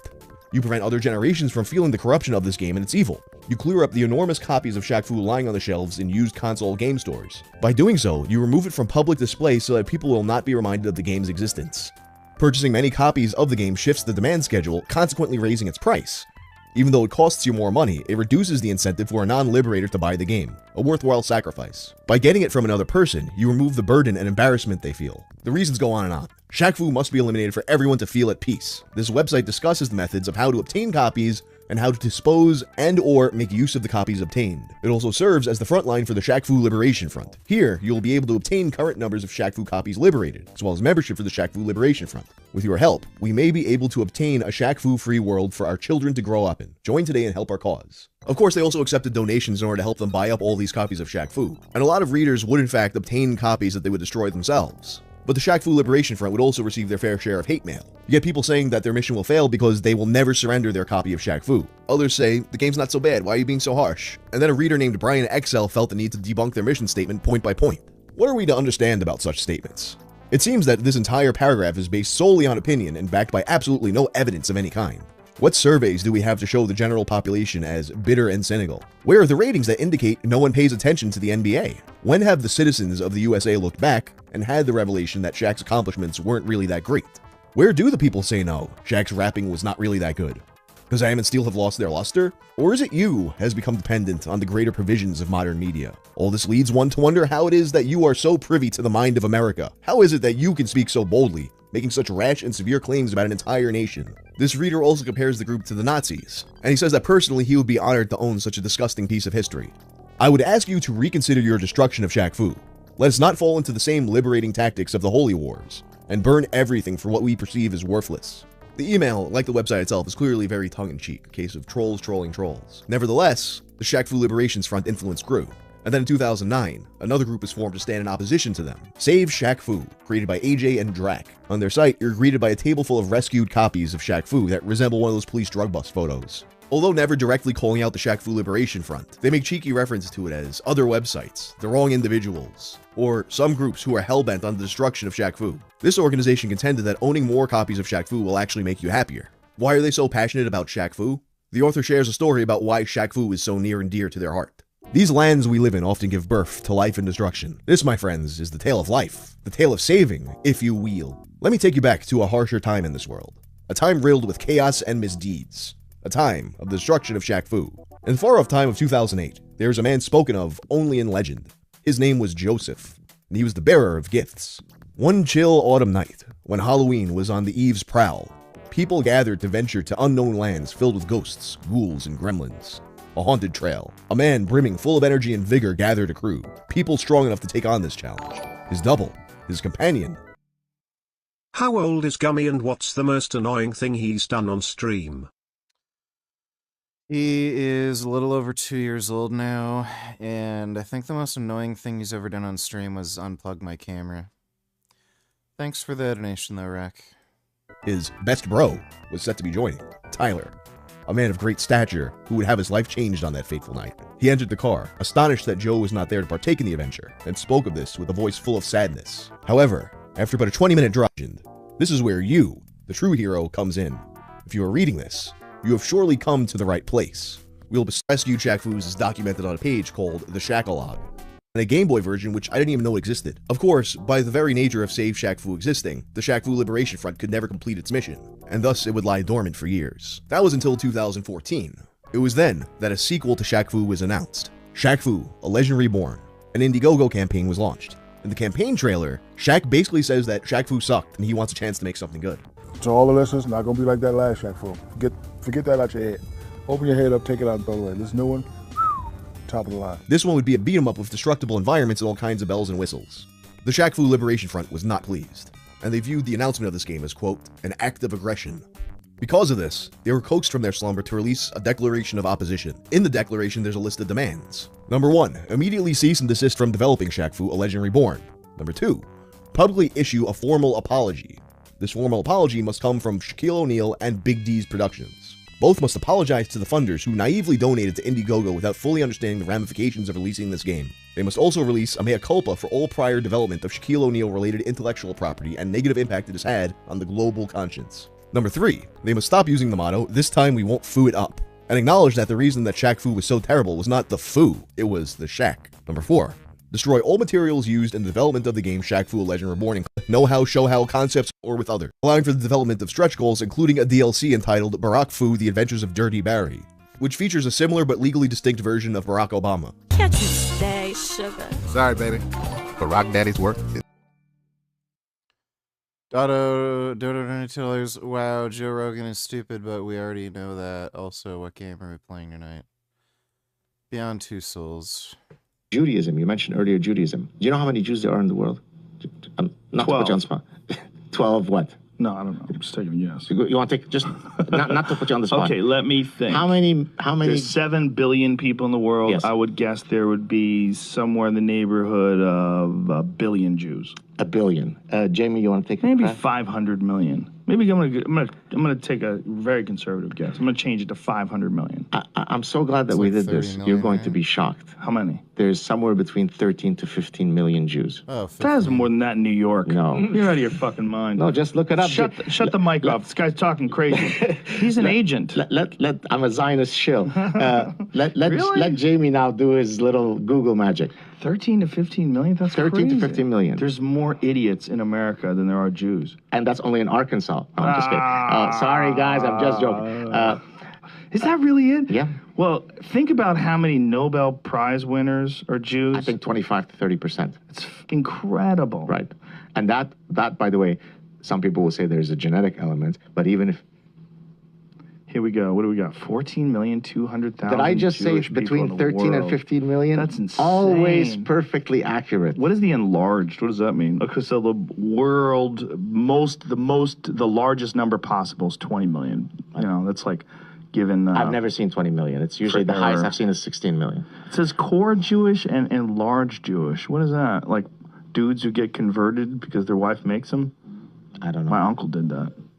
But by strict conversion laws, that would not be allowed. Oh. You're not allowed to convert for ulterior motives. What ulterior motives? He wanted to become a Jew. No, it has to be spiritual. It's a spiritual awakening. Well, he went through the whole process. He went. Yeah, Joe Rogan's stupid. Thanks for the donation, Dodo. It's never done.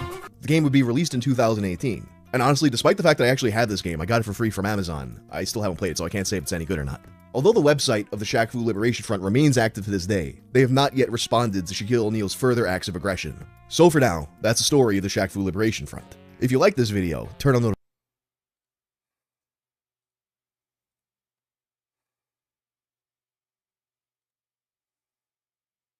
share.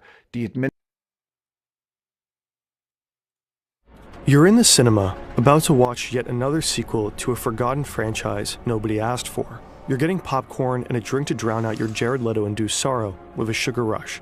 You pay and they hand you a cup. Then you see it, glowing red and chrome, the Coca-Cola Freestyle Fountain. Here, you can choose between over 100 different flavors. Cherry Vanilla Coke, Peach Sprite, maybe you'll go crazy and mix Fanta with Powerade, or maybe you just pick a classic. But this machine is way more than just a soda fountain. It's not just serving you a drink, it tracks everything you do. And while you're picking your favorite flavor, it's quietly collecting data. Data that turns customers into test subjects. Data that Coke will profit from tremendously. The Coca-Cola Company is said to have invested more than $1 billion in this machine, but they're very likely turning its capabilities into much, much bigger savings and profits. Today, we're diving into how a drink dispenser became a global lab and what role you play in all of this. The Coca-Cola Company is one of the biggest beverage producers on the planet. The conglomerate controls almost half of the global soda market, making billions in revenue every year. And one important way they sold their many drinks has long been soda fountains. In the olden days, ordering a soft drink would work like this. You'd walk up to the counter, place your order, and someone would pour your drink into a cup. Then self-service fountains arrived. Now you could fill your own cup at your own discretion. When you were a kid, this fountain was Apparently, those are really gross and loaded with bacteria. Everything. You can mix yourself something truly undrinkable. You. However, in 2006, Coca-Cola and other beverage makers noticed something worrying. For the first time since 1985, the sales volume of carbonated beverages had declined. People started to focus more on their health and well-being. They were increasingly looking for sugar-free drinks and low-calorie options. But Coke's fountains just weren't ready for that. At that time, only about 1% of all Coke fountains in the US even offered Diet Coke. Meanwhile, the choice of sodas at convenience stores had increased dramatically. Rows and rows packed with hundreds of bottles and cans. But Coke fountains were stuck with the same limited run-up of kind of boring standard flavors. So they had to come up with an idea that would change everything. The Freestyle fountain's design is interesting. The red, the chrome, the sculpted lines. It kind of looks like it wants to become a Ferrari when it grows up. And that's not a coincidence. It was developed with Pininfarina, the legendary Italian design house that shaped the curves of Ferrari itself. Weird. You slide your cup under the dispenser. Now comes the fun part.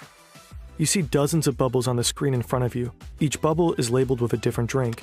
Mezzomix, Coca-Cola, Powerade, Lift, Fused Tea, and Kinley. In total, you could choose over 100 drinks. Back when you were a kid, this would have been impossible. Restaurants used massive 19-liter syrup canisters for every single drink option. Nowadays, all these flavors fit into just about 30 tiny cartridges. The cartridge design is inspired by medical tech, where precise dosing is critical. Just as insulin pumps deliver exact amounts of medication almost drop by drop, the Freestyle system carefully meters syrup and carbonated water for each pour. In theory, every pour is perfectly measured, drop by drop, turning your drink into a precise masterpiece. But Coke from a Freestyle fountain actually tends to taste a little different from the one you buy in the supermarket. In contrast to the old canister systems that pre-mix syrup and sweetener, Freestyle keeps flavors, sweeteners, and carbonated water separate. Now, when you press the button, the flavor, sugar, and carbonated water are combined on demand. This can make your Coke taste slightly different from other preparations. Staring at the bubbly screen, curiosity kicks in. You came in for your usual, but you gotta admit, some options here are tempting. You tap the No, I haven't seen one of these. Powerade bubble, and suddenly a whole lineup appears. Powerade Raspberry, Powerade Lemon, Powerade Strawberry. So many choices. Which one to pick? You even mix a drink that doesn't exist before. You could create your own secret flavor. Weird. And won't that make you special? The Freestyle fountain is fun. It lets you explore. It bewilders. It sparks curiosity. It might even provoke play. And that's exactly the point. Coca-Cola doesn't just want to sell you a beverage. It wants you to feel something. This technique is called experience marketing. Right here in front of this machine, you're not just choosing a flavor. You're interacting with the brand. You are literally experiencing it. Every tap, every bubble, Every choice pulls you deeper into the Coca-Cola universe. And that matters, because moments like this make you remember Coke, not just as a drink, but as a feeling. And ideally, it wants you to go home and tell your friends about that insane machine that lets you mix your own Coke and offers that amazing weird new flavor they so gotta try. And Freestyle isn't the only example for Coke's experience marketing. Think about Share a Coke. Different campaign, same idea. And it's all part of Coca-Cola's bigger play. I drink A&W cream soda. I haven't had that yet. Thanks for the donation though, Ben Boy. Shifting from being just a product brand to an experience brand. Anyways, you ultimately go for a Sprite. You didn't even know Sprite Cherry existed. Time to give it a shot. You press the pour button, then you take a sip. Not half bad. You're not the only one who was curious about Sprite Cherry. All over the world, people have made the exact same choice. Obviously, Coca-Cola didn't offer you this new flavor just for fun. The Freestyle ecosystem is basically a giant testing lab. Every pour, every mix. Weird. Every flavor you try feeds into a massive experiment, a sampling program on a global scale. And with this particular new flavor, the experiment actually worked. But this is just the tip of the iceberg. When Coca-Cola launched the Freestyle in 2009, they packed it with cutting-edge technology. Reliable wireless networks like the ones we have today weren't exactly standard, so Coca-Cola built their own. The network they created links every Freestyle machine directly to Coca-Cola's back-end systems, which are managed through SAP software. Think of it as the company's brain. It keeps track of everything happening across all departments in real time. Every single day, over 50,000 Freestyle machines send data back to this brain. They report everything that's going on inside them. Which flavors are being poured, what time of day they are consumed, or how much syrup is left. You might not experiment with your drink choices, but many other people do. That is how Coca-Cola discovered that people really like Coke Orange Vanilla, Sprite Cherry, Sprite Strawberry, and Coke Cherry Vanilla. Some of these flavors started as user creations, combinations people kept mixing again and again at the Freestyle machine. Others, like Coke Orange Vanilla, were developed by Coca-Cola. The more people got these, the stronger the signal became, and what started as a tiny bubble on screen ultimately moved into full production. Sure, you could argue the company might have released these flavors eventually either way, but with Freestyle, those decisions happen faster than before, and might be grounded in better data. But there's more. Before Freestyle, staff had to manually check those giant syrup canisters. They probably used inventory sheets, maybe did a bit of guesswork, and called or emailed Coca-Cola to reorder. Freestyle completely transformed fountain logistics.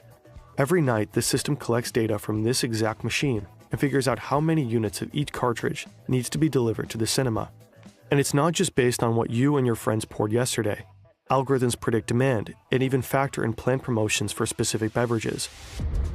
The system calculates which cartridges need refilling and automatically creates the restocking orders. Those orders are sent straight to the distribution center, and from there, the cartridges are shipped directly to the fountain locations. Every Freestyle machine on the planet is quietly syncing. Think about how smart this is. With Freestyle, Coca-Cola can optimize their entire fountain supply chain, streamline inventory management, make restocks more efficient, and even improve their production schedule. It's probably safe to assume that this alone saves the company. Noda Iran, Abvalanham Jensmos Mislinkeshvar Jaman Nadorim. Dar Keshvarmjan in Shize Bujad Nadorum. Dar Iran Shay in Shize Aslan Vajadi Origin Nadorum. Hamadar Bori Zanon, Zan Budan Junist. Zan Beta in Mahub Koda Wanji. Well, I don't speak Spanish, but thanks for the donation, Mandalam. Millions and millions of dollars along the way. If even Coca-Cola is tracking your data in real life, you won't be surprised to learn that your data is exposed everywhere, and there's nowhere to hide. Every click, search, go protect yourself. Yeah, this is interesting. I've never seen any of these machines. I have a cat. I really like cats a lot. I mean, I really like cats.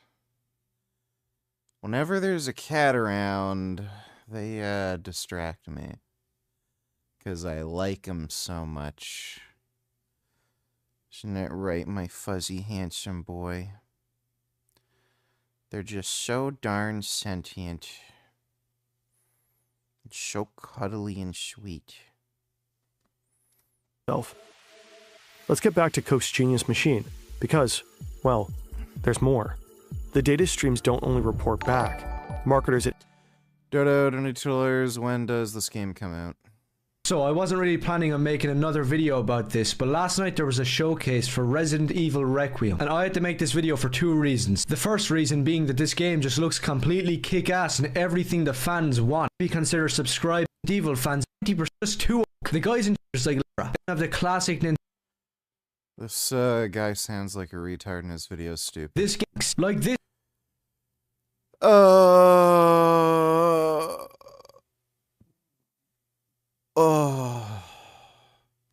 Think in March, so fairly soon. Thanks for the donation though, Dodo.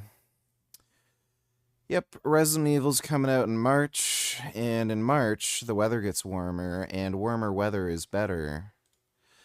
And I am going to feel better once the weather's better. And it's better to feel better, and what makes me feel better is the weather. And weather will be better when I feel better because the weather makes me better.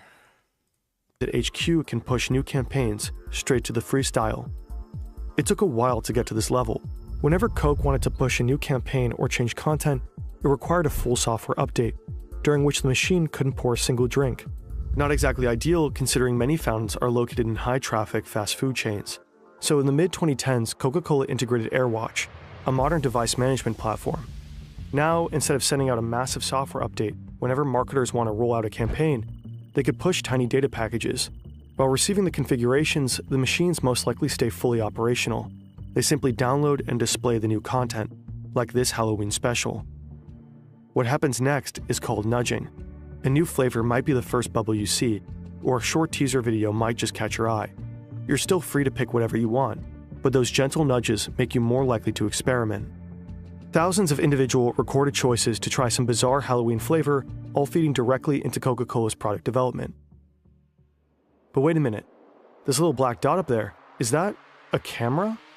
Is this thing recording you? Weird. Well, Coca-Cola did plan to install a camera in one of their freestyle models. They even included it in their spec sheet and described it with the words, future capability for motion sensing and facial recognition. This way, the company could have tracked every smile when you mix flavors, every frown when it doesn't taste right after a little test sip, literally observing which combos make you happy or annoyed. Every reaction is data. But could they really pull this off? At least in theory. In Europe, for example, strict data protection laws such as general data protection regulations would likely not allow this to happen. In the US, however, businesses and event venues are increasingly experimenting with facial analysis and recognition technology in public spaces, so hypothetically, it might be feasible there. According to Fortune, in early 2024, AI company Quantify referenced a facial recognition project tied to freestyle. In a now-removed entry on their website, it reportedly said, each vending machine comes with a camera installed, in which an image is captured for every customer interacting with the machine. Coca-Cola's marketing team aspired to use these images to generate insights on consumer preferences and usage patterns. Reportedly, Quantify built a machine learning model to detect customer demographics. Basically, the Coca-Cola company could know you're a guy in your 20s, standing here grabbing that Sprite cherry. After Fortune asked questions, the post seemingly vanished. A spokesperson for Coca-Cola said cameras in freestyle fountains were just tested in a laboratory setting from 2018 to 2019. When we asked Coca-Cola about this, they did not respond. The creepy camera hole aside, the technology is pretty impressive. A single globally deployed machine expanding flavor variety, strategically pushing experience marketing, enabling hyper-detailed flavor testing, micro-campaigning, and optimization of the supply chain. You probably stood in front of one of those before and never even had a clue. But there is this one central question we just couldn't shake. Just how much are they saving and making with this? In order to find out, we went down a rabbit hole, annual reports, analytics, figures, and company filings, only to realize there is no concrete data. Sure, we found a few clues here and there, but we could barely make anything useful out of it, especially because gains from freestyle are tangled up with other projects. When we reached out to Coca-Cola for comment, they didn't respond, so we had to call in backup. Enter Yannick, the team's spreadsheet wizard. He dove into everything we could find out about freestyle and started making sense of it. His analysis is split into 3 parts. First, payback. Let's start with Coca-Cola's assumed revenue from freestyle machines. To get a rough baseline, we looked at something similar, loyalty programs like Payback. These have been around for 2 decades? This is the first time I've even heard of them, and I've definitely never seen anything like this. Anonymous donators, you'll probably find this satisfying. Let me see. In November of 2024, YouTuber Internet Anarchist released a video titled "The Worst Content Thieves on YouTube." But little did millions of people watching know, the creator of this very video would be facing plagiarism allegations of his own. Content theft is a massive problem on YouTube, and it only seems to be getting worse. Added to the latest thing I do. Somebody already told me about this. The Internet Anarchist is a fucking retard. None of this surprises me. Like, I had a little argument with him in his comment section. He came off as ridiculously intellectually lazy, so yeah, this does not surprise me. Thanks for the donation, though, Anonymous. Payback usually returns an estimated 0.5 to 3% of your spending. Sounds like a bad deal for them. But here's the thing, it works. Because when people get a little something in return, they tend to spend even more. And while they do, Payback collects tons of data, or what they buy, when they buy, and where they buy. You can't fully compare Payback to Coke Freestyle, but both follow the same idea. Encourage people to buy, and learn as much as possible while they do. The data collected through loyalty programs like Payback enables targeted marketing and personalized offers, helping deliver messages that are relevant to individual consumers. Studies like this one show that loyalty programs can improve gross margins by 2 to. We can conservatively assume source, Coke Freestyle machines dispense around 4 billion drinks per year. Assuming an average of $2 per drink and a 2% margin, that adds up to roughly $160 million in yearly gains, well over $1 billion since Freestyle's inception. Second, the value of data. Back in 2015, Coca-Cola teamed up with Hivery, a company focusing on AI-driven optimization. Their mission was to optimize vending machine sales. One of Hivery's clients was Reyes Coca-Cola Bottling Co., a U.S. bottler with roughly 19,000 vending machines in hospitals across California and Nevada. Hivery's software combines sales data with machine learning and some algorithms to predict demand for every beverage in every machine. Reportedly, Reyes saw a 6% sales increase and a 15% reduction in restocking trips. These numbers suggest that data-driven supply chain management can generate significant sales boosts and cost savings. It is reasonable to assume that freestyle fountains could yield similar results. Third, new flavors.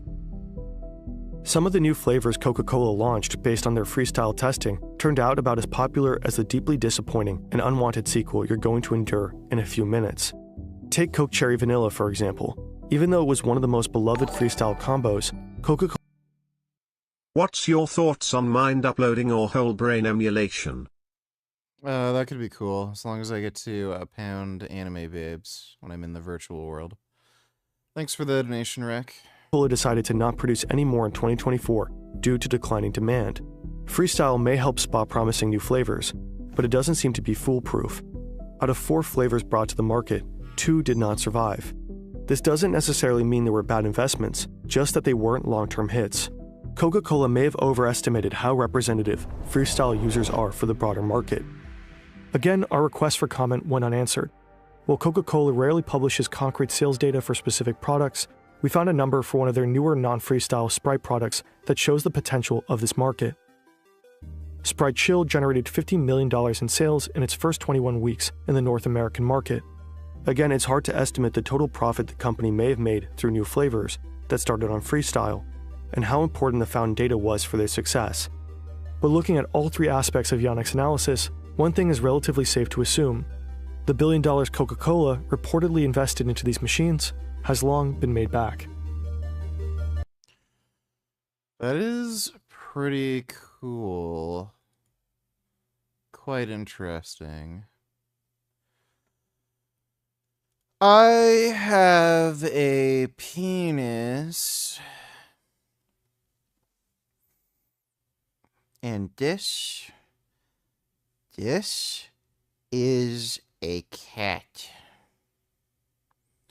It's a very beautiful cat. Very sweet and cuddly. Always loves to cuddle. He also very much enjoys a good snack. but his primary focus is cuddling, and I love him. He is such a sweetie. Oh my God. Look at this cat. Just so good.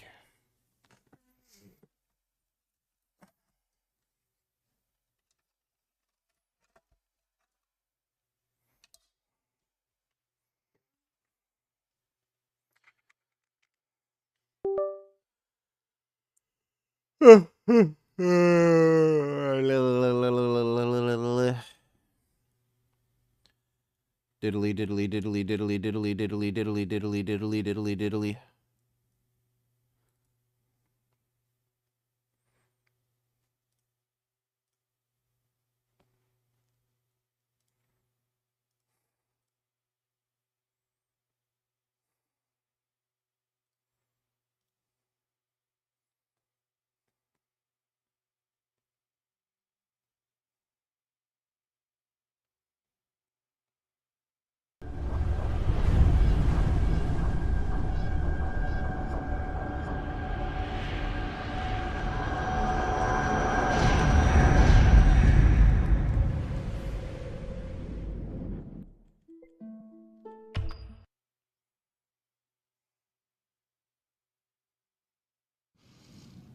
Good night, Princess. Night real. Is Nathan okay? John Zook. When will I see him again? Oh, I don't know, honey. He hasn't left his office in 3 days. He loved his wife and daughter more than anything in the world. But we can try again tomorrow, okay?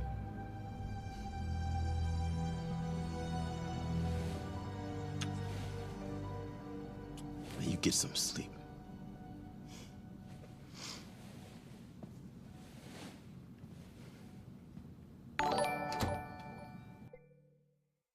Did you hear that Trump is going to include Putin on his board of peace for Gaza? Well, he already did that. Yeah. You talked about being concerned, Mr. President, about Russia trying to come and take over Greenland. If you're worried that Putin would do something like that, why invite him to join your board of peace? Because we want everybody. We want all nations. We want all nations where people have control, people have power. That way we're never going to have a problem. This is the greatest board ever assembled. Yeah, that makes no sense. Yeah, Putin hasn't actually even commented on that yet. It's just bizarre. Thanks for the donation, G.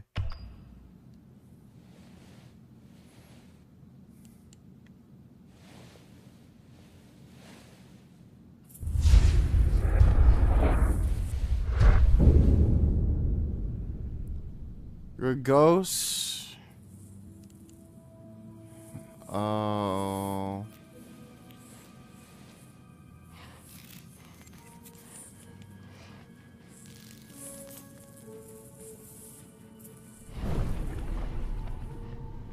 What's going on here? What's going on here?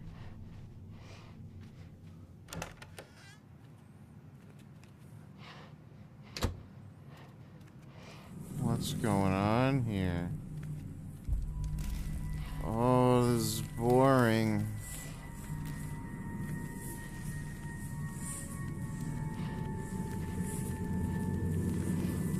Oh, it's spooky. There's a ghost. Oh no.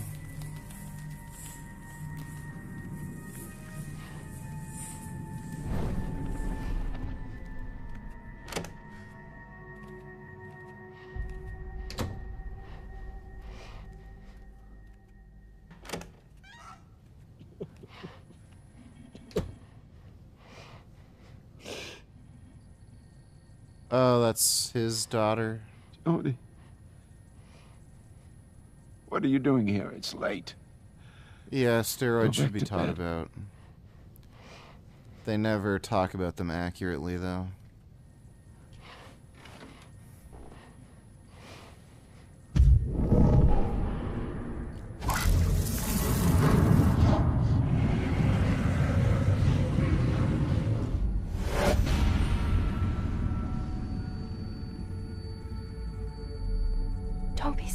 Daddy, What did you say? it was so quick. Mommy couldn't do anything. But it didn't hurt. Stop it, Jody. It didn't hurt at all. You hear me? Stop it right now. We're here, Nathan. That's really creepy. We're right by your side. Helen. Laura. We love you, darling. We'll always love you. Talk to me again. Jody. Make them come back. Make them come back again. I can't. They've gone. Please. Don't leave me. Don't leave me. I miss them so much.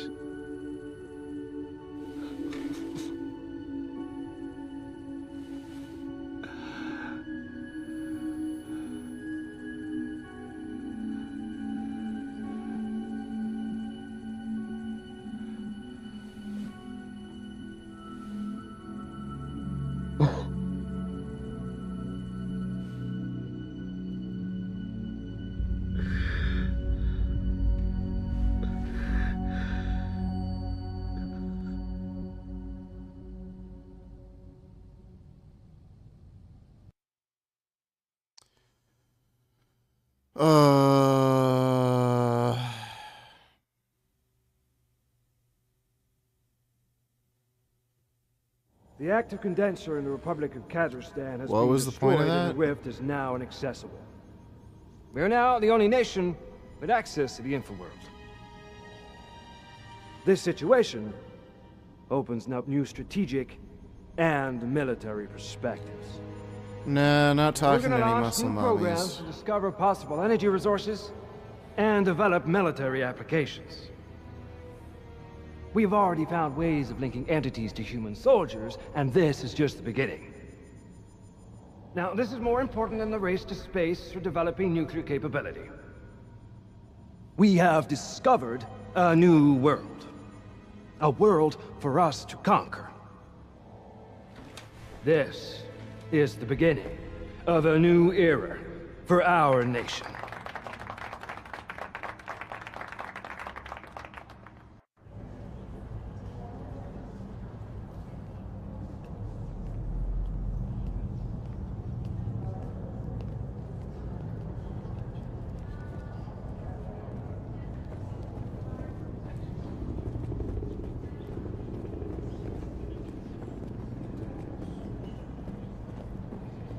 Pentagon top brass getting you down? I did what they wanted me to do. It's not my business anymore. We played our part in all of this. It's a little late for regrets. So what are you gonna do now? Go as far away from here as possible. Try and forget about what a mess my life has been so far. And what about you? CIA has it all mapped out for me. Top tier, big car, golf meetings. I mean, I haven't given him an answer yet, but it's worth considering. Listen, Jody, I know it's been complicated between us, and I didn't always do the right thing. But maybe we could start again. You know, try and build something together. I mean, after all the stuff we've been through, maybe we could make it work. What about Aiden? I'll get used to him. And I'm sure he'll end up getting used to me. I mean, we have something in common. We both care about you. He's kind of gay. You lied to me.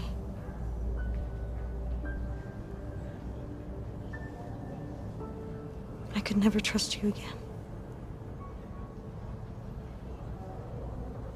I'm sorry, Ray. I understand.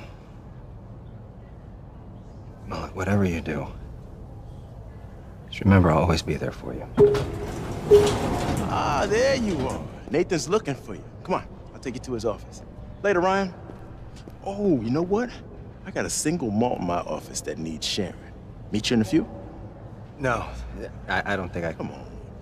Don't make me drink it alone. Waste of a good bottle. I'll tell you what, I'll find you, okay? This way, Jody.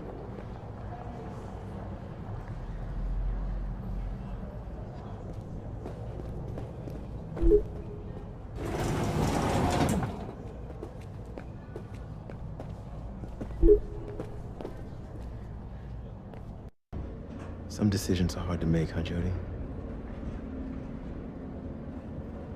Someone's always decided for me. It's time I make my own choices. Just do what your heart tells you. Then you'll know you made the right decision.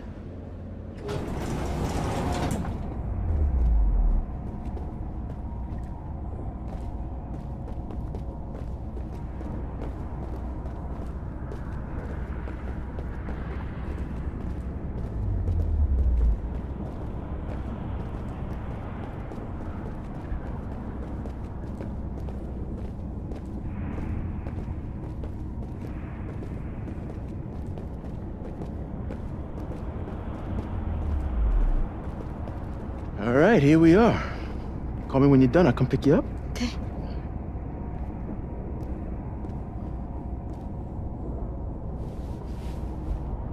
Whatever Nathan says, be careful.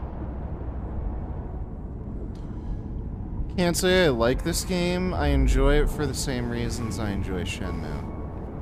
It's really stupid.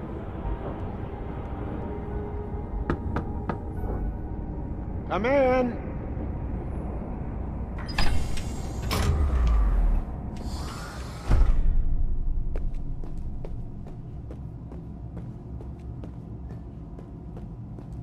Jody. I'm so glad to see you safe.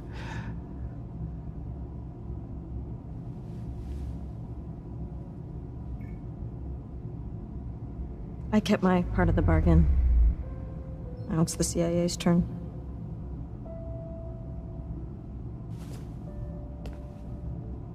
As far as the CIA is concerned, you no longer exist.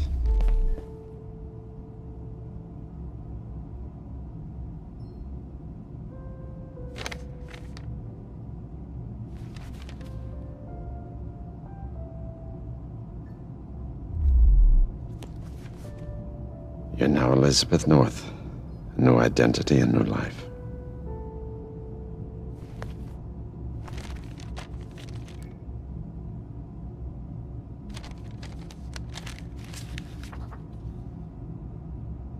$500,000? Are you kidding me? They give For way bigger services rendered. payouts. That should help make a new start. Thanks.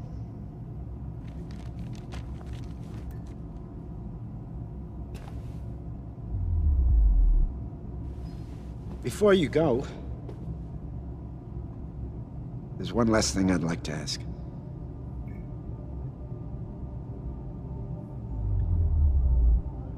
When my wife and daughter disappeared in that accident 15 years ago,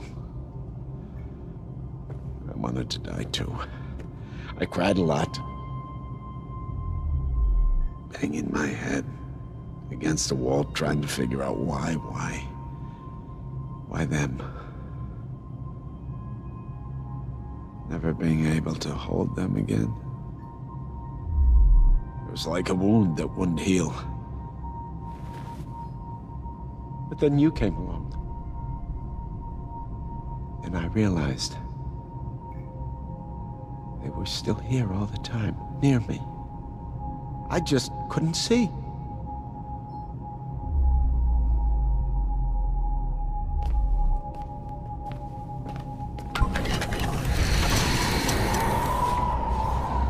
The government gave me everything I needed to study the infraworld. They were interested in military applications. I was interested in seeing my family again. It's taken me some years, but I finally succeeded in creating this.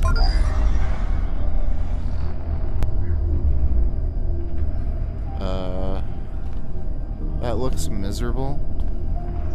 Hello, my darlings. Helen. They look like they're suffering horribly. Laura. I miss you so much. Well, this is stupid. They make everything dumb. Soon we'll be together. Thanks for the donation, Chris. I'm working on a modified condenser that can communicate with souls of the infraworld. They look like they're suffering. Jody, can you imagine? What do you want from me? I want you to help me talk to them. Hear their voices. I want to tell them what I'm doing. Until I finish my research, you're the only one that can do it. Accept, because that sounds funny. Give me your hands.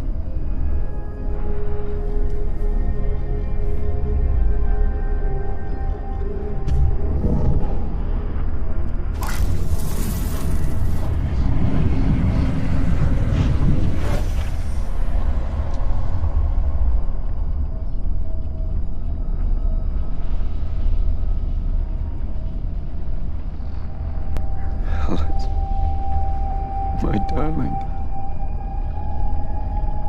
I missed you so much. Let us go, Nathan. You're hurting us. You've got to let us go. Let us die. You're lying. Helen didn't say that. You did. Keeping them here. They're being torn apart between two worlds. That's not true! You're lying! I know they want to be with me again! I know they want to be with me! He's turning into the Green Goblin. You wanted to talk to them, okay? You heard what they had to say. Goodbye, Nathan. Nathan, my name's Norman Osborn.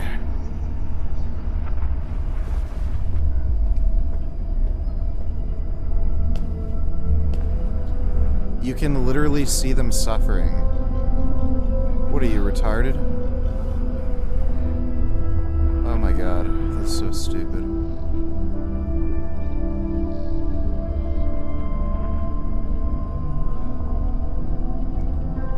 Would you have a child in return for getting the Inuyashiki powers? Yeah, that'd be worth it.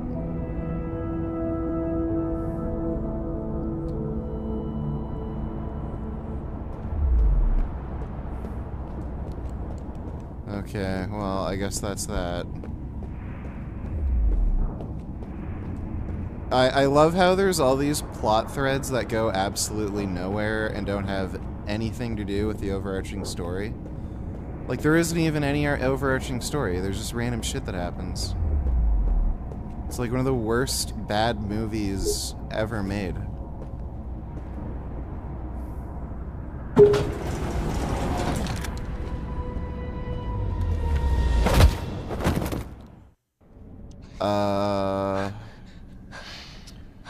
Hi, Jody. Good to see you again. What? Well, you put us in a very difficult situation, you know that. We can't let you go. This is so stupid. We can't kill you either. We don't know what you'll do on the other side. So there's only one appropriate solution. We inject you with a neuro acid, which will put you in a permanent coma. Exactly what we did with your mother. A simple and elegant way to put an end to our collaboration. Why wouldn't Aiden have stopped this? Or Aiden? Goodbye, Jody. Oh my god, this makes We no will sense. always be grateful for your help. I would have just killed them. So, what's Aiden doing? What's her friendly ghost doing? This is so stupid. Oh my god, this is just so stupid. So Aiden will kill a bunch of rapists in a bar, but he won't Jody. Stop these people? You opened my eyes. It was so obvious, but I didn't want to see. Help me, Nathan. I'm going to accomplish man's oldest dream. Nobody will have to die anymore. No one will ever be separated again. What are you talking about? The containment field. I'm going to deactivate it. The infraworld will spread through our dimension. Life and death, united in one world. It's not just souls on the other side. It's death. I've beaten death, Jody. Everything's gonna be just fine. You need to trust me. He's the Green Goblin now. Everything is crazy. It's gonna turn out fine. Stop giving him the super soldier serum. Yeah, Willem Dafoe. Oh, so now Aiden's gonna do something? Oh, okay. Right.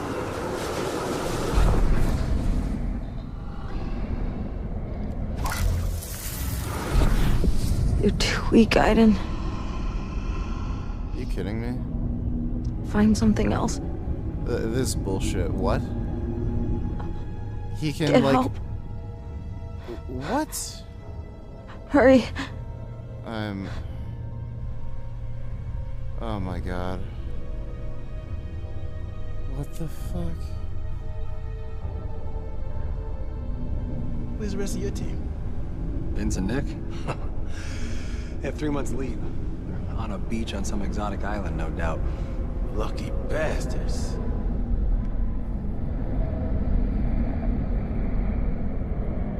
Yeah, I've got a couple of emails I need to send. You mind if I do that before we crack the bottle? No problem. Okay.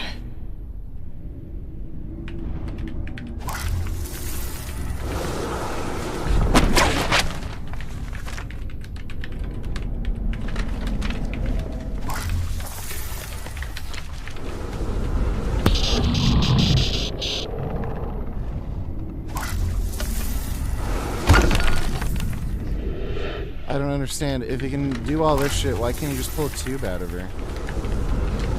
Oh my god, this is stupid. Cole here. Hello? Hello?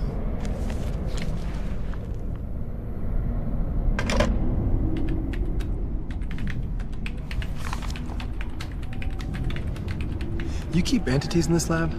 Good God, no. They're all trapped behind the containment field. Aiden? Is that you, Aiden? This is a joke, it's not funny. Why would Aiden be here without... What is it, Aiden? Where's Jody?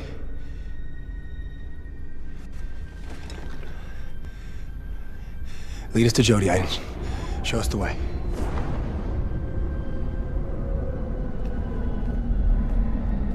Is there a thing that I can do to... Right. Now where?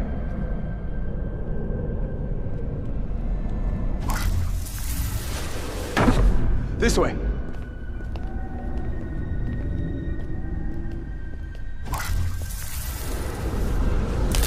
Over there.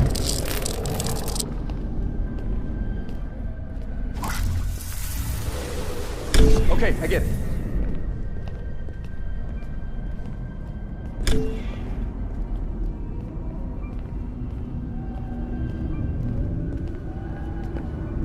Why can't he just tug on their nuts a little bit? You want us to take the elevator? Is that it? Just tug on their nuts.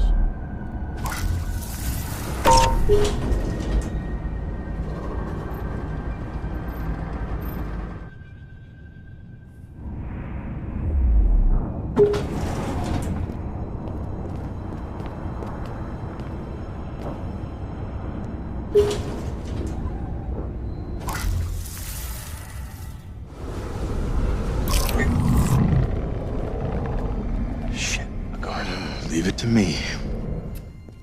Can I help you? Cole Freeman, I have level 3 authorization. I love you. He's with me.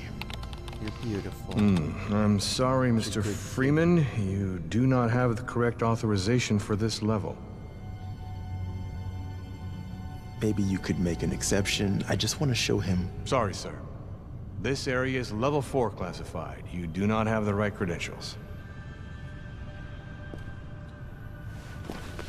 Well, that's that. I guess we're gonna have to kill this guy. You gotta get us past him, Aiden.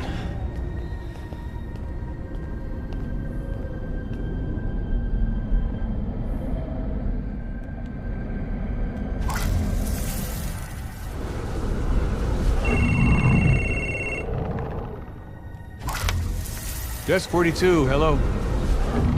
Hello? Hello?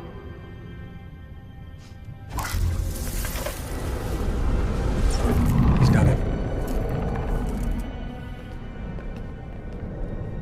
I think you made a mistake. Could you check again, please? Cole Freeman and Ryan Clayton?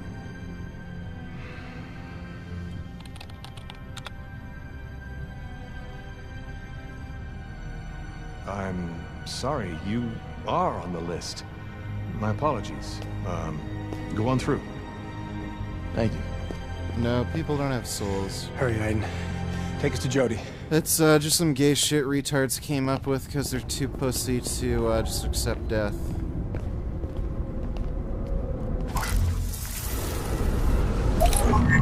Right. Now where?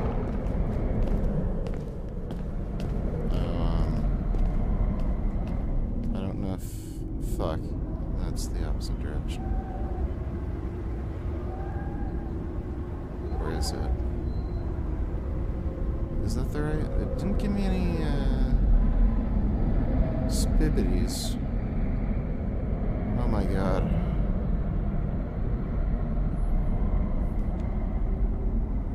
Aiden, you still there? Yeah, shut up. Something moved.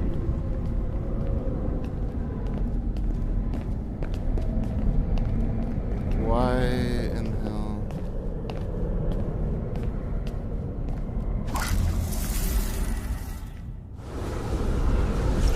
There!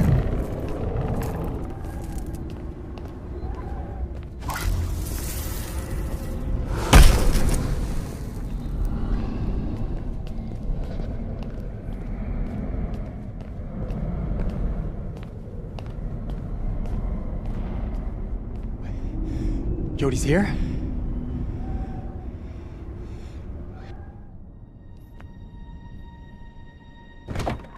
Jody. Get out. Oh, Nathan.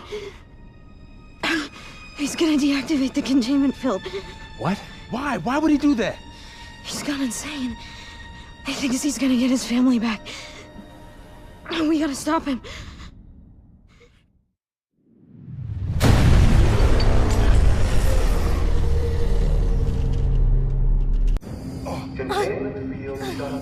The containment field. Oh, Christ, he's done it. He's done it! You need help? No. Oh, No, I'm okay.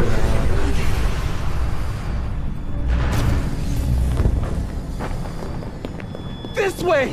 Hurry up! Don't stay here! We gotta move! Now! We gotta get out! Now!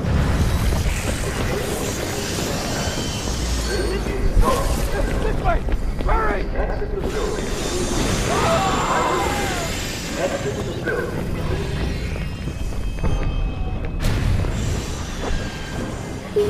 There might still be a chance to reactivate the field. We might be in a matrix. It isn't already too late. We're in a matrix of our own mind, that's for sure. Get out of here! Jesus! They're out! They're all out! Bullets do nothing! God! We can't hold them back!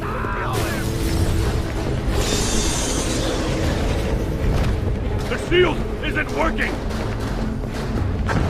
No! Jody! You're the only one who can stop this. Dawkins has gone mad. He took down the field. Oh my god. You gotta get rid of these goddamn monsters now! I ought to kill you, McGrath. But the last thing the Infraworld needs is a son of a bitch like you. Get out of my way. Clayton! Stupid. Get me out of here immediately, Clayton! Agent Clayton, that's an order! Consider that my resignation. You're all gonna die here. We're all gonna die. This is so awful. Like, oh my god, dude. Come on. What is there to do here? Come on. Is that anything different? It's not working. I can't stop the condenser or reactivate the field. There's nothing we can do. Let's get out of here while we still can. Wait. There's one more thing I can try.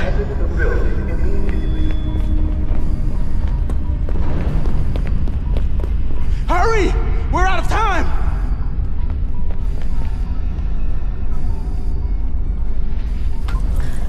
What are you doing? It's a portable containment field. Should protect me long enough to reach the condenser and trigger the manual self-destruct. Might be our only chance to close the rift. It's a long shot, but it's the best I got. Come on, you're talking crazy, Cole. We need to get out of here, let the military clean up their own fucking mess. Jody, no. Paul's right. It's our only chance. So now they have ghost force field suits? No, Jasmine no, dumped you, no, not no, the other no, way no, around. no, Let's no, not no, forget. No, no, no. No, no, no. Not you, Gunny, you're good. I always figured I'd die a hero. Oh my god, they have ghost force field suits. Exit the building immediately.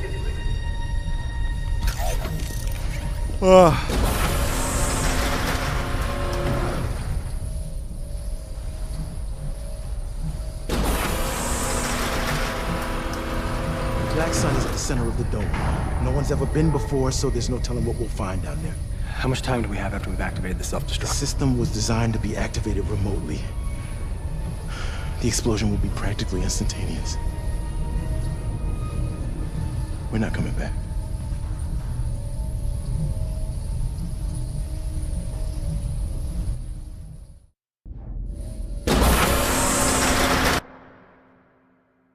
Oh. Let me see. Two donated $2. You must die, or else you will die. You must die, or else you will die. That doesn't make any sense. Thanks for the donation, though, too.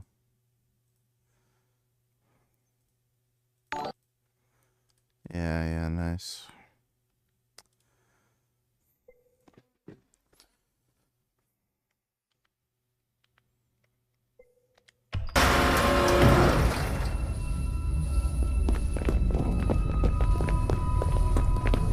No, Ghostbusters. Ghostbusters. The condenser zone is on the other side of that door. We've got company. Ghostbusters. Jesus. I hope you're right. Or our little trip into the Infraworld might come to a sticky end.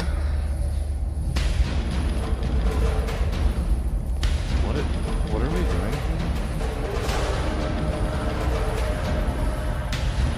What?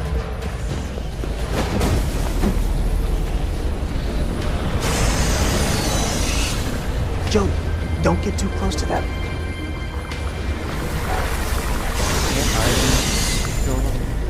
Let's go!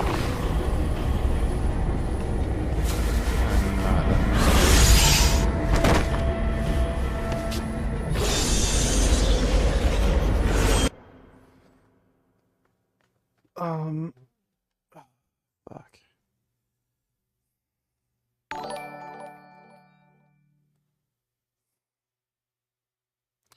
Sid donated $2. Are you resting the controller on Gummy when you pause the game? Yes.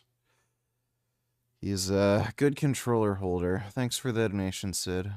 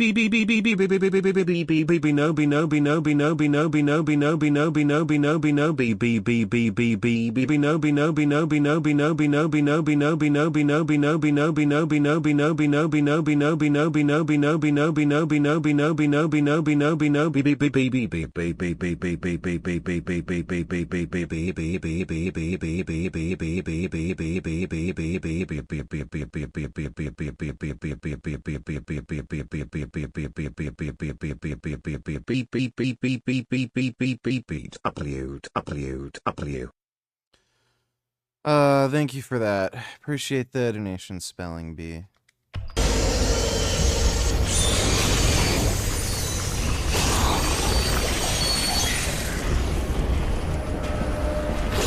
They see us! Run!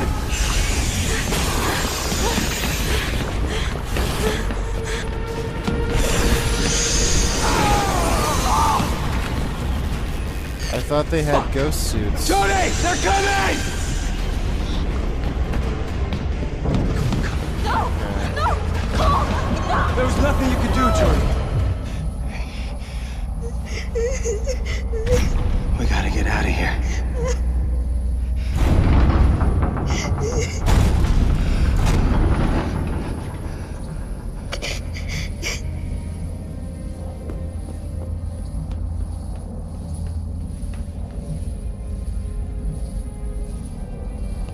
Can this game fucking end already? Oh my god, it's just so stupid.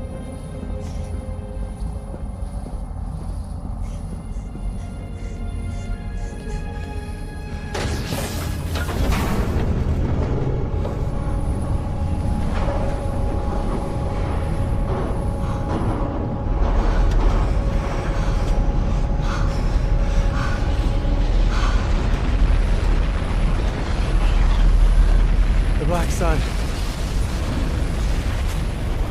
Let's finish this.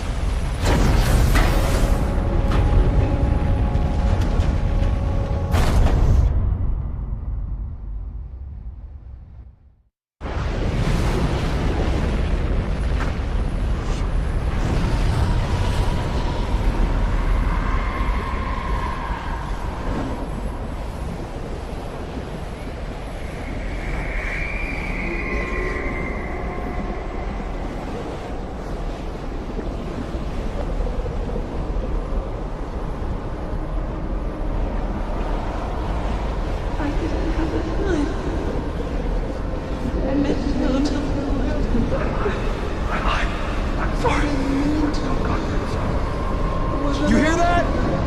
Don't listen to it! Keep going! Who are they?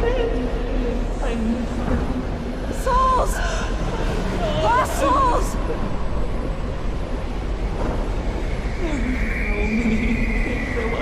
They're all around us! I know!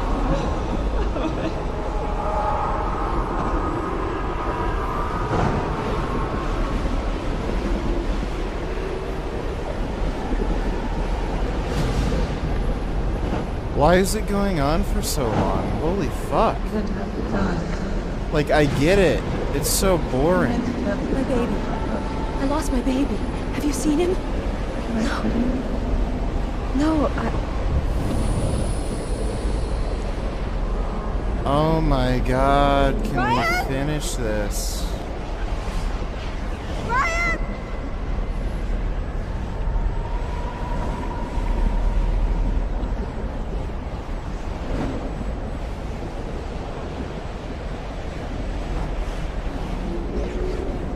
Helen! Laura! I can't find them! I call them, but they don't come!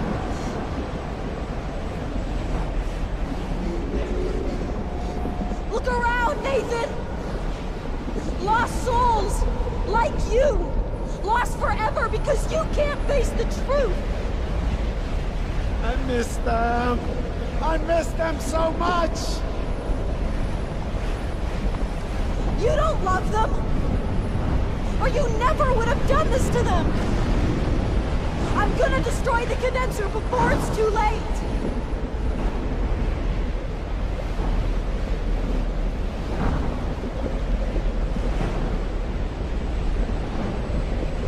You're not gonna stop me, Jody. You're not gonna stop me from seeing my family again. No one will have to suffer what I suffered. No one will ever be.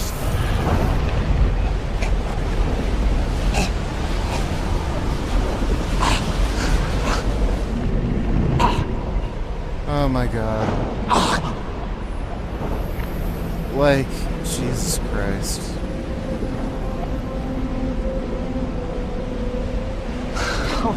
I missed you. I missed you so much. Oh my god. Oh, this is so stupid. You're the only one who can fix this, Jody. Do it. Oh man, that's dumb. Do it for me. This is like the best stupid story ever. Fucking there you are. Oh, that's so jarring. Found what he was looking for. Come on. What in the fuck is this?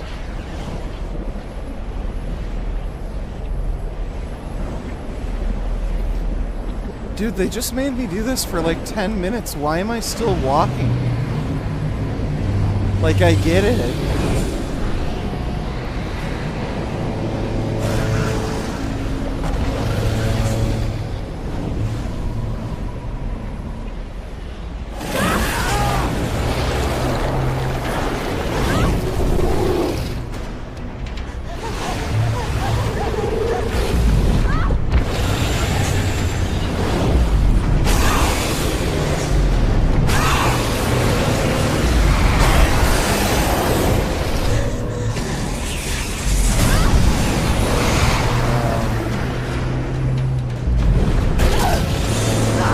What way am I supposed to press?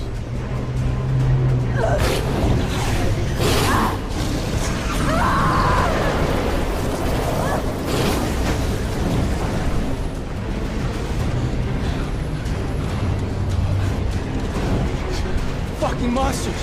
Without these damn belts, we'd be dead.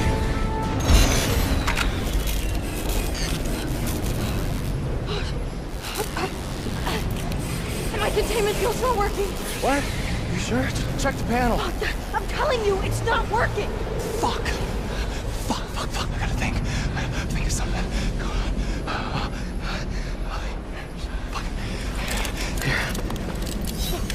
What are you doing? You stand the best chance of destroying the Black Sun. Just take this and No, do those things are gonna slaughter you. Take the damn belt and destroy the fucking condenser.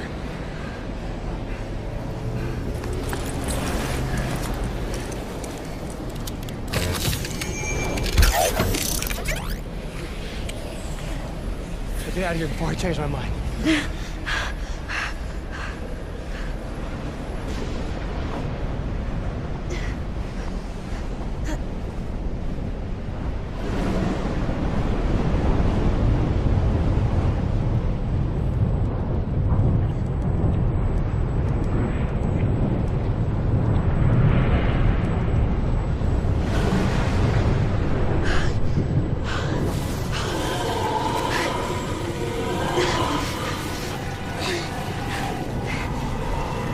We inject you with a neural acid, which will put you in a permanent coma. Exactly what we did with your mother. It's too late, Jody.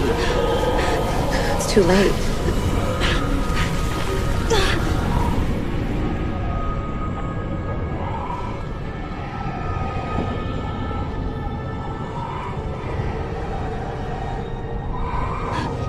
لماذا فعلت ذلك؟ فكرت أنك صديقتي.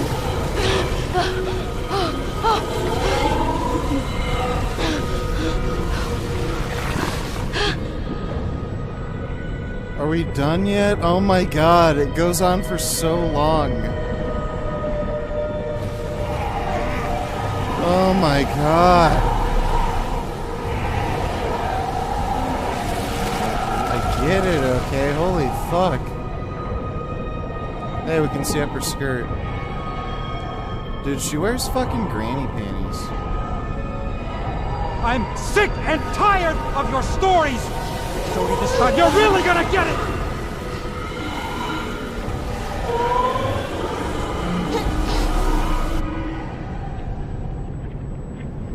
Give me back my child! Calm down, Nora! I want to see her! My little girl! For God's sake, what's going on? The twin. He strangled him. Cord. We couldn't do My anything. son! I want to see my son. Oh, gross. Oh, please don't tell me. Oh, so Aiden was her unborn brother? Oh, that's retarded. That's stupid. My brother. Gross. I don't want to see this. Ew. Ew.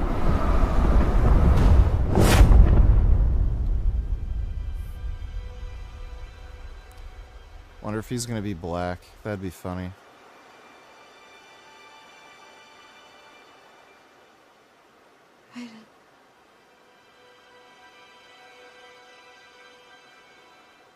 We couldn't leave each other.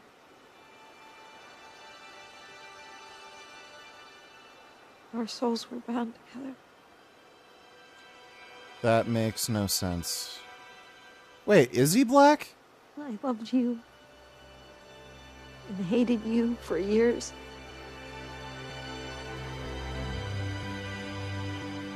Yeah, dude, this game is fucking retarded. You were a part of me.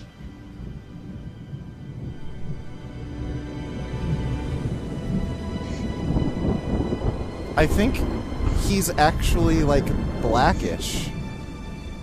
Sort of looks mulatto. Yeah! Oh! What? How did I know they would do that? What? I was like, it would be funny if he was black and then he's like fucking mulatto somehow. What the hell?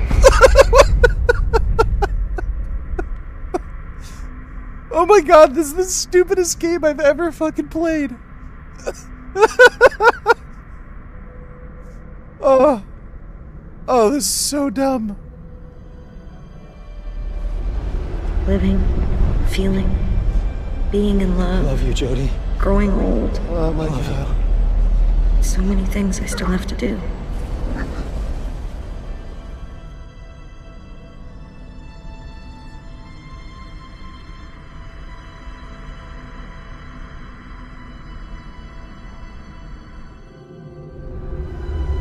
Other side. Another world. Becoming the wind, the stars, the universe. Being with Aiden and those I've loved forever.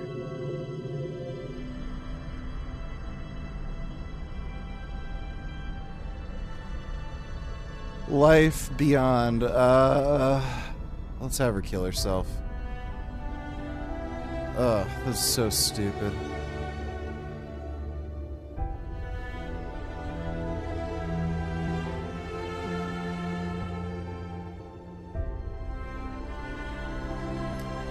Alright, kill yourself already.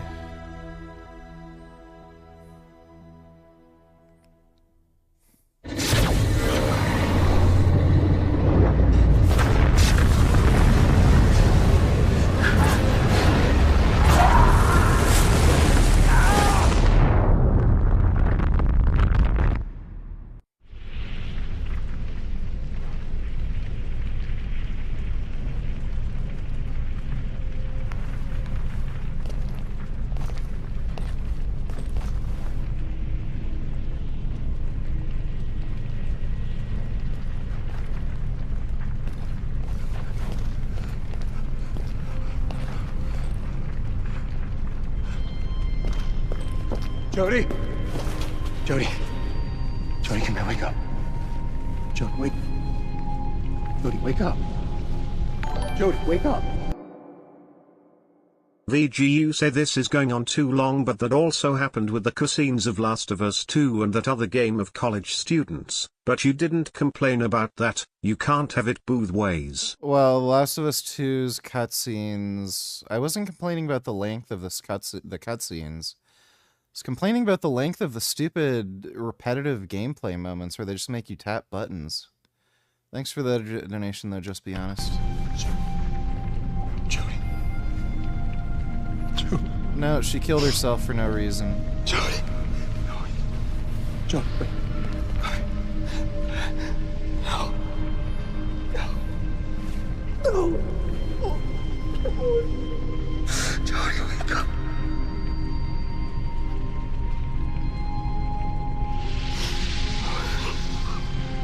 No.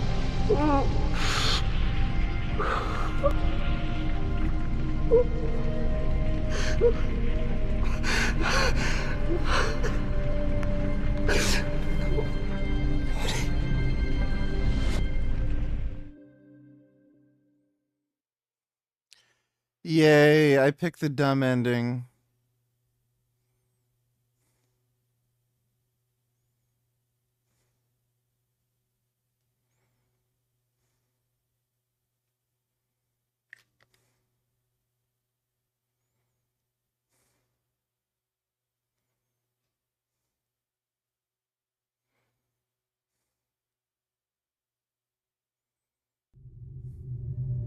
There's a world out here.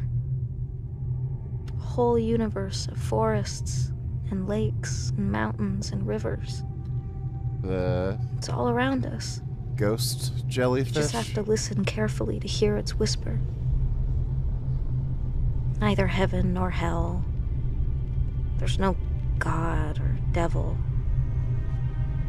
Just a place where we continue to exist after we die. So where did all the monsters come from? I don't understand. My soul explores it endlessly, and this is so I've stupid. still only seen a fragment of it.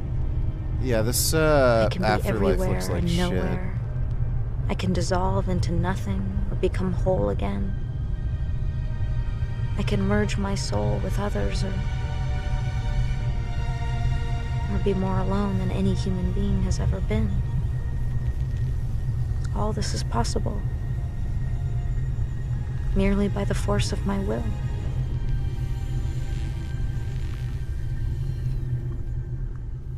Oh, that is absolutely dumb.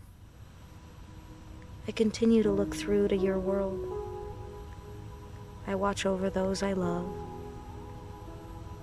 I'd like them to know I'm there, that I'm okay. Well, the afterlife wouldn't be so bad if you Hold could them in my go into arms girls' one locker more rooms. time. Tell them how much I miss them. But I have to settle for being close by. Invisible. Transparent. No more than a fading memory. Hey, Gummy. It's a good baby.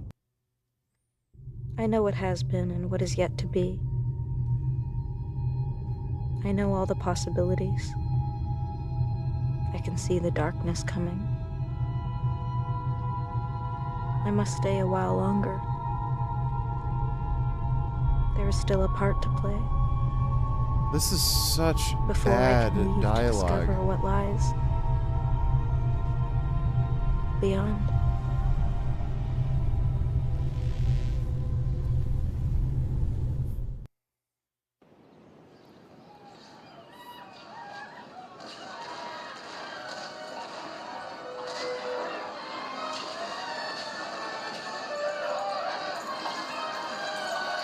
Oh my god, they're not homeless anymore? Oh, this is stupid. Sometimes I can spend hours staring into space. Why are watching they the all images living as they go together? by. They play over and over again, like a TV that's never turned off. I don't know why I'm seeing all this, but there's one thing I do know. It all really happened. When I'm alone, I listen to the voice inside my head. And that girl has She talks to powers me. for no reason. She says there are things I need to know. Sometimes I shut my eyes and it's as if I could fly. I can go through walls. I see beautiful colors around people, and I discover faraway places without ever leaving my room. The voice told me not to tell anyone. I'm really scared, especially at night when I'm alone with the shadows. This is so random. Things moving in the darkness. Strange noises. Is this the Whispers same in the dark. character model from before, but they just swapped her Voice says hair? it's nothing.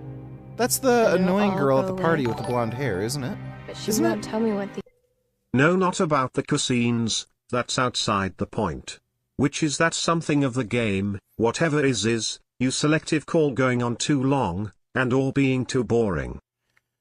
Yeah, but Last of Us was good. This isn't. Thanks for the donation, just be honest. these things are. And I'm too scared to ask. I often have the same dream. What? Everything seems so real. The sounds. Oh, were they smells, teasing a sequel for this the light. horse shit? Deep down, I know it's not just a dream. It's like an echo. An echo of things to come. I must get ready. I know there's not much time. There's only one thing I can be sure of. I will never be alone again. Dumb. Oh my god, that was the stupidest. I'll kill everyone. Stupidest game I've ever I'm played. so afraid I lost. That was so dumb. How much time do we have? I literally can't believe that, how dumb that was. Well, I guess we can play a better game next stream since we're done with that. But holy shit, that was dumb. That was a totally new experience and stupid. All right.